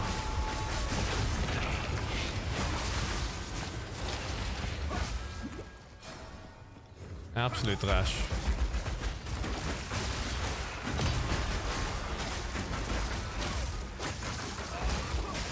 My AoE is way too small.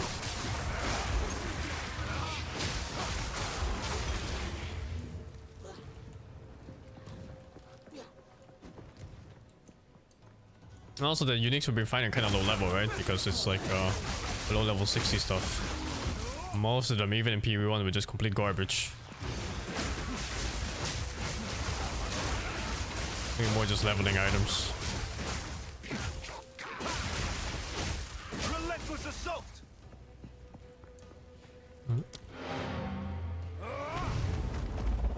Let me get that filter real quick. What is it? Never sync? Never sync period 2 filter. Should find it.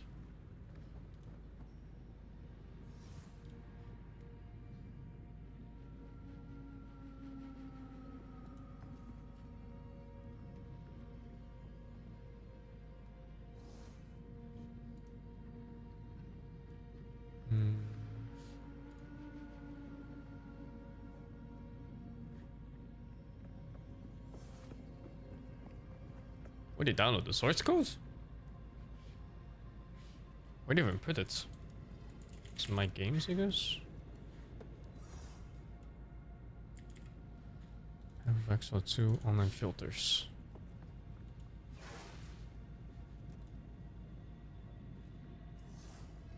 You can open a folder from the game? Really? I don't want to read instructions, it's too hard. I told you, 1 IQ. A singular IQ.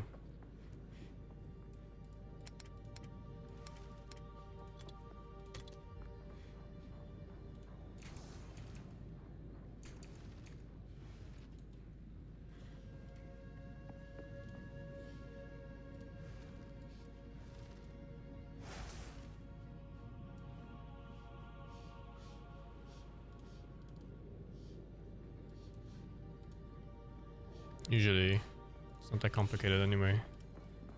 Just drop it somewhere and be done with it.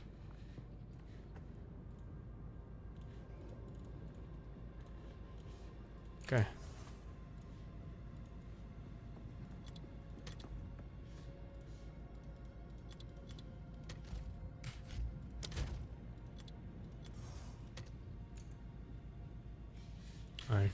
I got it. Let's hope it works.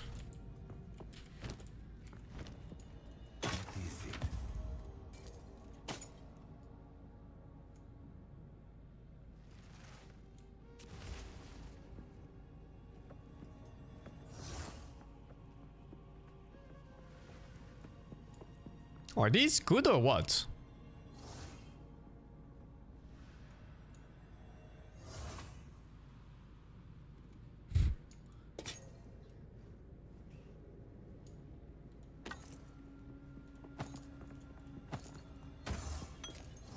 Of course. I have so much random gear, man. Like, whatever caster I'm playing, it's gonna be happy, I think. Chaos spells with shit, so it's not good? I mean, at some point, chaos spells are gonna be good. I believe.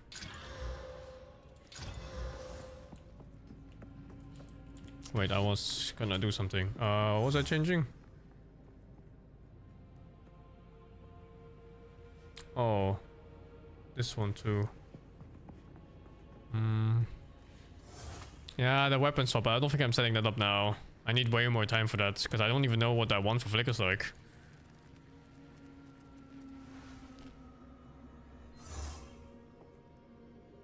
I changed my build? No, it's the same build mostly. I just want to set up with Flicker's like eventually, but I don't even have the power charges to use it.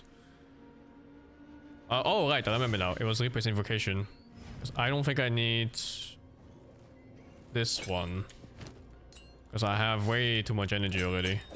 So I wonder if there's anything else you can put here that's worth anything. Let's see.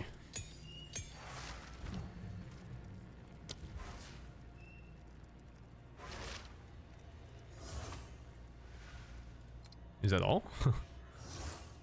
Oh, wow. Okay. It's kind of lacking right now. I still have 15 spirit left, so I could add something. Oh, I could do 30% accuracy. That's nice. But maybe not on this one? I might as well keep the energy thingy here. And then put it on, like, Ghost Dance or something.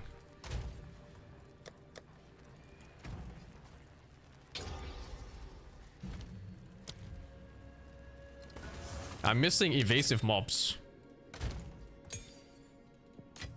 Which is super annoying. And look at my skill tree. My skill tree is nothing special. It's really whatever.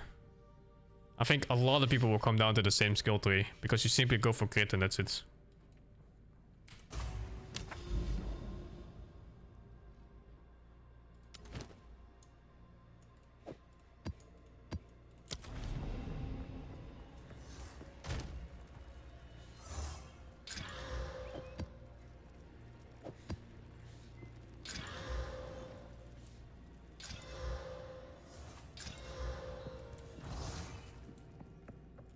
Not giving up on Flicker. It's just that I don't really have many options right now. I think we need to wait for some balance changes or a good unique. I haven't used the weapon skill 3 points now. Taking acrobatics? I don't know. Do I?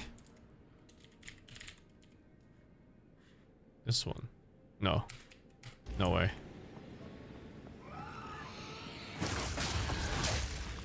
I think you need a lot more evasion if you ever want that one to work.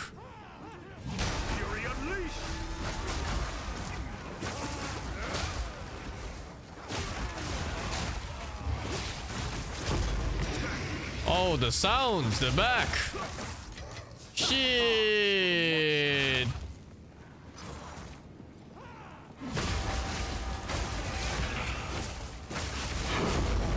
Oh my god, that's loud. Can I make that softer? The fuck?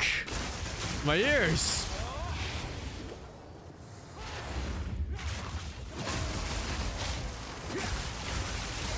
Let me check in a bit. Sound settings? I don't feel okay. Perfect. I don't need a heart attack when I hear a divine orb up or whatever.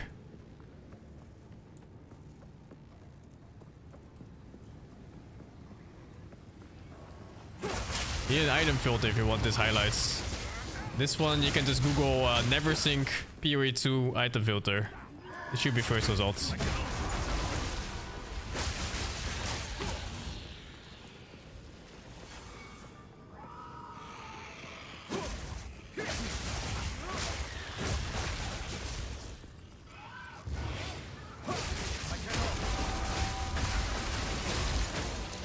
so cool that some games have like these communities that just put so much effort into putting out free shit that works for everybody.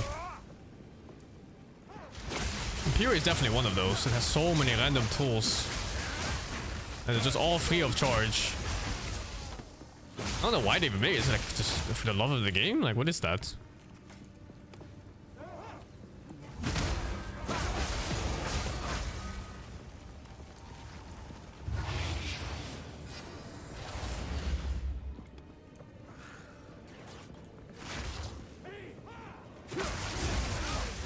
Kind of like WoW add-ons, yeah, very similar.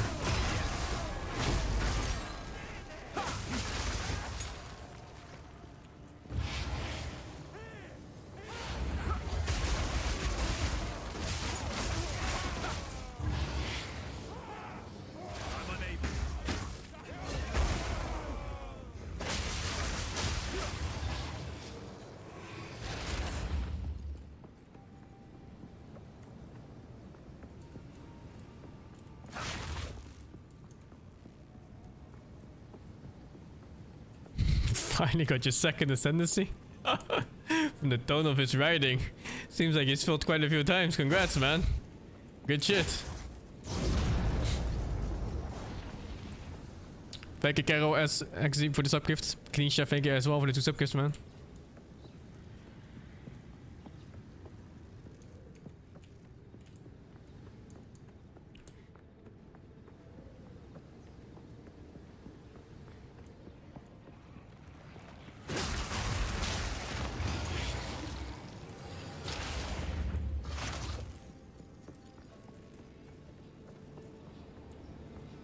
Does this place spawn about monsters or what?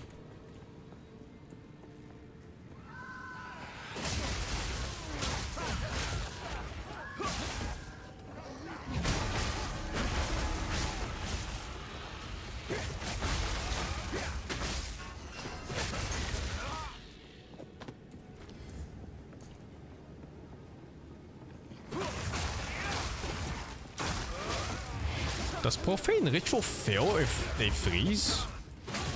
Because there's no corpse, right? So it shatters. It's kind of fucked up combo.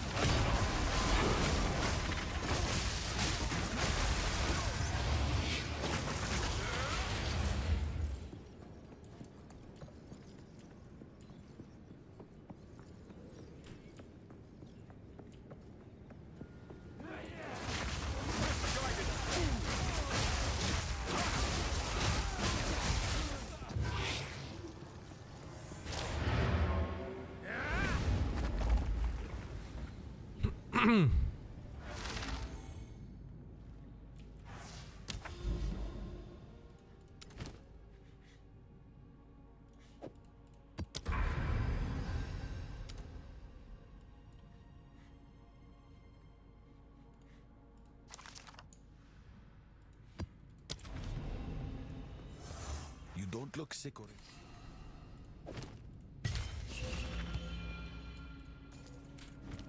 Yes. Oh. Oh, fuck.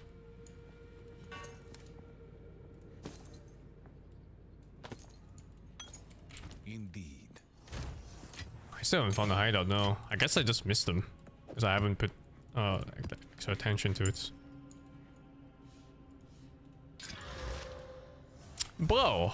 Yes. What is this? I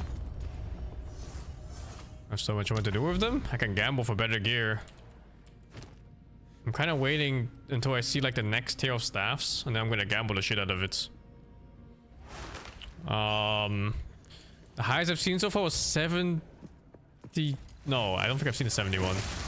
Not even sure. I need to pay attention.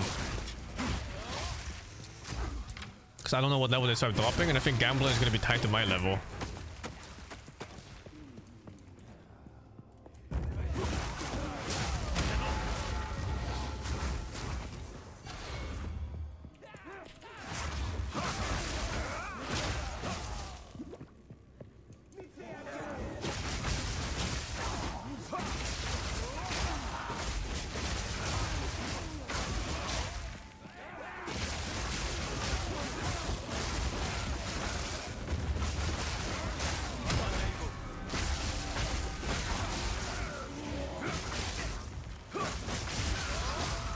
God, I hate tempo bubble so much.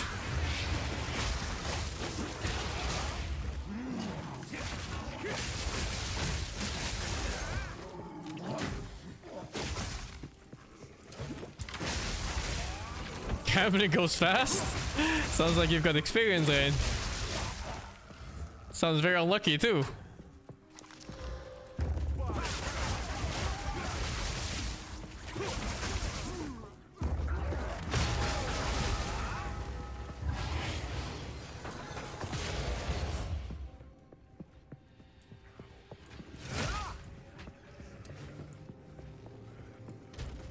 Level 75 should really be high enough to gamble almost every single base item type. Seems unlikely not to.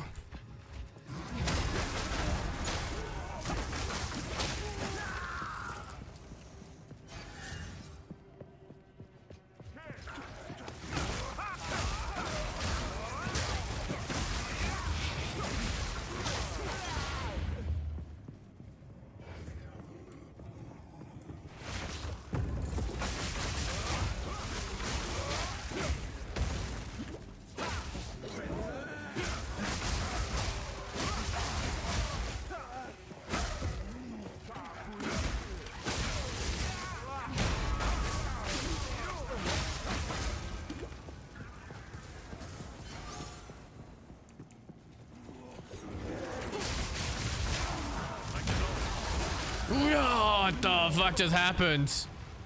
What just happened? I have no idea what that damage was.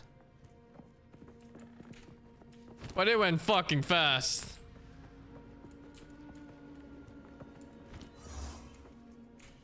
$75 should be high enough. Care to take a chance?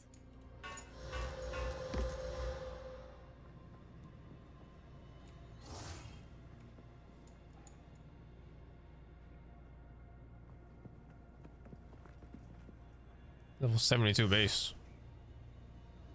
I think this is the best one. The Crescent Quarterstaff. Let me take that off your hands.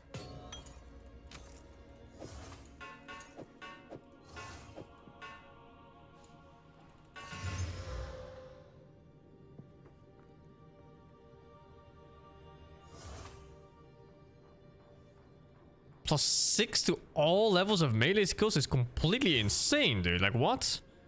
What is that? Plus like 50% more damage of the skills? Seems like a good deal. This one has... I don't think there's potential, actually, because the tiers for fist damage is too low and there's no flat fist.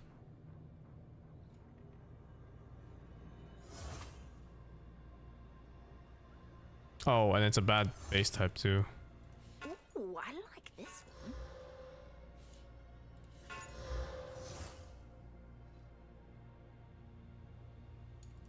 I don't like the battery staffs at all.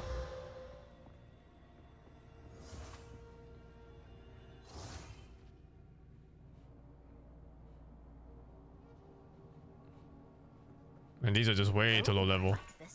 These two are okay. So Gothic and Expert Cassent. And then these are the shit tier ones, kinda. Holy, tier 8 fire.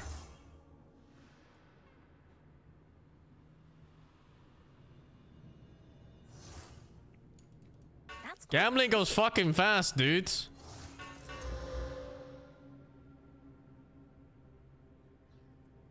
Until next. Try.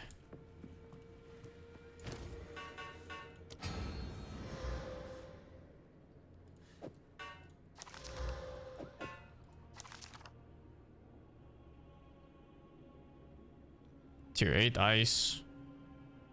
Rodrigo.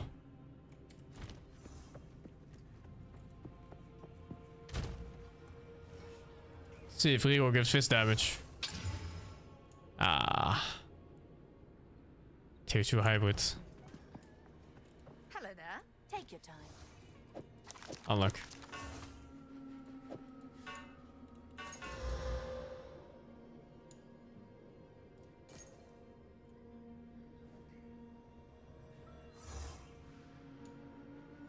These are not low damage either.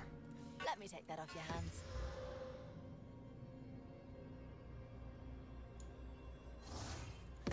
Until next time. I don't think it's gonna be good, guys.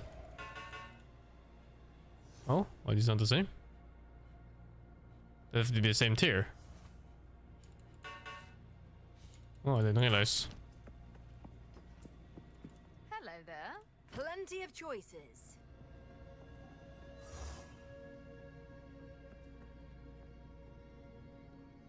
Only blues, I see.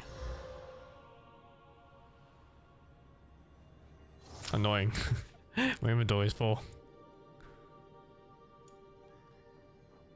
Oh, seems like a good deal.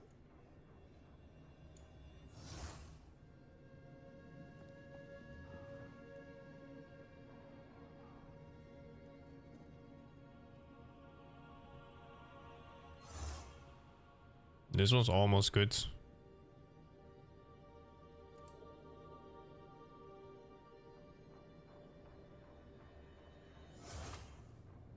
But no flatfish. Slam it? There's no fucking way, dude. It can only get attack speed, and it's not better than that. There's no fucking way I slam this. I think even with attack speed, it's way worse than what I'm using right now. Kills the accuracy? I don't know. I don't think it's worth, man. Especially since it's a Gothic staff, even. No, there's no way. Oh, seems like a good deal. Good luck.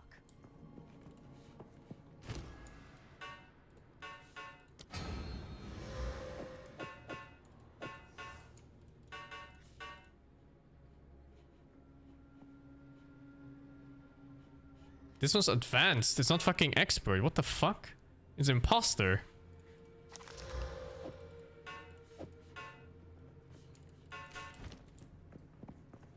It just has the same image. Bold. Let me take that off your hands.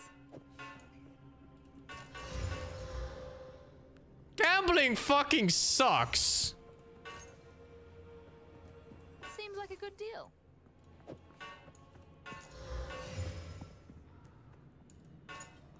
Okay, last two. Whoa, tier 7 fish. Whoa, 2 open prefixes.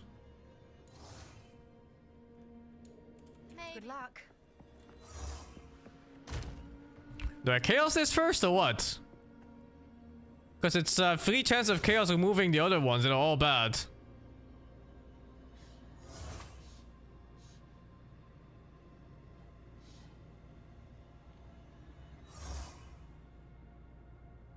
I'm trying it.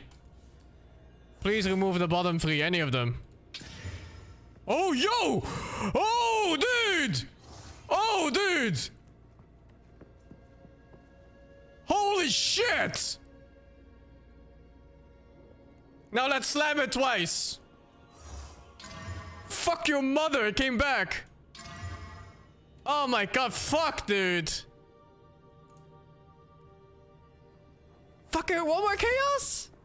One more chaos?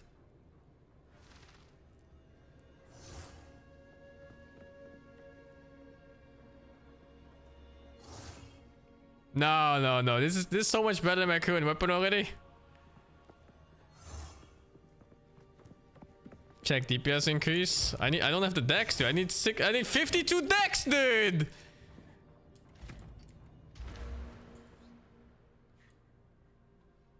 I need this dex here.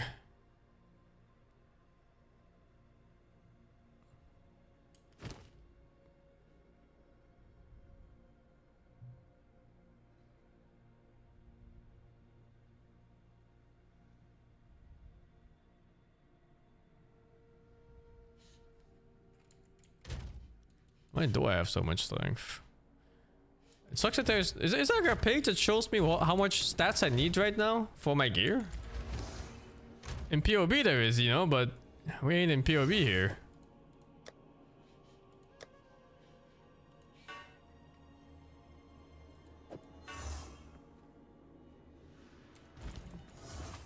Go on. I'm selling this shit. Of course. Fuck, man. Where's the attack speed?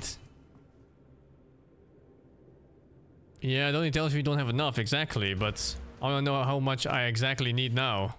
But there's nothing for it. I can check here, I guess. 95, 73, 80, 66, 80, 6, 40.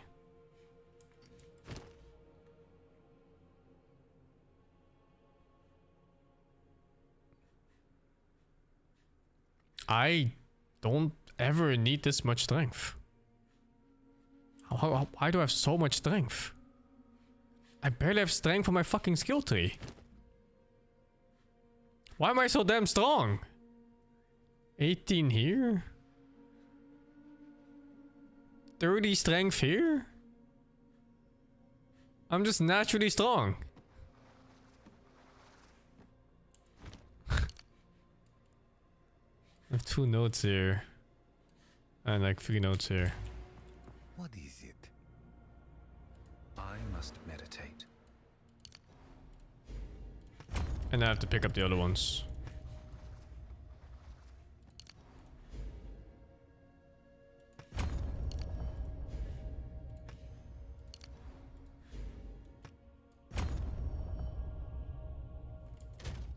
$125 dex. So if I get these 2 here, I got it.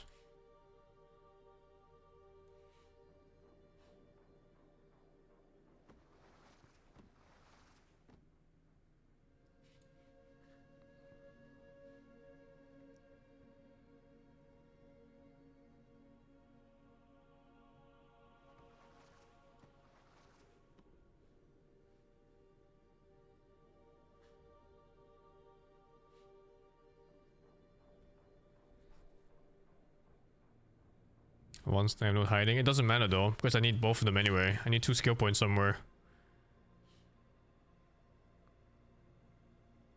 I could like remove these 2 here.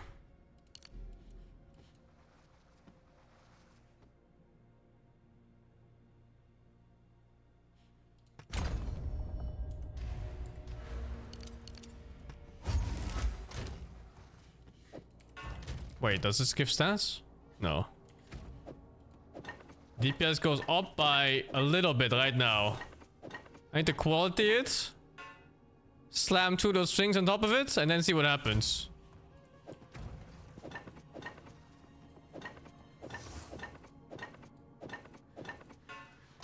I don't need to have resources, do I?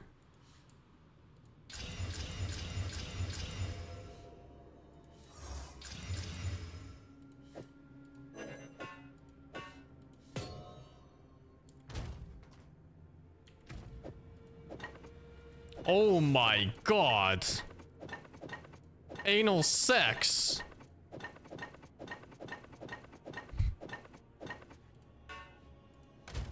Oh my god, we're fucking. We're fucking.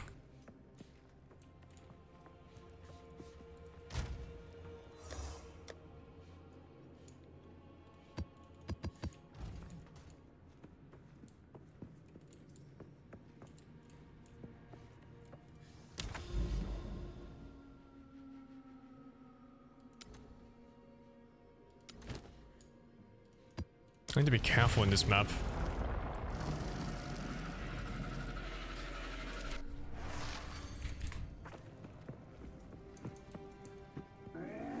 Fury unleashed. Feels fucking good, man. Stuff is melting again for a few levels. Feels fucking good, man.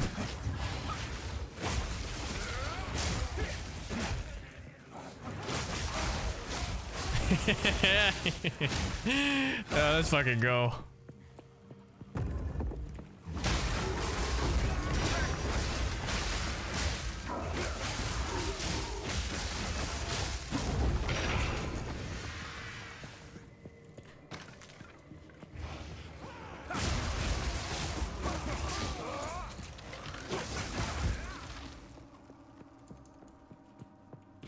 I got it from gambling, yeah, and then crafting.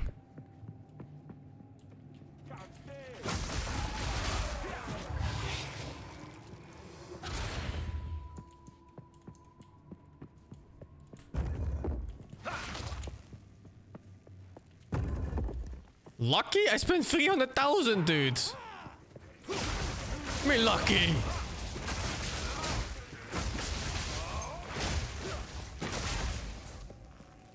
Okay, the Chaos Orb was a little bit lucky. And then everything else wasn't. It could have been attack speed and another modifier of something, whatever. Crit damage, I think, a crit chance.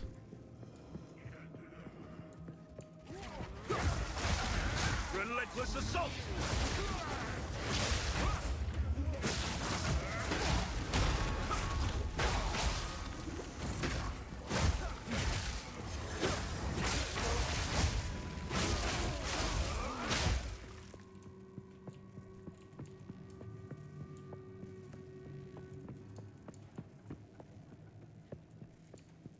No mobs or what?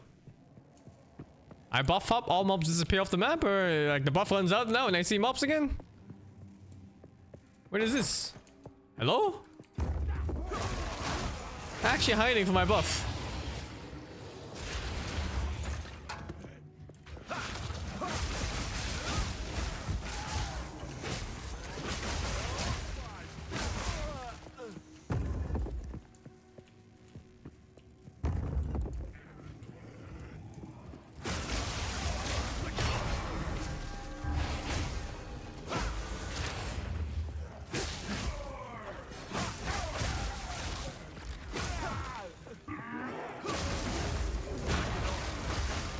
Oh, yo, life amulet. Base item.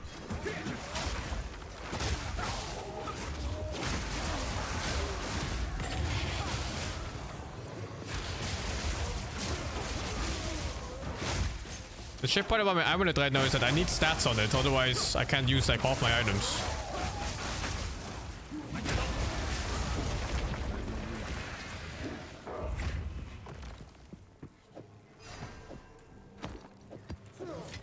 I need this fucking notification.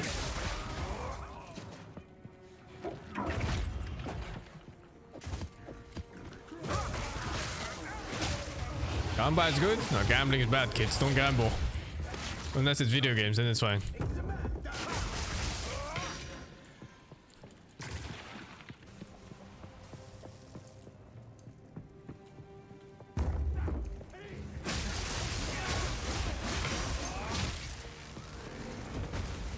Gambling is super good if you win.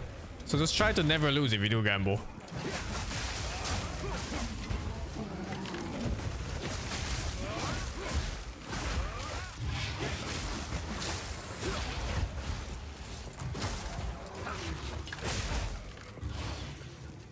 Don't like this map. Mob density is so low. And the mobs are dangerous too. Let's see what this is. Valve Factory. I'll avoid it in the future.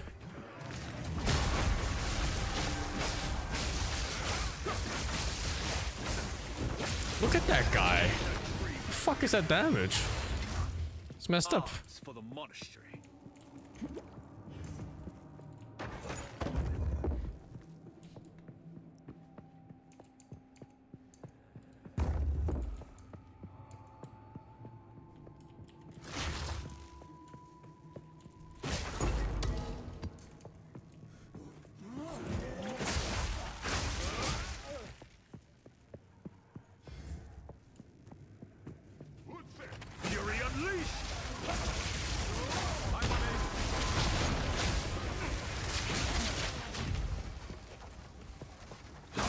I'll finish the map since I actually need the drops. I'm poor! I'm self-casting the ritual from Reapers.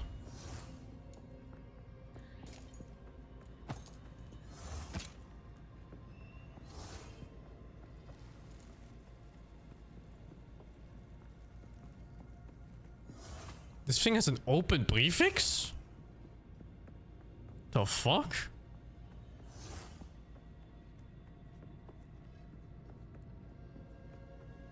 Too bad I don't use this. Yeah, I'm not using this. Tier 6 fizz. Some of these items are not bad. Time is of the essence.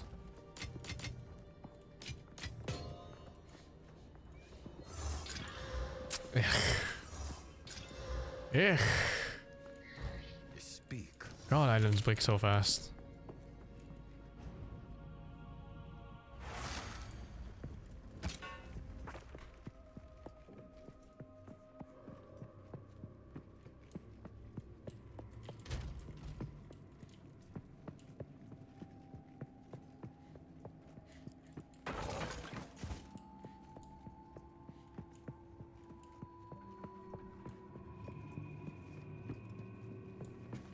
Fury unleashed.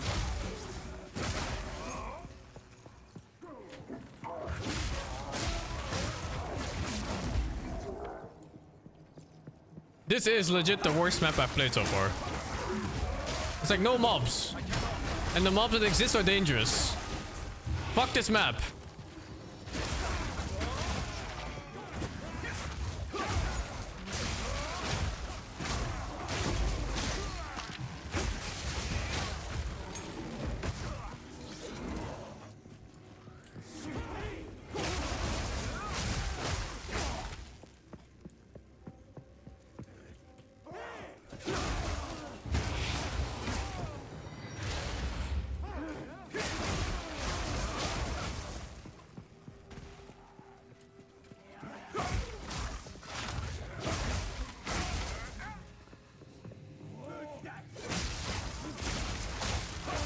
Okay, fuck this place, I'm out.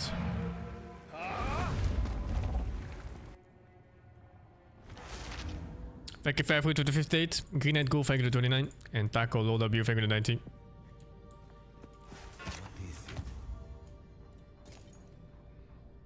%8 life leech, what the fuck? Is it all Vaal Temples or what?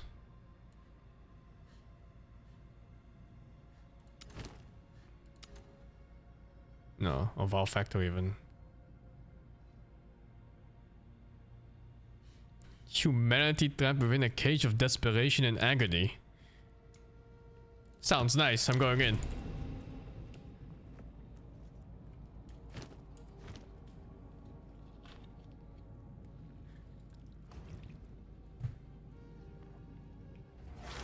What's it, the Factorio friends? Yeah, I have.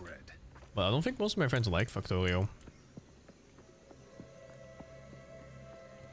I tried to get Boo Boo into that game, and she just kind of gave up very early on. I think she just needs to understand like the basics of it, and it's fine.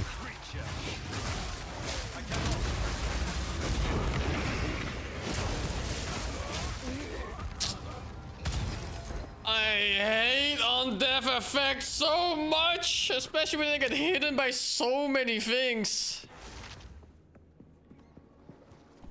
Oh my god. My number one killer right now is on-death effects.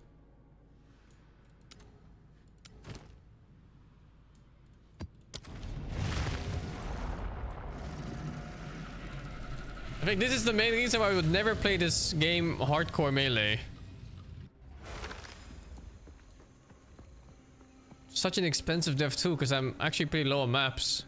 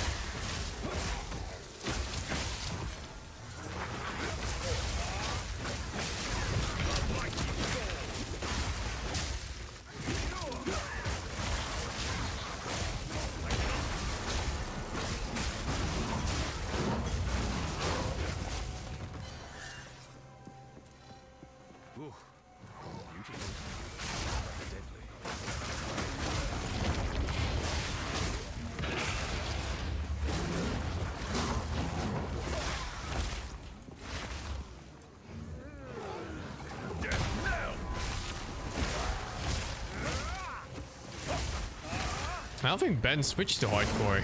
Alright, softcore. I mean, he just died, no? So now he's forced to play softcore. And he's probably gonna play all the content first before he tries hardcore again.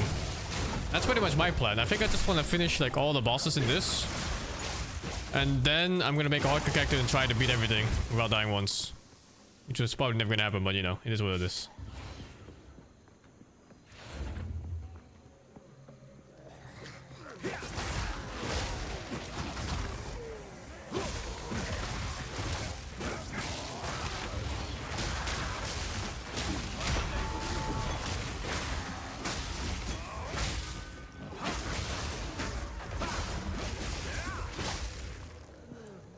I don't know what bosses are in this game, but there were definitely some late game stuff.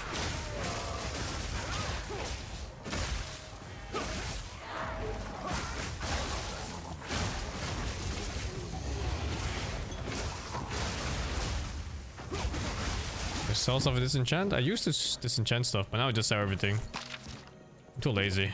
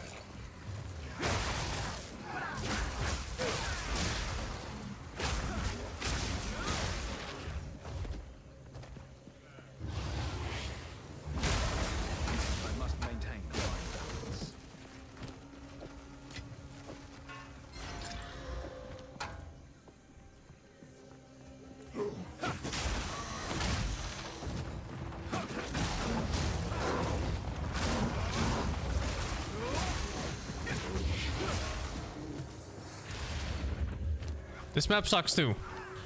It loops back into older places. And there's like nothing you can do about it.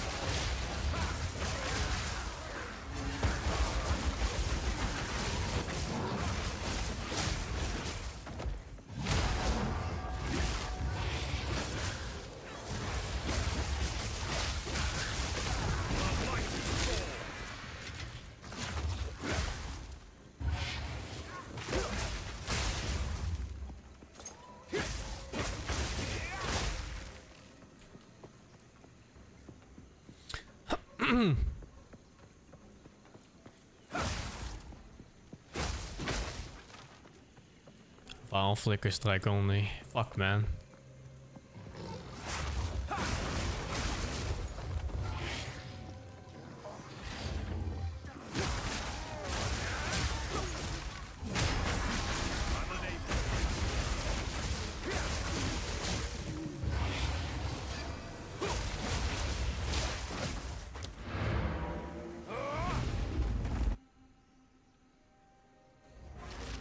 There is no way to infinite flicker strike. It's literally impossible because you cannot gain power charges while flicker striking. Unless there's a way to not lose power charges at all. There were a few things that did that. But I don't think it ever gets enough.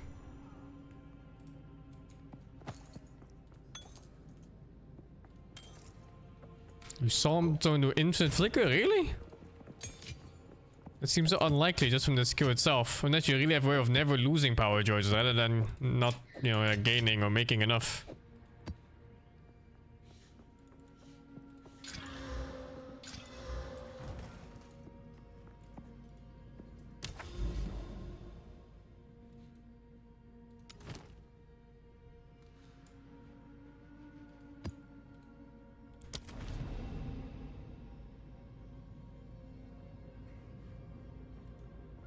Felt like infinite? Bro. Felt like infinite is not infinite.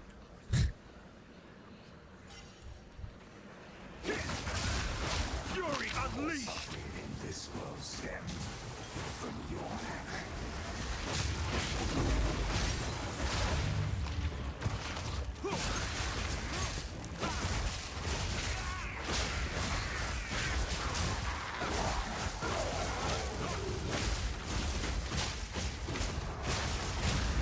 It's 35 hits on average? Really?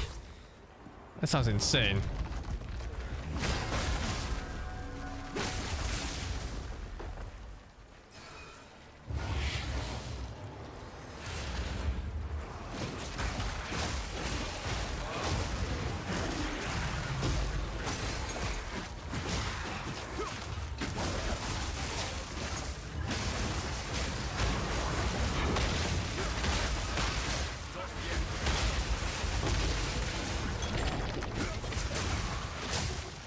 I feel bored of Piri too? I do, dude. That's why I play 12 hours a day. Fuck, man. How could this be? Fury unleashed! Oh, this is quite rude. So rude. And that fucking thing lasts so long.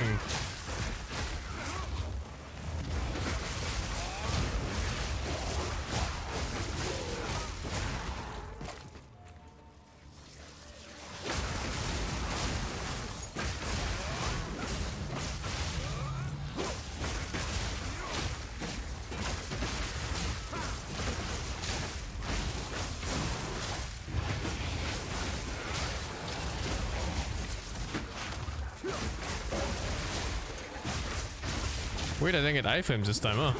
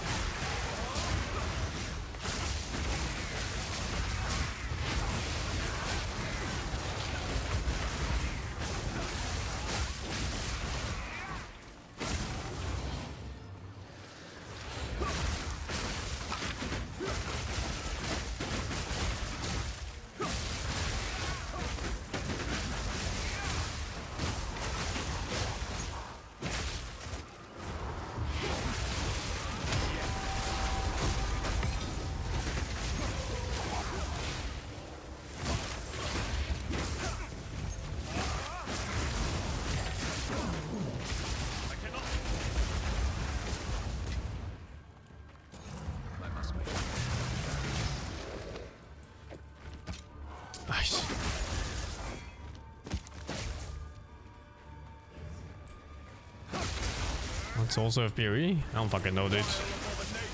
Someone's trying to fuck up the world and we're trying to stop it for some reason. Even though we don't know the world anything. We're heroes or something.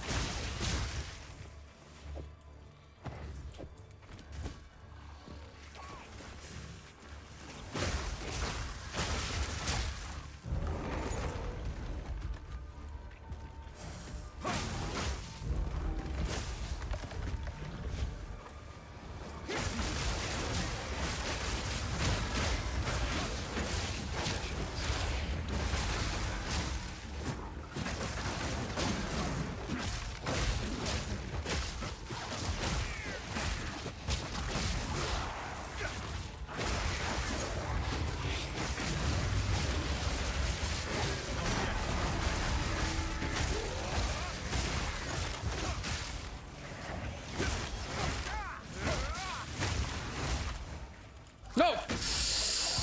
Oh, how do you stop this? You can cast spells.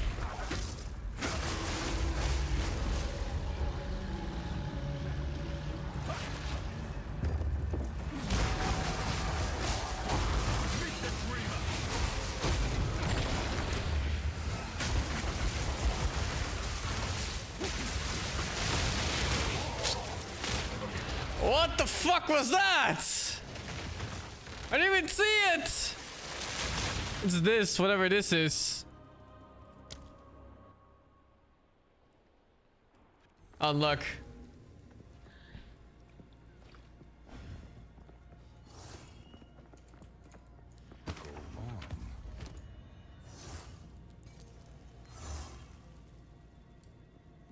This is better than my current. If it only had... Oh wait, it has a suffix. I'm slamming this.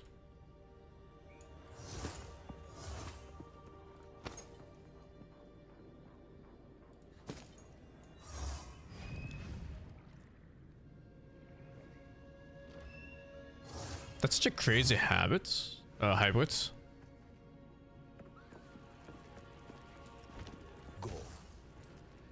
Well, it's not gonna be much better. Well, let's see. Okay. Right. It is better now.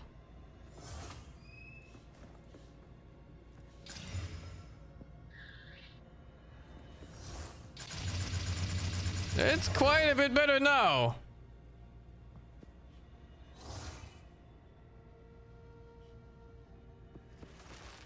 Oh. Oh, is this one? Fuck, everything uses iron wounds.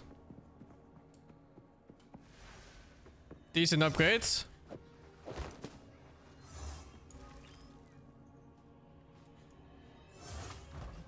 What is it? Sell this shit. Of course.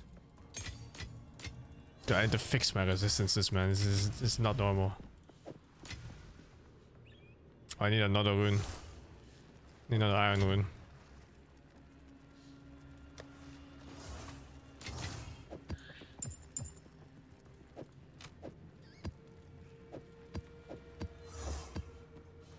No, at least I'm mildly lucky.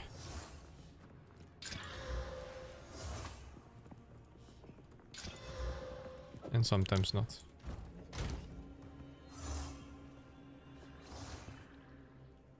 I use all my iron wounds. Everything uses iron wounds for me. 73% evasion.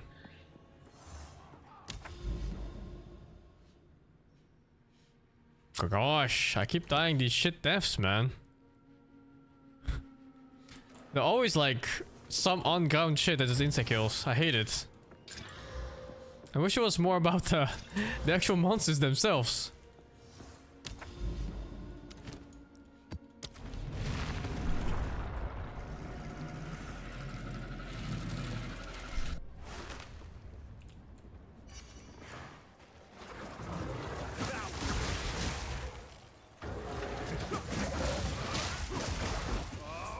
Yeah, I think stuff that just does so much damage on the ground, it should be a lot more visible.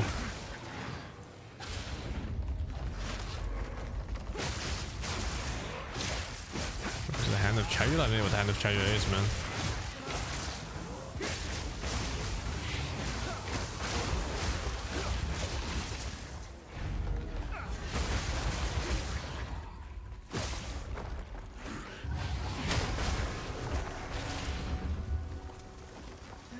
Oh my god. It's the same damage as my potion heal rates.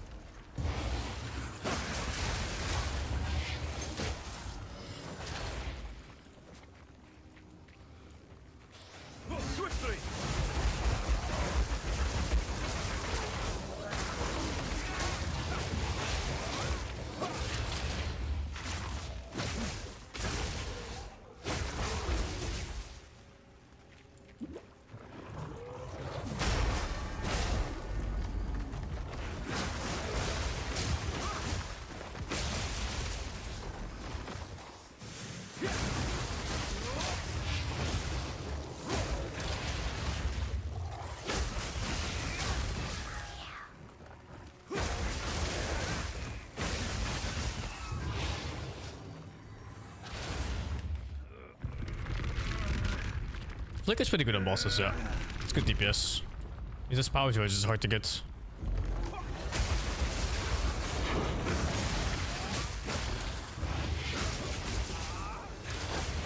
It's gonna be really good in 3 more levels, because then I get the extra power charge, or 4 more levels for the power charges.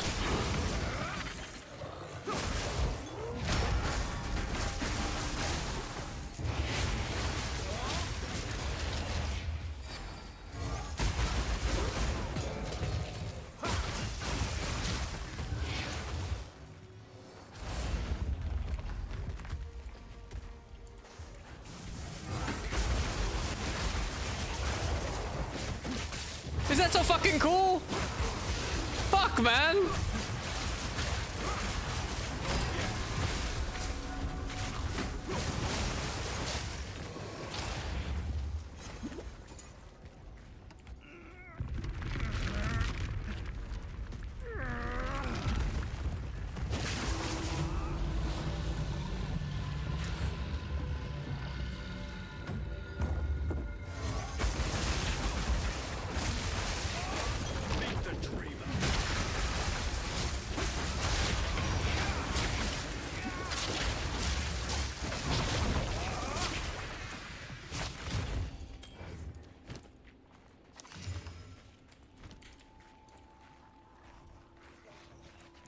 Charge is only for spells now, yeah. It's one of the major changes of Piri 1 to Piri 2. And charges actually give no buffs at all in terms of stats.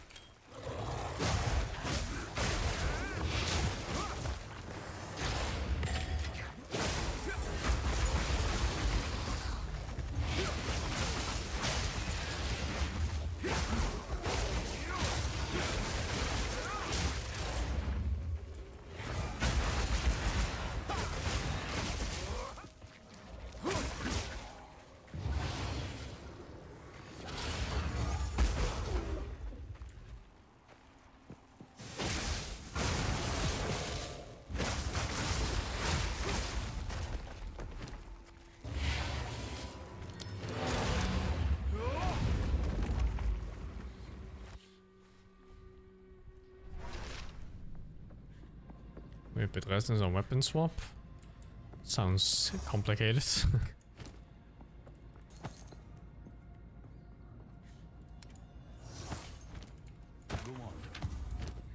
But I'm sure someone will figure out something nice at some point, no? Just not me. Brain too small. Time is of the essence. Wait, it's not done? Fuck.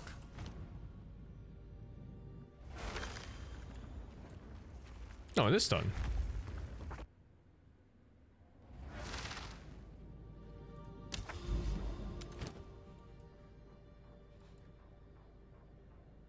Limestone hideout. Oh, yo.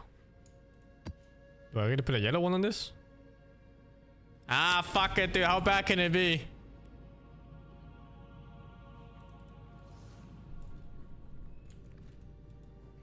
Finally, a house.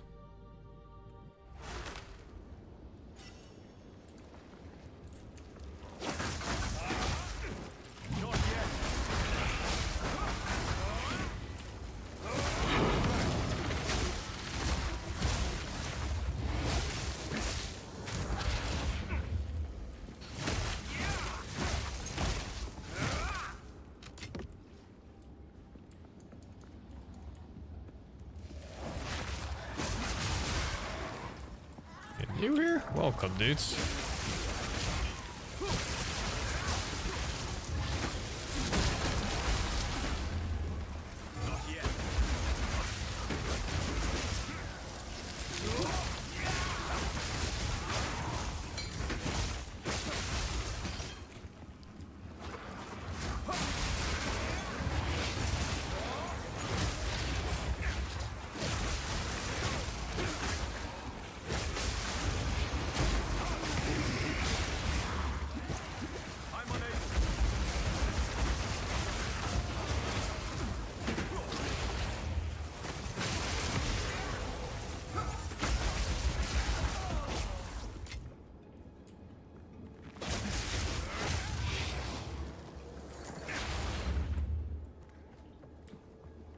Oh, what?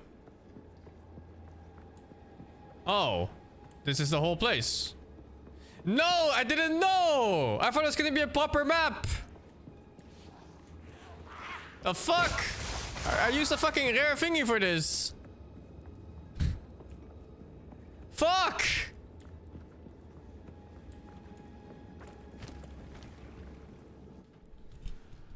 I got scammed. Thank you, Stumbler, for the sub gifts. Whatever, dude. I have my hideout now. Bitch, where's my house? Oh my god, we're gonna live in caves.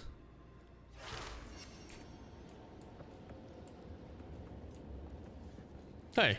Hey, you've made it this far. Clearly you must have... I'm here. Wash your back. Is there no expedition locker?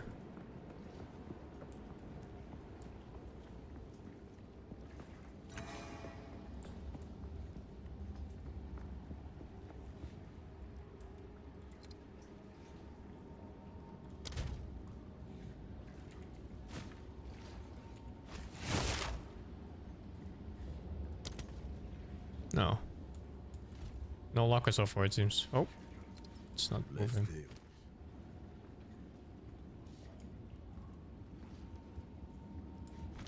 Watch out for... Welcome.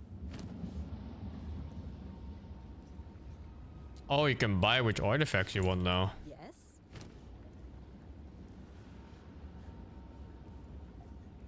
I see. 24 attack speed modifier, wow. Let's deal. I'm here.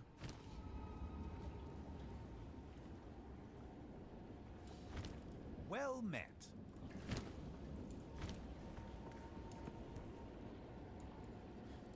How can I help? What is it? Move along now.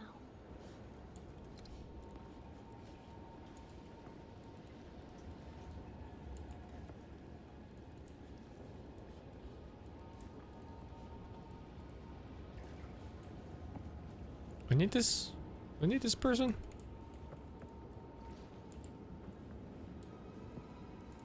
I don't know if I care about anyone else. What is it?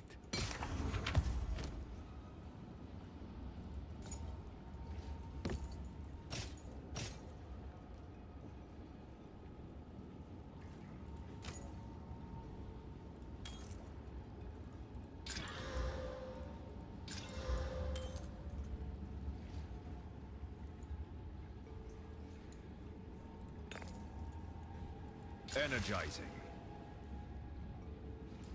Indeed. Oh, my map got wasted.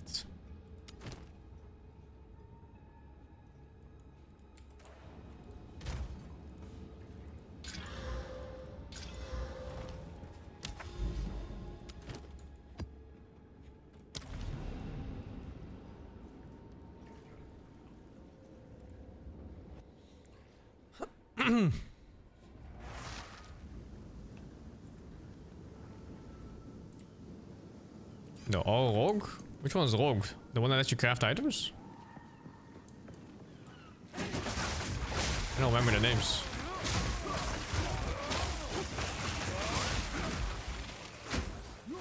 Oh, that's kind of nice.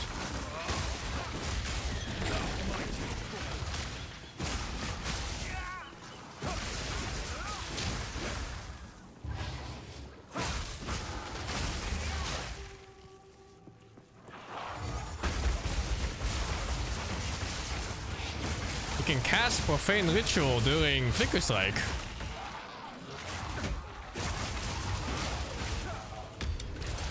What is this character? Oh, Rhea doesn't know. This is Flicker Strike, the greatest spell ever made in any action RPG game.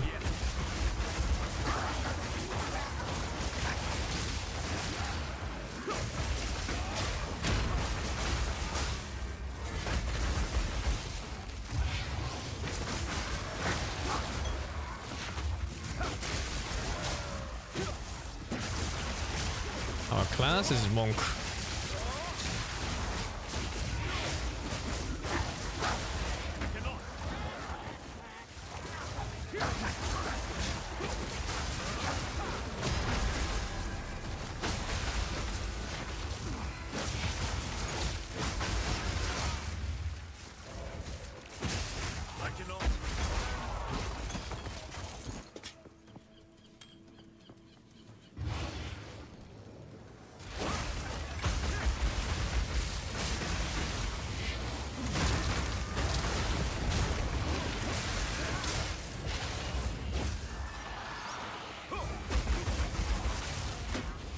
white. What the fuck is this? It is white too, even. The fuck?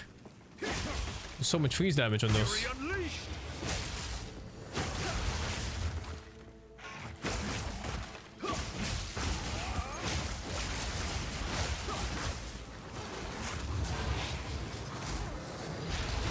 So dangerous.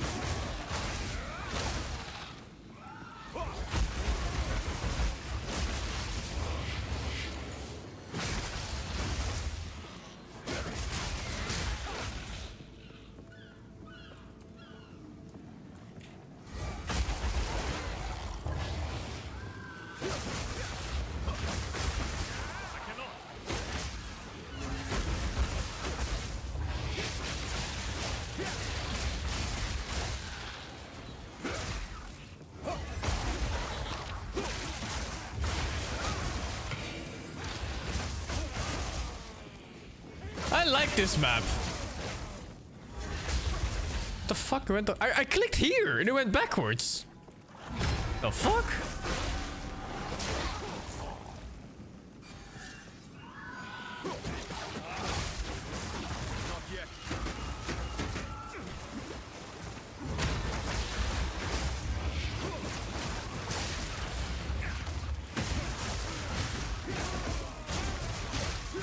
This is really just a stunt map from Period 1.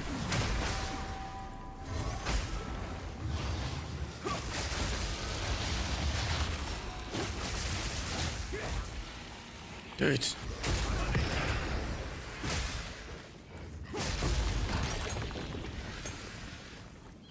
I noticed something really fucky. If they hit you and cancel your Flicker Slag's cast animation, it fucking goes on cooldown. Doesn't take the power charge at least.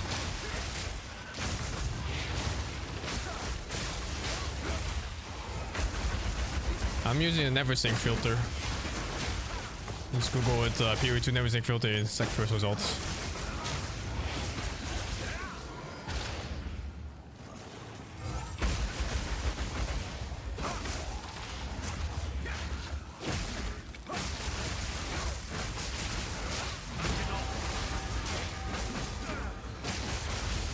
Okay, there's something really cool about this Reaper's Invocation.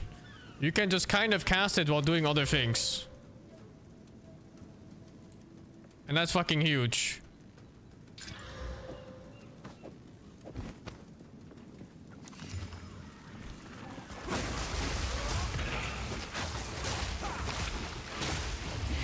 I must maintain.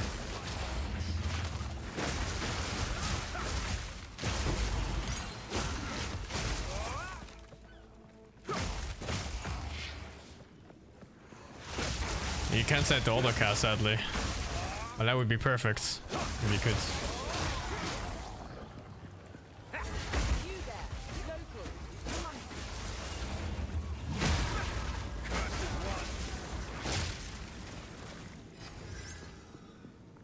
I always love a good risk.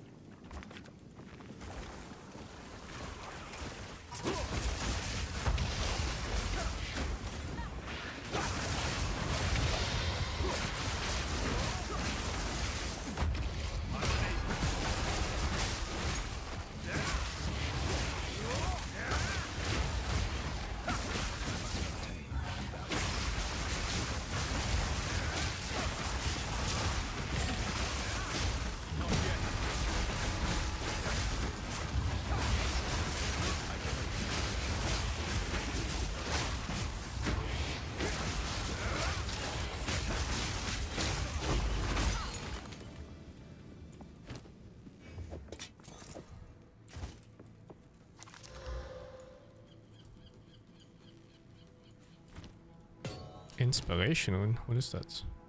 Mana regen. Just haven't found a storm rune.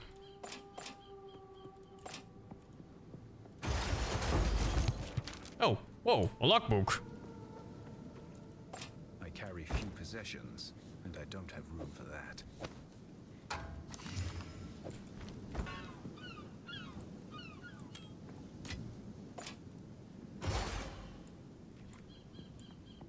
Need something? Man, she doesn't shop here.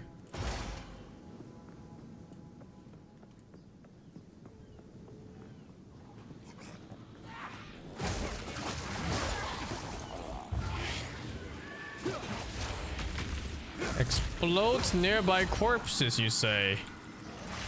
My favorite.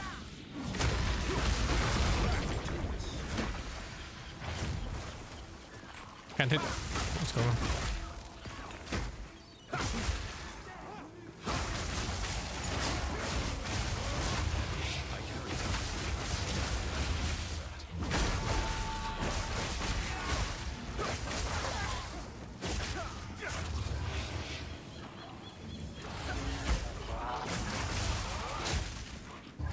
I guess one bad thing about PoE late game now is that you cannot choose what map you want to farm, right? You're just kind of left to wherever the Atlas takes you.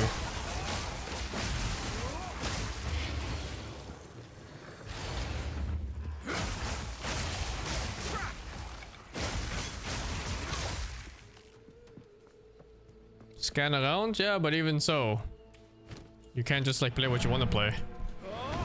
Because I really like the Strand map in PoE 1. I could run it all day, really, for like fucking hours at a time. So unlock the favorite map slot. Oh, really? Huh, maybe it's like some other mechanic in play. Oh, I didn't mean to click this. Fuck.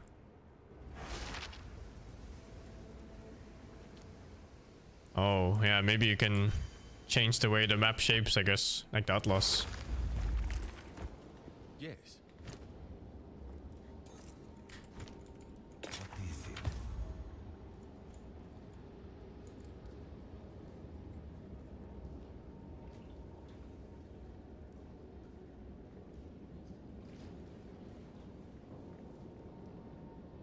This is for my other character.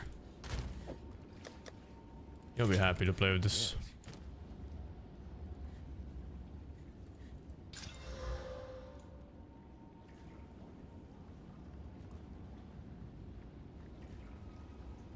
Do I bother? It's kind of low tier. They're both low tier. I'm not gonna bother. My weapon's already pretty good. I don't want to spend resources on it.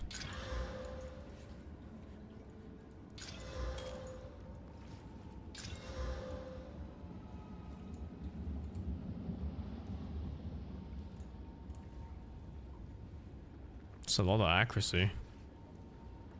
Not really a stat I need though. I'm not gonna bother. And try the logbook, see what happens.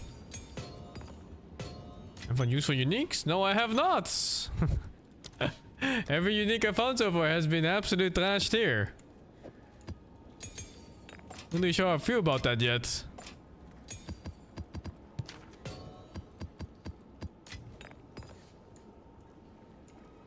Fuck, there's so much shit I don't want in here.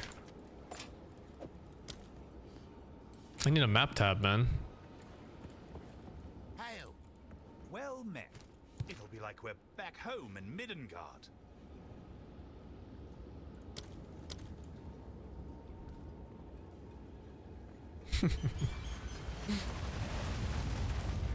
Oh, these portals look sick.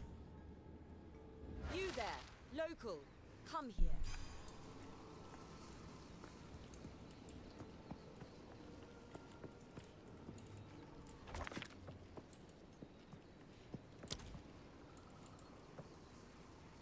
I'm not gonna trade.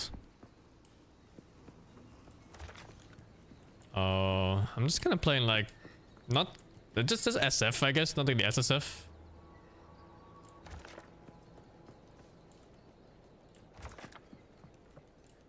Oh, that's one I got words.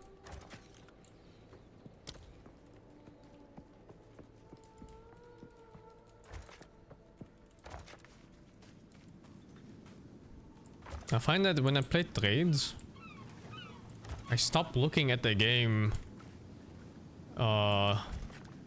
in the way how I want it to be played. It's like I want to look at item drops, I want to look at unique drops, and craft my own gear because I find a lot of fun in that. When I play trades, all I can see is currency. And nothing but currency. I am resetting this. Holy, that was a bad run. Let's try the other side. Yeah, it's like just stonks, right? And nothing else. It's a nice way to play if I don't turn off my brain, but it's a new game, so I kind of want to put the effort into also learning the crafting system and other things.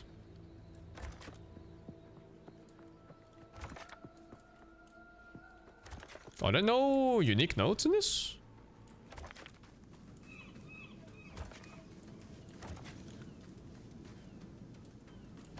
Maybe not, huh?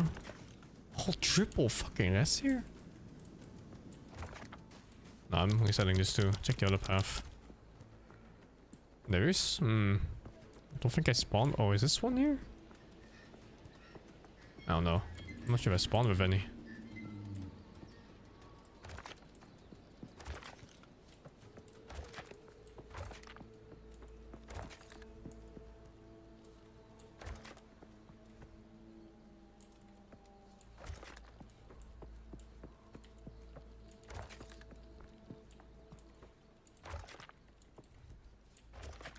Yeah, turning off your brain is so. This is unique, I guess. Turning off your brain is kind of nice sometimes just to play. I do that too a lot of leagues. It's just that in this league in particular, I want to put effort into my own play and learn as much as I can. Oh yeah, just playing trade takes too much away from that for me.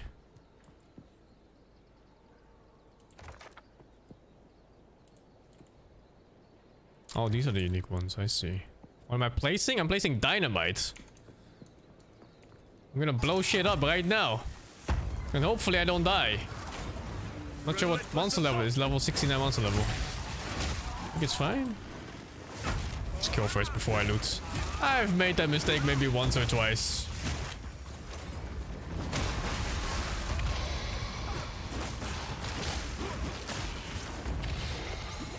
Where are the monsters? What the fuck? I thought the small nodes would still give me like proper monster packs. Didn't they normally?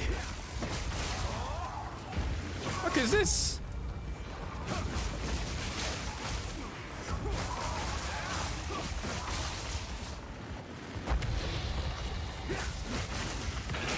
It's spawning like 5 monsters per fucking node, dude. What?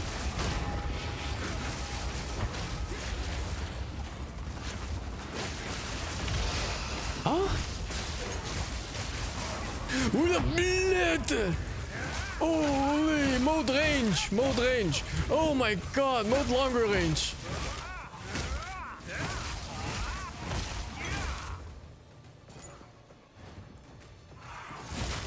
Oh Jesus!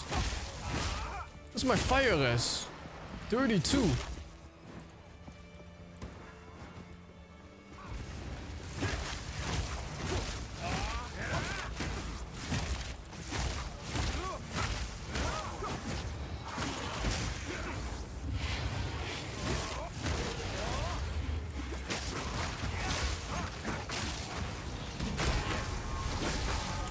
Oh my god!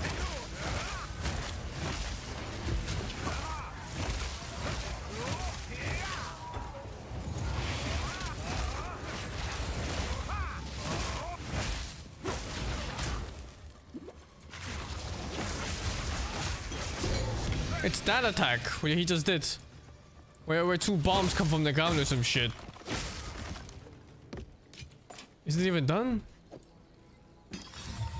Oh, high level unique. Trigger Amber Fusilade on casting a spell. Hey, that sounds kind of cool, no? But why is the staff so fucking shit?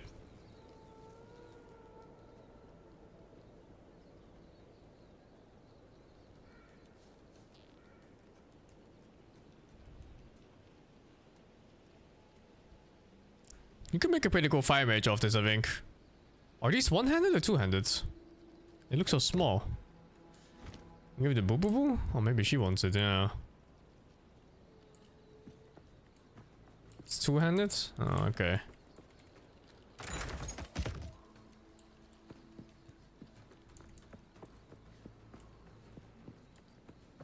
Yeah, mages have weak arms. It is what it is. Can't even hold 2 staffs. Imagine how strong a mage would be if they could. But no.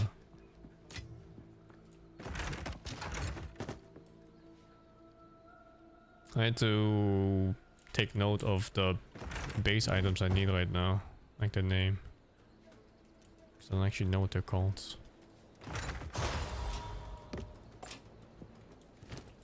Like I need new gloves, belt, boots, rings, and helmet.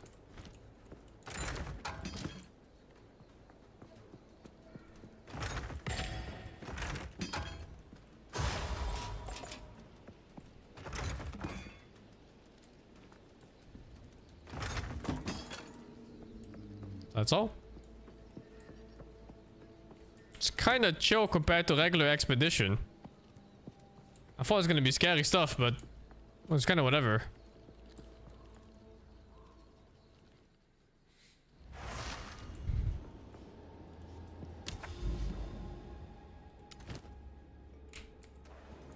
The mob density was super low, yeah, for sure, man.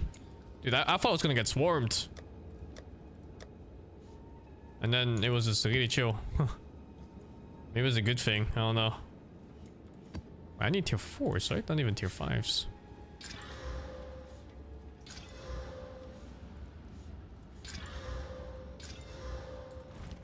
Yeah, I need tier 4s. I'm just doing tier 5s because I didn't have any tier 4s.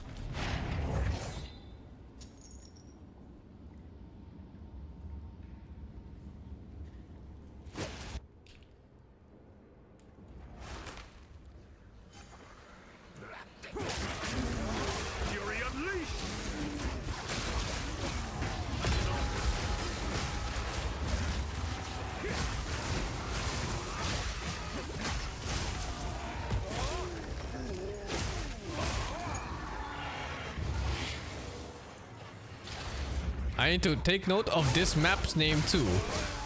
Augury. I never want to play this map again.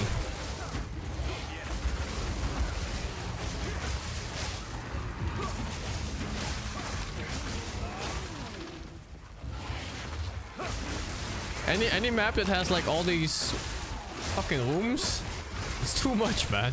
I feel like I've been playing this map all day too.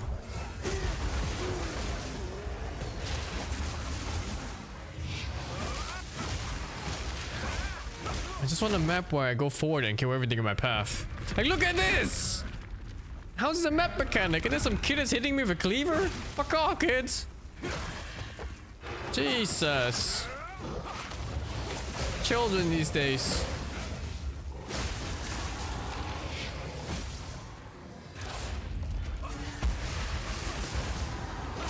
Damn, I'm cool.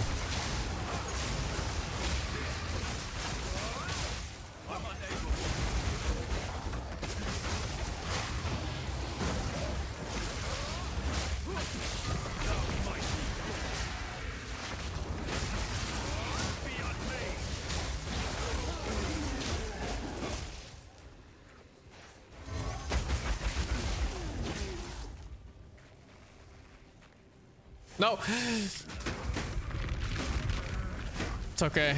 They have 0 DPS. Oh my god.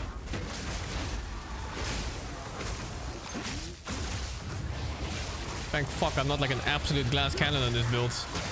We'll make this map disastrous.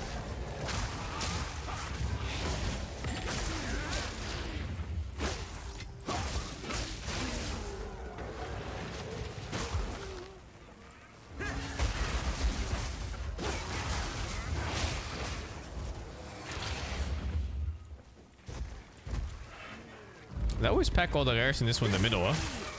There's like no reason to explore this one almost. You just go to the edges.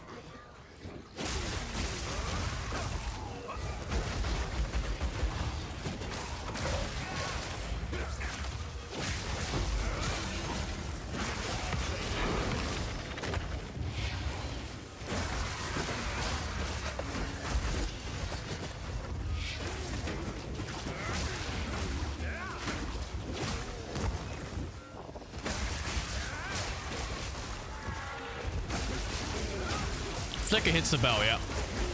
And also Flicker stack is AoE, so even if the boss is like not being hit, it will still hit the boss if it's next to the bell. You good, buds? Jesus, man.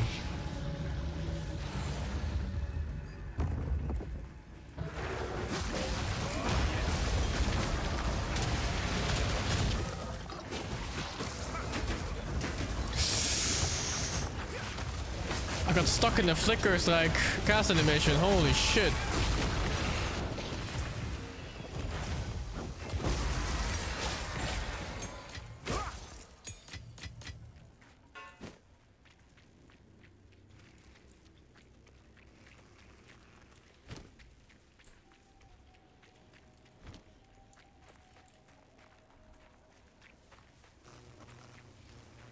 I can die? I've been dying all the time, man. But mostly from post-death effects from enemies. The lame deaths, honestly, but you know, PoE. It simply is PoE.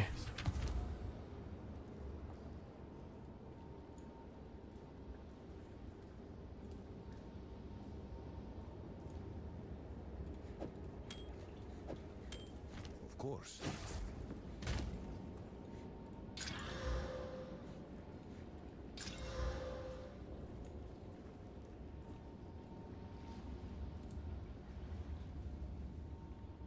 It's a lot of cold dress. I'm kinda okay on cold dress even.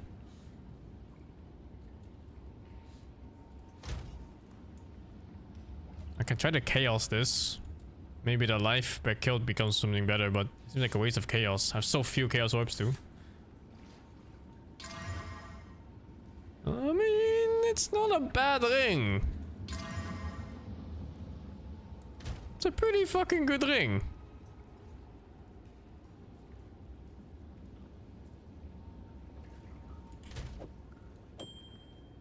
Ugh! My fire ass! Fuck, I just closed my eyes.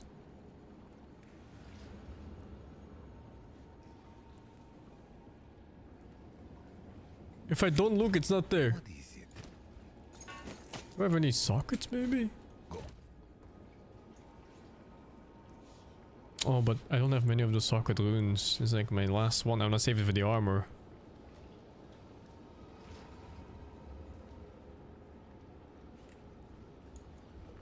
Fuck it, dude. It's a dead end?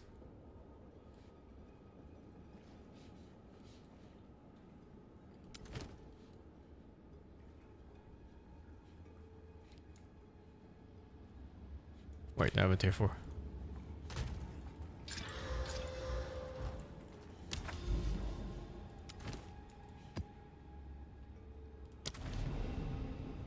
I could definitely over the 2 subgifts. I really need to solve it for more sockets. Ah, fuck, man. I'm so lazy for that.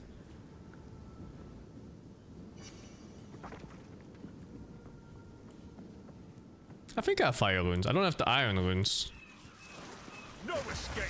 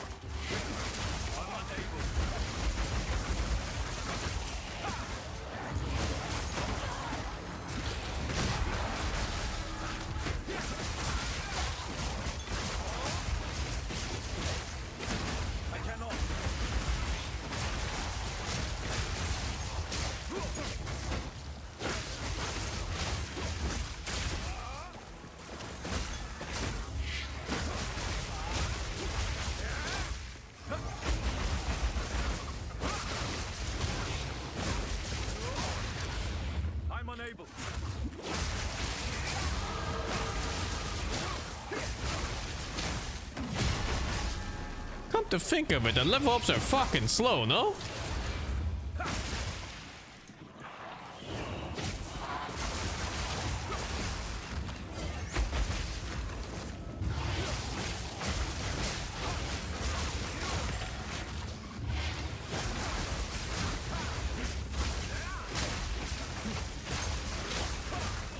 Not even if I'm dying, I just think mobs just give very little XP.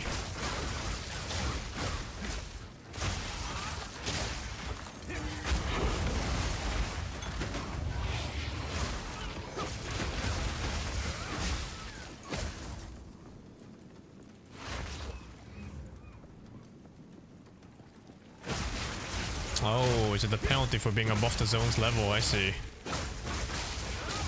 kind of sucks because you're like forced to do 10 of each tier, so you're like stuck on these levels for a very long time.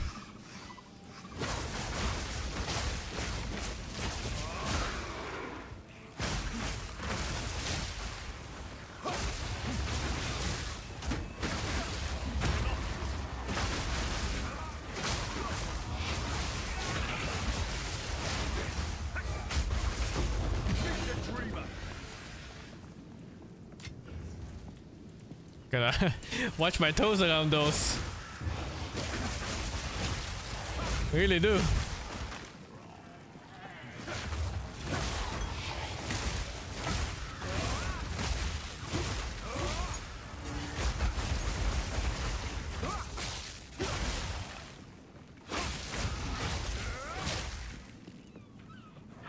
I can do higher tier maps, but I don't know if I can sustain. Like, I already ran out on tier 3 maps earlier.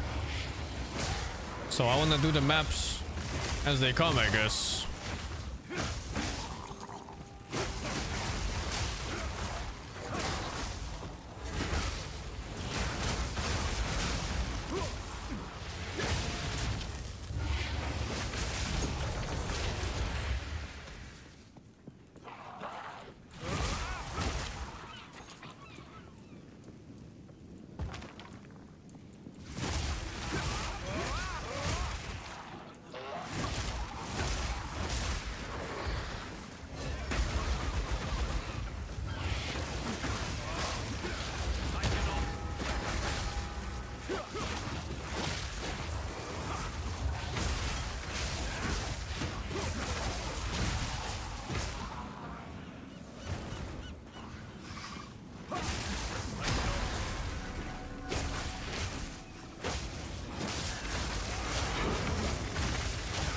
Nice, tier 4 map.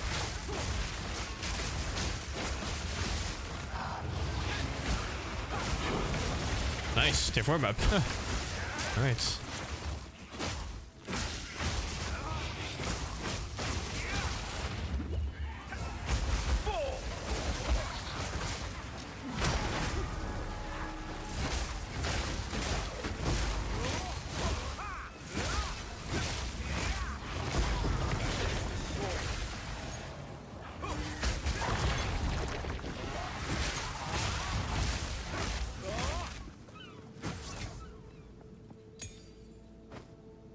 Oh, is this the one I need the most? No, it's armor.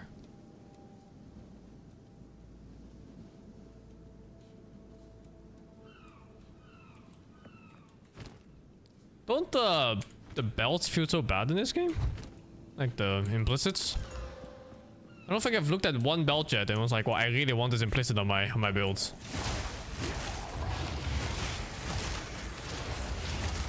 I'm using NeverSing's filter for this. Come to think of it too, this skill counts as melee.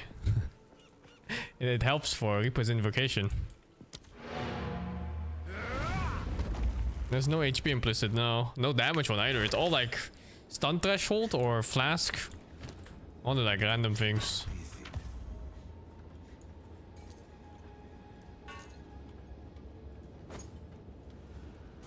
There's armor, I guess. Yeah, that one's okay. I haven't seen an invasion one though.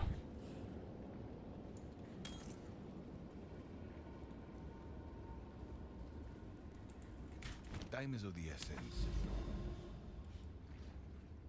Fuck, it's augury again. Where am I? Here? Savannah. I don't know what map this is.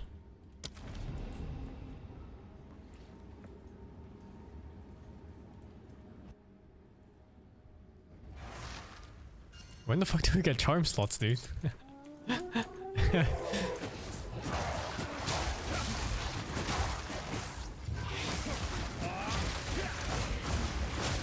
Wait, is it based on the belt? No, right? On belt mod? Oh, really? Wow. Wow, I legit haven't seen one yet.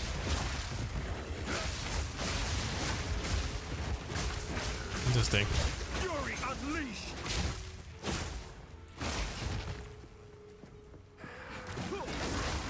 I thought they were gonna give me more from the acts. And every so many acts they were gonna add one. And I'm waiting and waiting and waiting. And just like father never came back home. 1 pack of cigarettes, he said.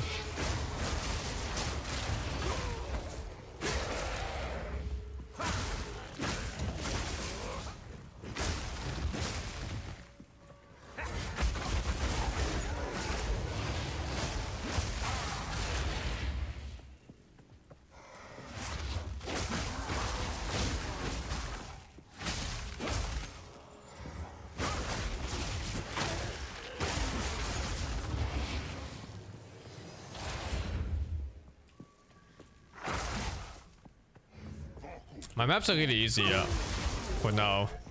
I think the struggle will start happening around tier 8 and 9. From how the maps play right now.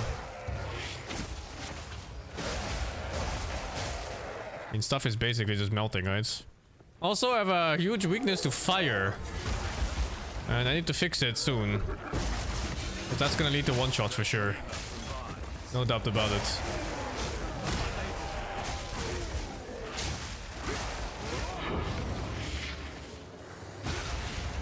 Yeah, the new weapon helped a lot. I mean, it was like, what, 50% damage increase or something? From 11k to like 16k or some shit like that.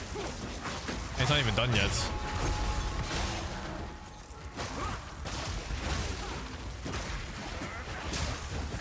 How much fire res do I have? I have a mighty minus 2%.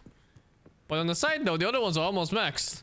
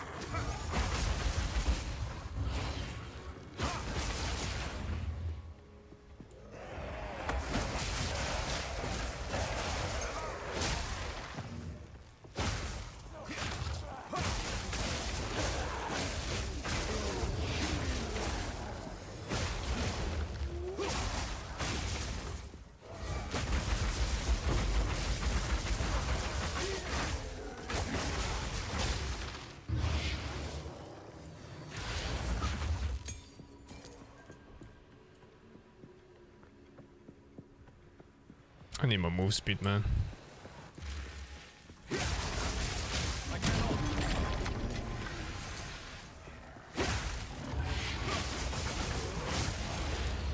His spec is fine at this level. I have no problems. I have 200k again. It's like 5k per point or something. It's completely fine.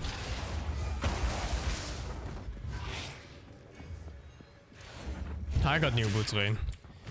They're not super great, but they're better than what I had. Fury unleashed.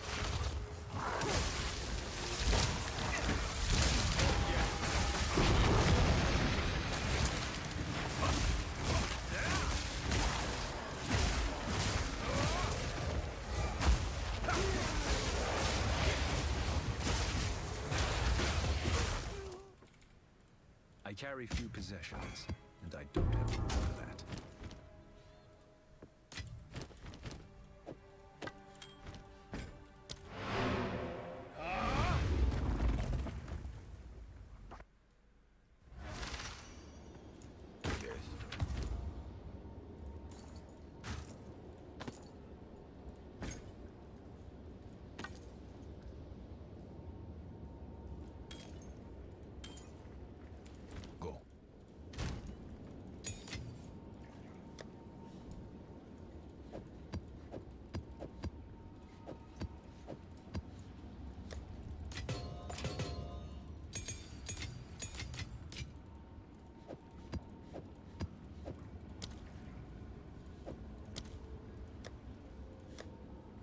these. I'm not farming Ultimatum.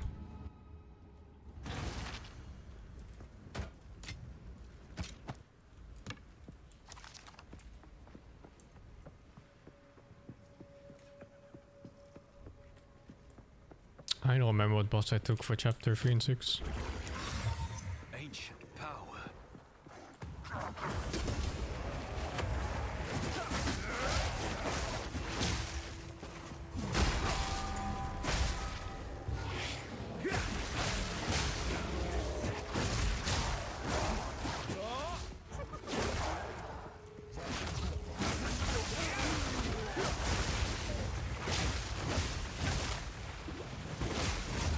Oh, the map is done. I didn't even realize. Oh, my fingers so far? Not so bad. I find that the mob density is very low in this game. Oh, this looks pretty on the minimap. On the skill tree, I mean.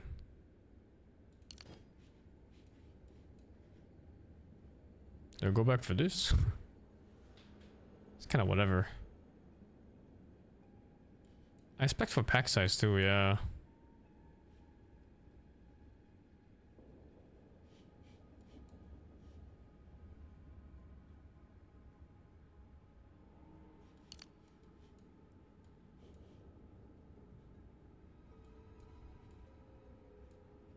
Oh, I guess I'm just going for power charges.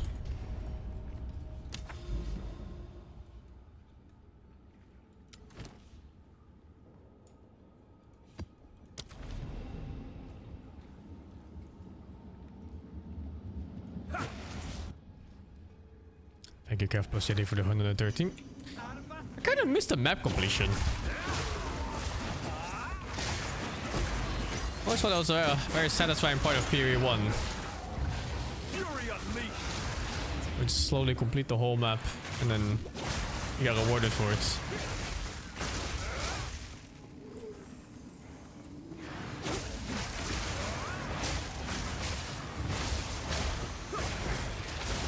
Still same dopamine fix on this one. I miss bosses every map too, yeah, for sure, man. Same thing.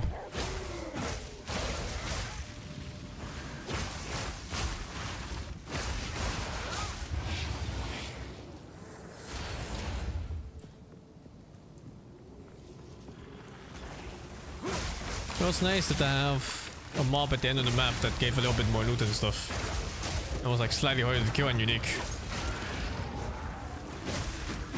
Where are the bosses? Well, apparently every 4 maps on average has like one of those bosses you have to kill, like a story type boss. But it feels more like 1 in 10 to me. Was that fire damage?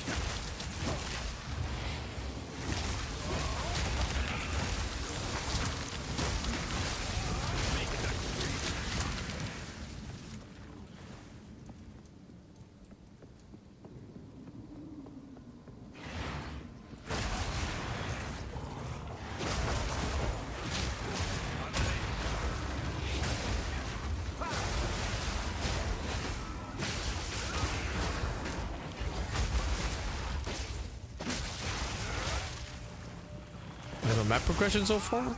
I guess I'm stuck on too low level for too long, I feel. I just want to start doing like tier 8 maps right now, but you know, I can't sustain. Or maybe that's also just intended to slow down gameplay.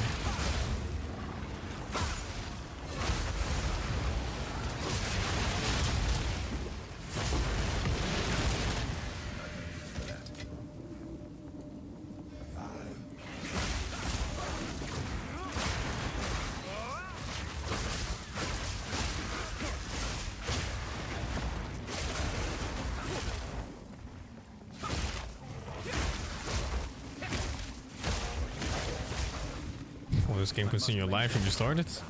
Only if you let it. Just don't let it.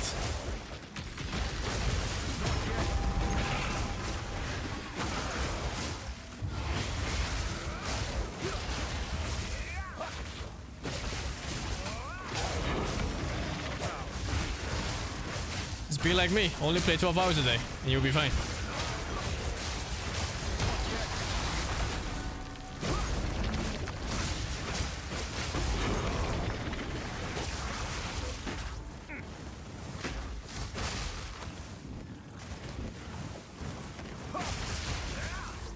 Fuck, I kinda need a soccer too there.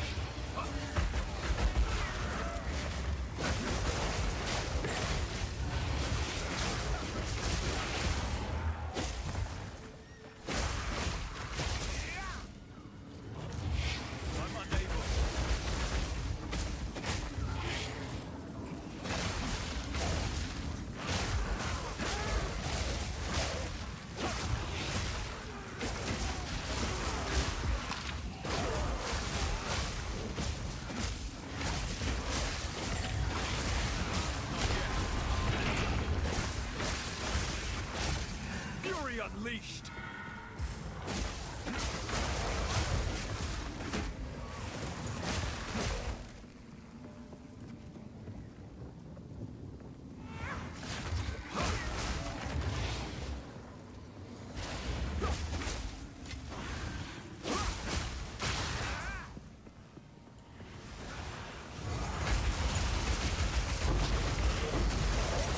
Oh. Man, when I keep sparking, it's so cool.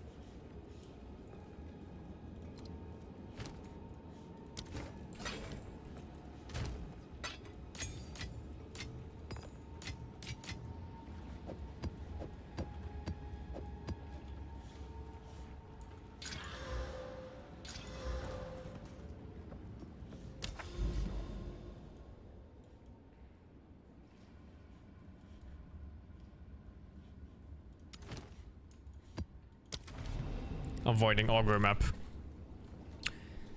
Desang Myung, thank you for the subgifts, man. Thank you very much. What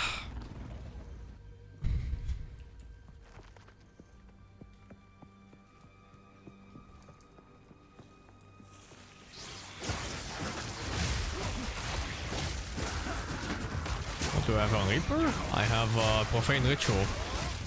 It's just for generating power charges. The cool thing about the Reaper I learned is that it doesn't actually have a cast animation, so you just click it whenever it's ready. It's super nice. Even like mid-attack it goes off. Like the nicest thing about it. Like all the other things, like the palm attacks or siphonings, like you have to stop for it, and then it's like this whole backswing. It feels really bad to play.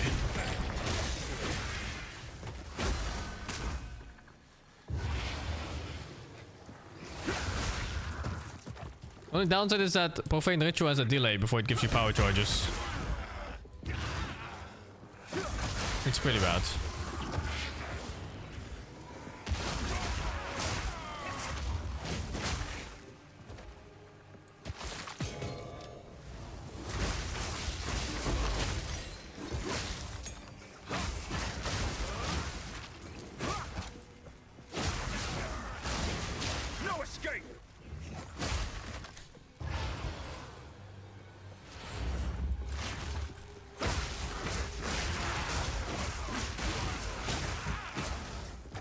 I don't think it's worth speeding it up.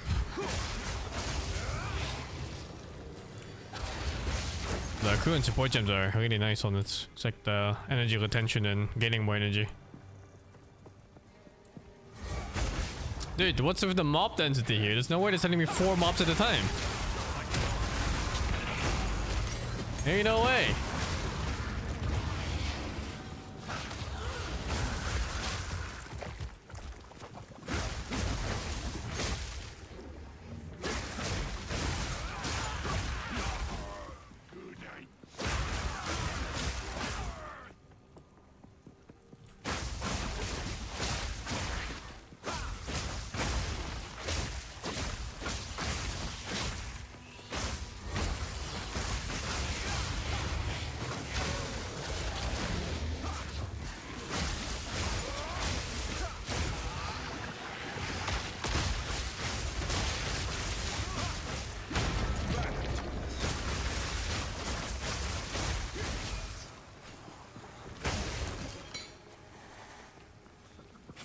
Wow, 25% more stun buildup. It's actually not even bad.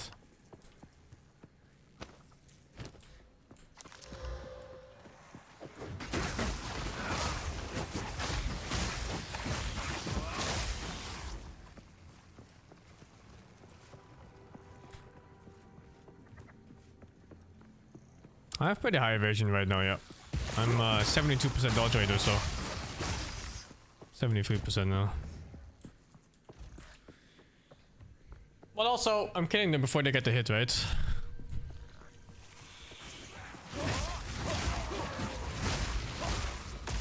Wonder what maps my friends are on these days. I guess Rain's behind because he has work. Not sure. Oh, I gotta check if Boo wants to play too.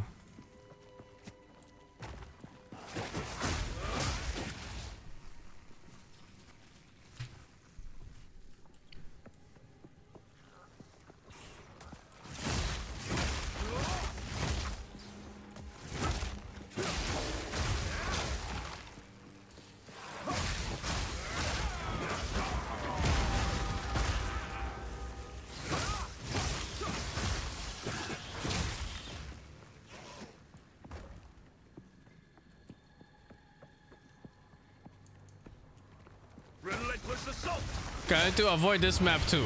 Bloodwood. So what's it? Augur, Bloodwood, Val Factory. Like these maps are fucking most Dark Water ones. It's like it's ginormous and the mob density is not there.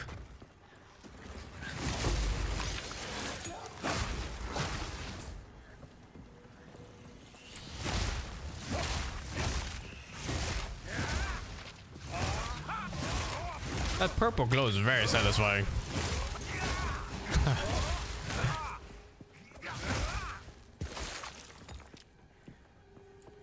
I had a lag spike earlier today, yeah.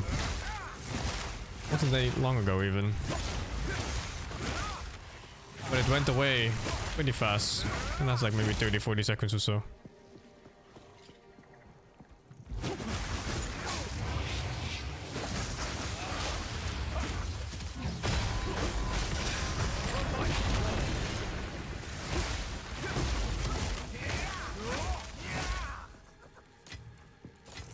Is on my side.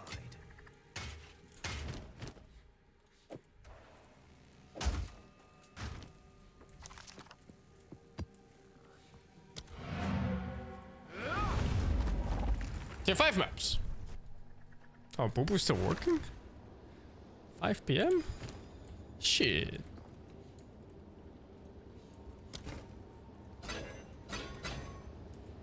We found a handful of... Speak. Time is over. Work, okay.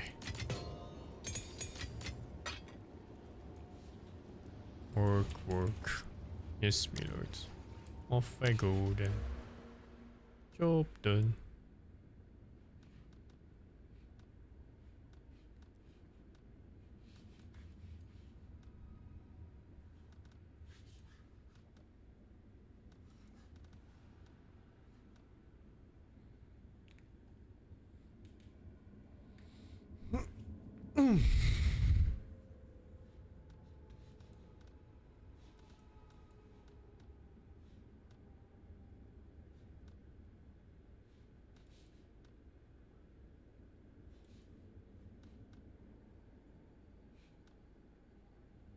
I think I'm going this path, right?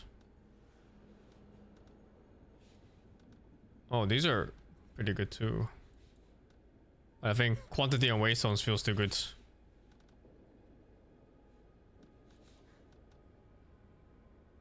These look really good too. This pack size of monsters and everything. I'm going for these. I want this one. What level am I now? I'm level 76. Leveling is super slow now. I need tier 5 maps.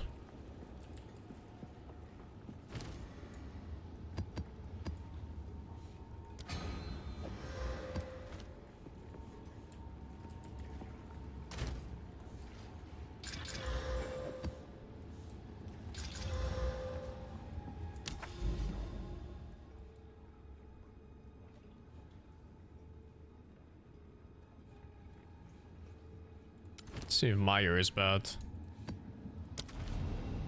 Thank you, Easy47 for the 5 sub gifts.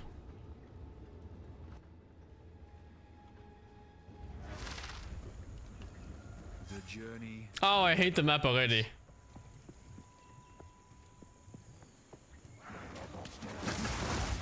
No escape.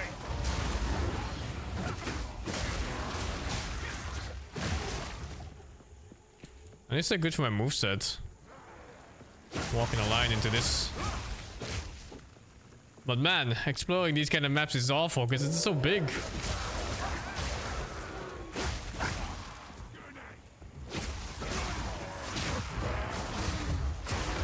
Oh, whoa, whoa, whoa, whoa.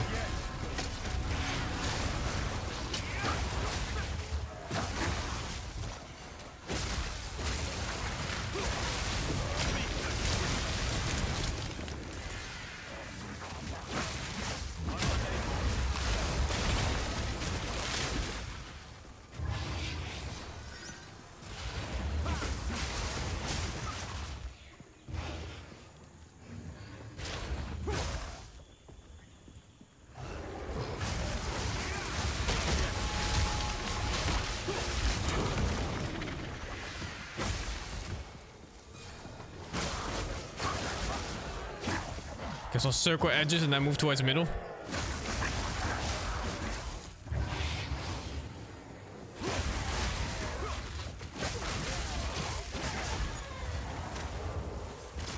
Oh, what the fuck? It's a big fucking map!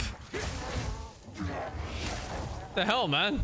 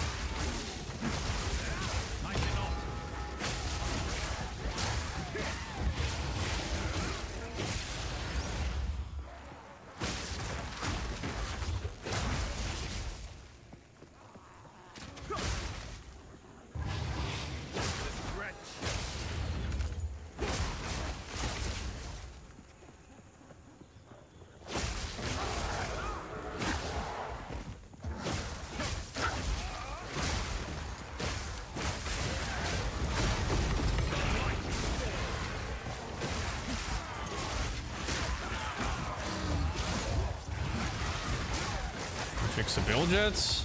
I mean, my build is fine, but it's not how I want to play it. I want to flicker cycle till the end of the world.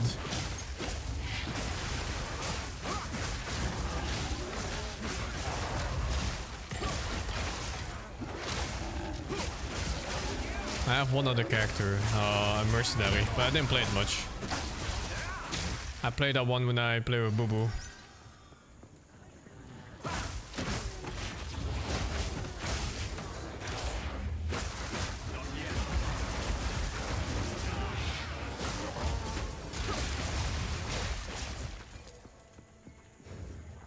It's not possible in this game, I think. Infinite Flicker Strike.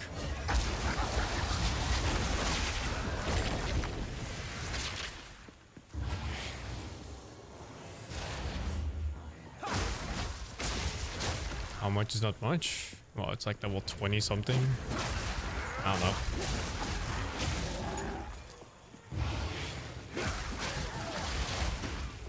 Jesus, what the fuck was that? Almost two-shot me.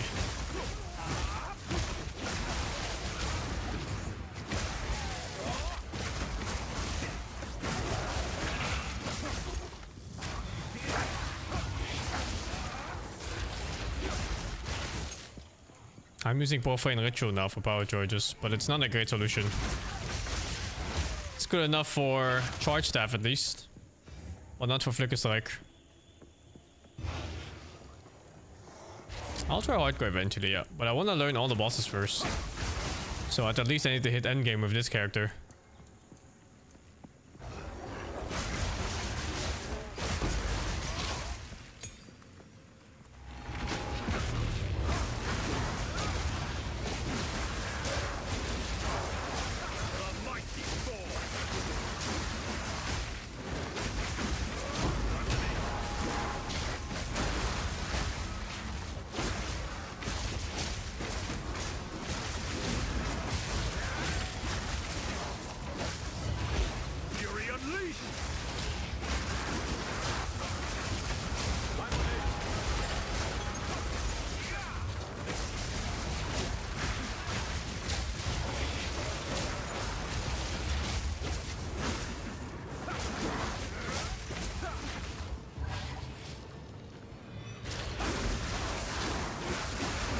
These feel so much fun to fight. Do I die? Oh my god.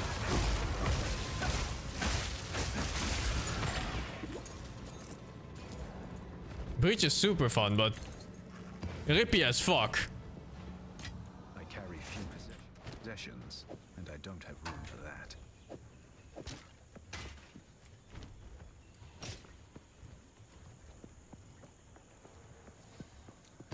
Oh wow, this one guarantees breaches. Sick.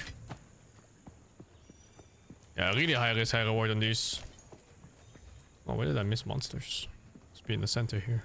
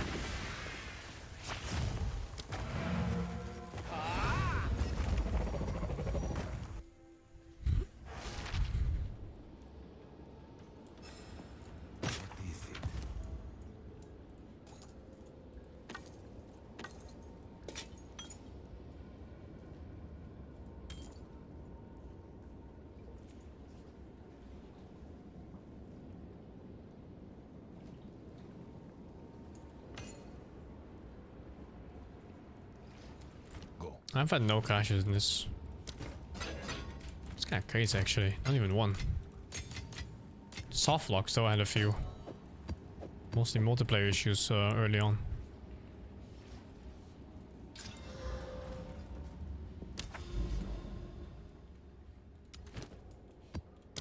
Can do breaches all day if I put this tablet in there.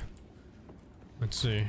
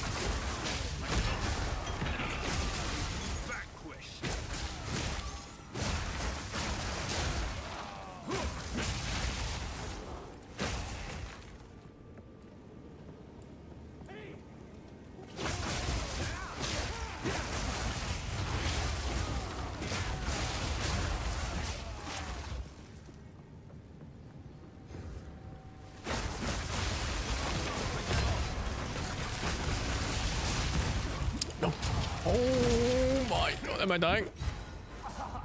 Fucking fire damage! Fuck!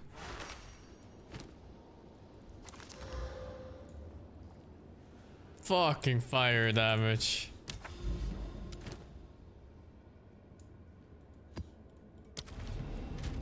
Oh my god, my one weakness.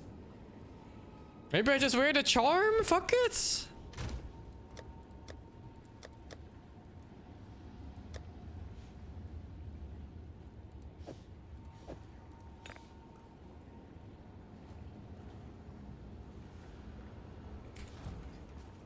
Helps a little bit, I guess.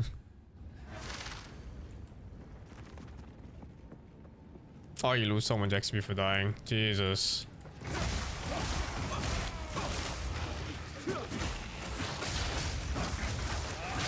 Lightning!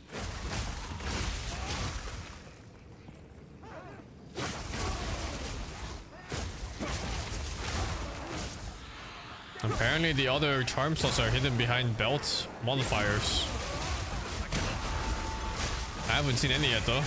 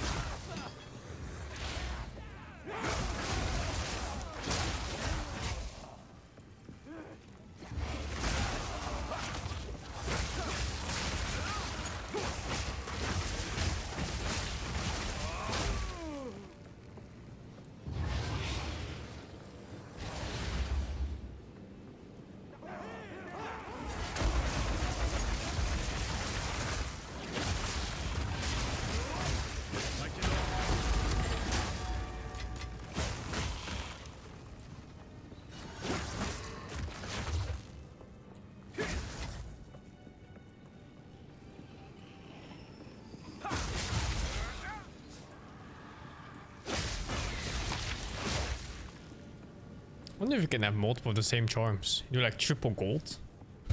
60% more magic find every time you kill a rare.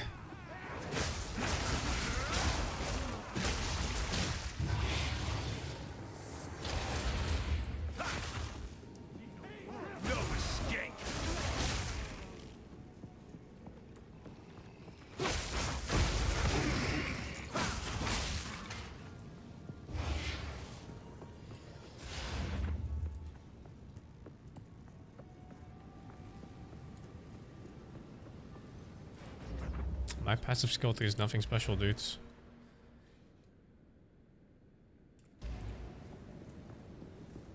My weapon is just very strong right now for my level. Got lucky.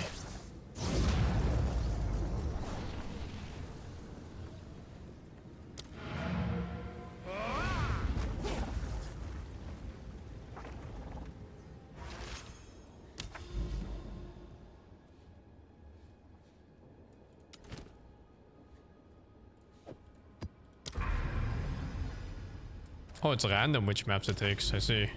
Just maps in range. I guess I always go for Breach, because Breach is kind of nice, even though it's dangerous. It's fun to play.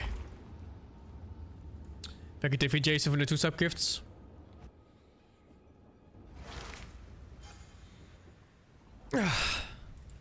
What's the use of Val Orbs? You can alter an item, and there's a chance it gets worse and a chance it gets better. Use with caution.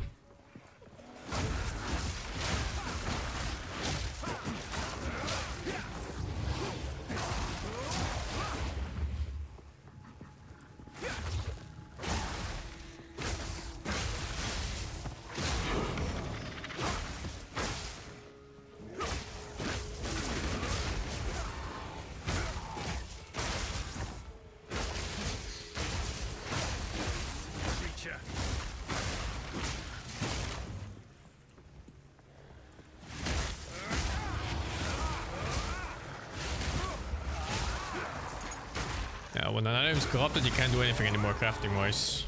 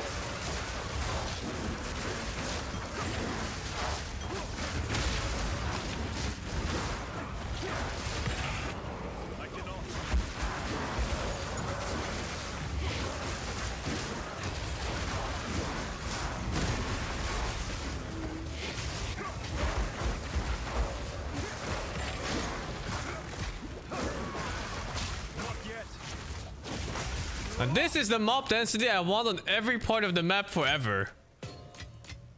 Not just on Breach, but man, Breach makes it fun. Holy dude. They really cooked on Breach.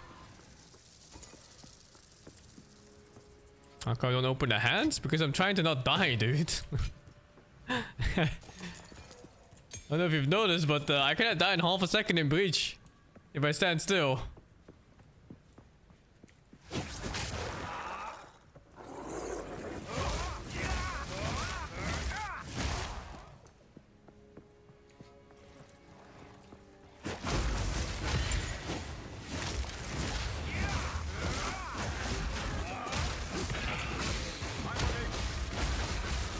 No, they open when you touch them, but dude, I'm not looking at the fucking loot, man. I'm looking at monster attacks so I don't get insta kills.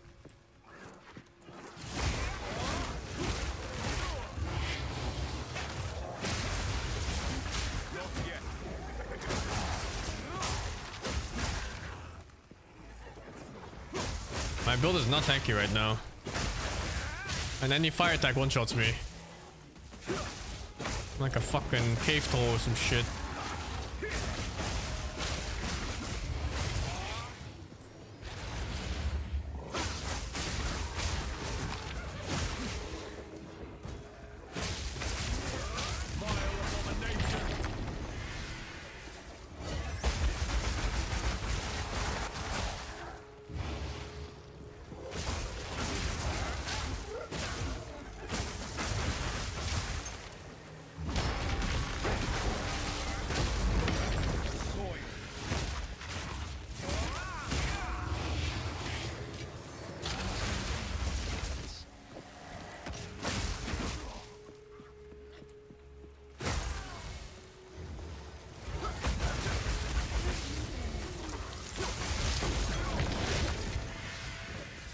Surprisingly low damage in the firewall.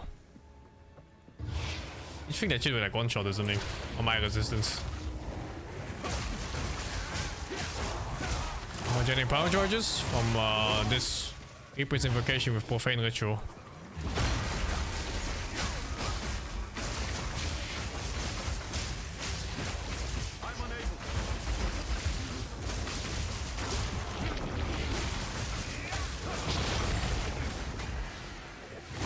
This map's okay. Savannah. I don't remember it.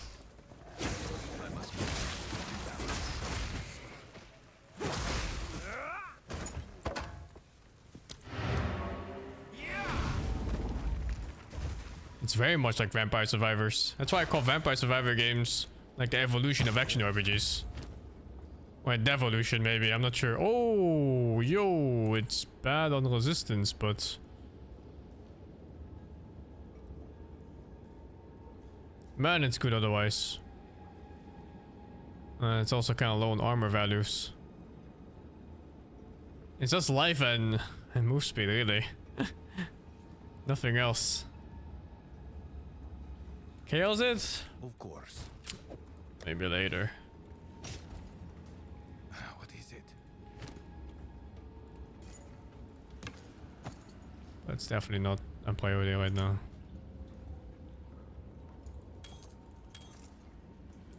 Go. Control click shoot. Delete those.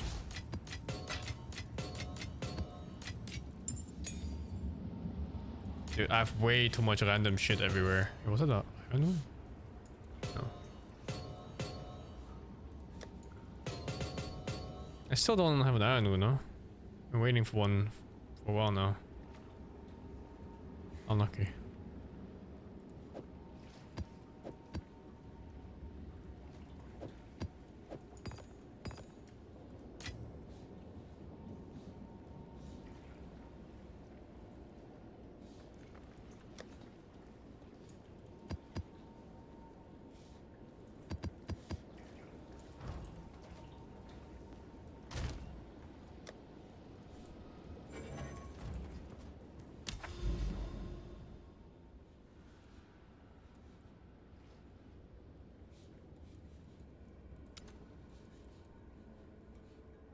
What? It fucking buffed these maps here on the other side of the mountain? What the fuck?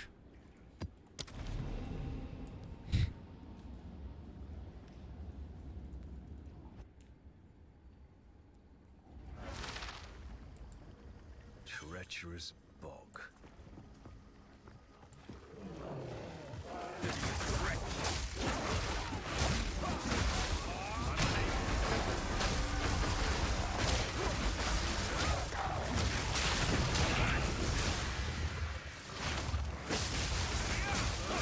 Elemental resistance aura. Wow. So tanky. Linking illusion is like awful for power charges, man. It's not viable at all.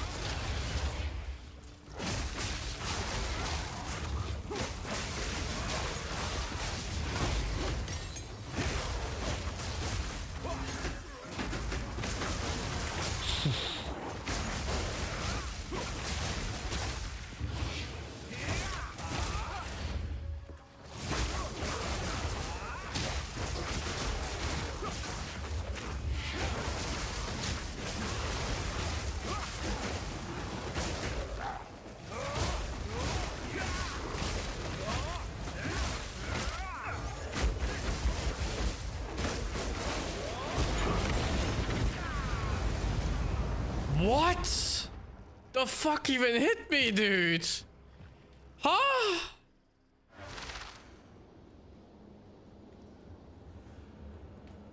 Ugh.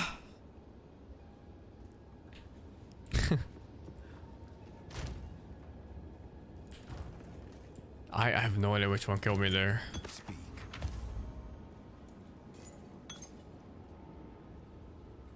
Oh, I think I'll play more tomorrow. Fuck these devs, man. Yeah, I need to sleep early anyway, because I want to catch more of the ESL games. So I need to just go to sleep early, and I'll end early. And start early tomorrow morning. Apple, thank you for the 35 months. Thank you all for watching, guys. I wish all of you a nice evening. Tomorrow morning, I'll try to start like 9 AM or something.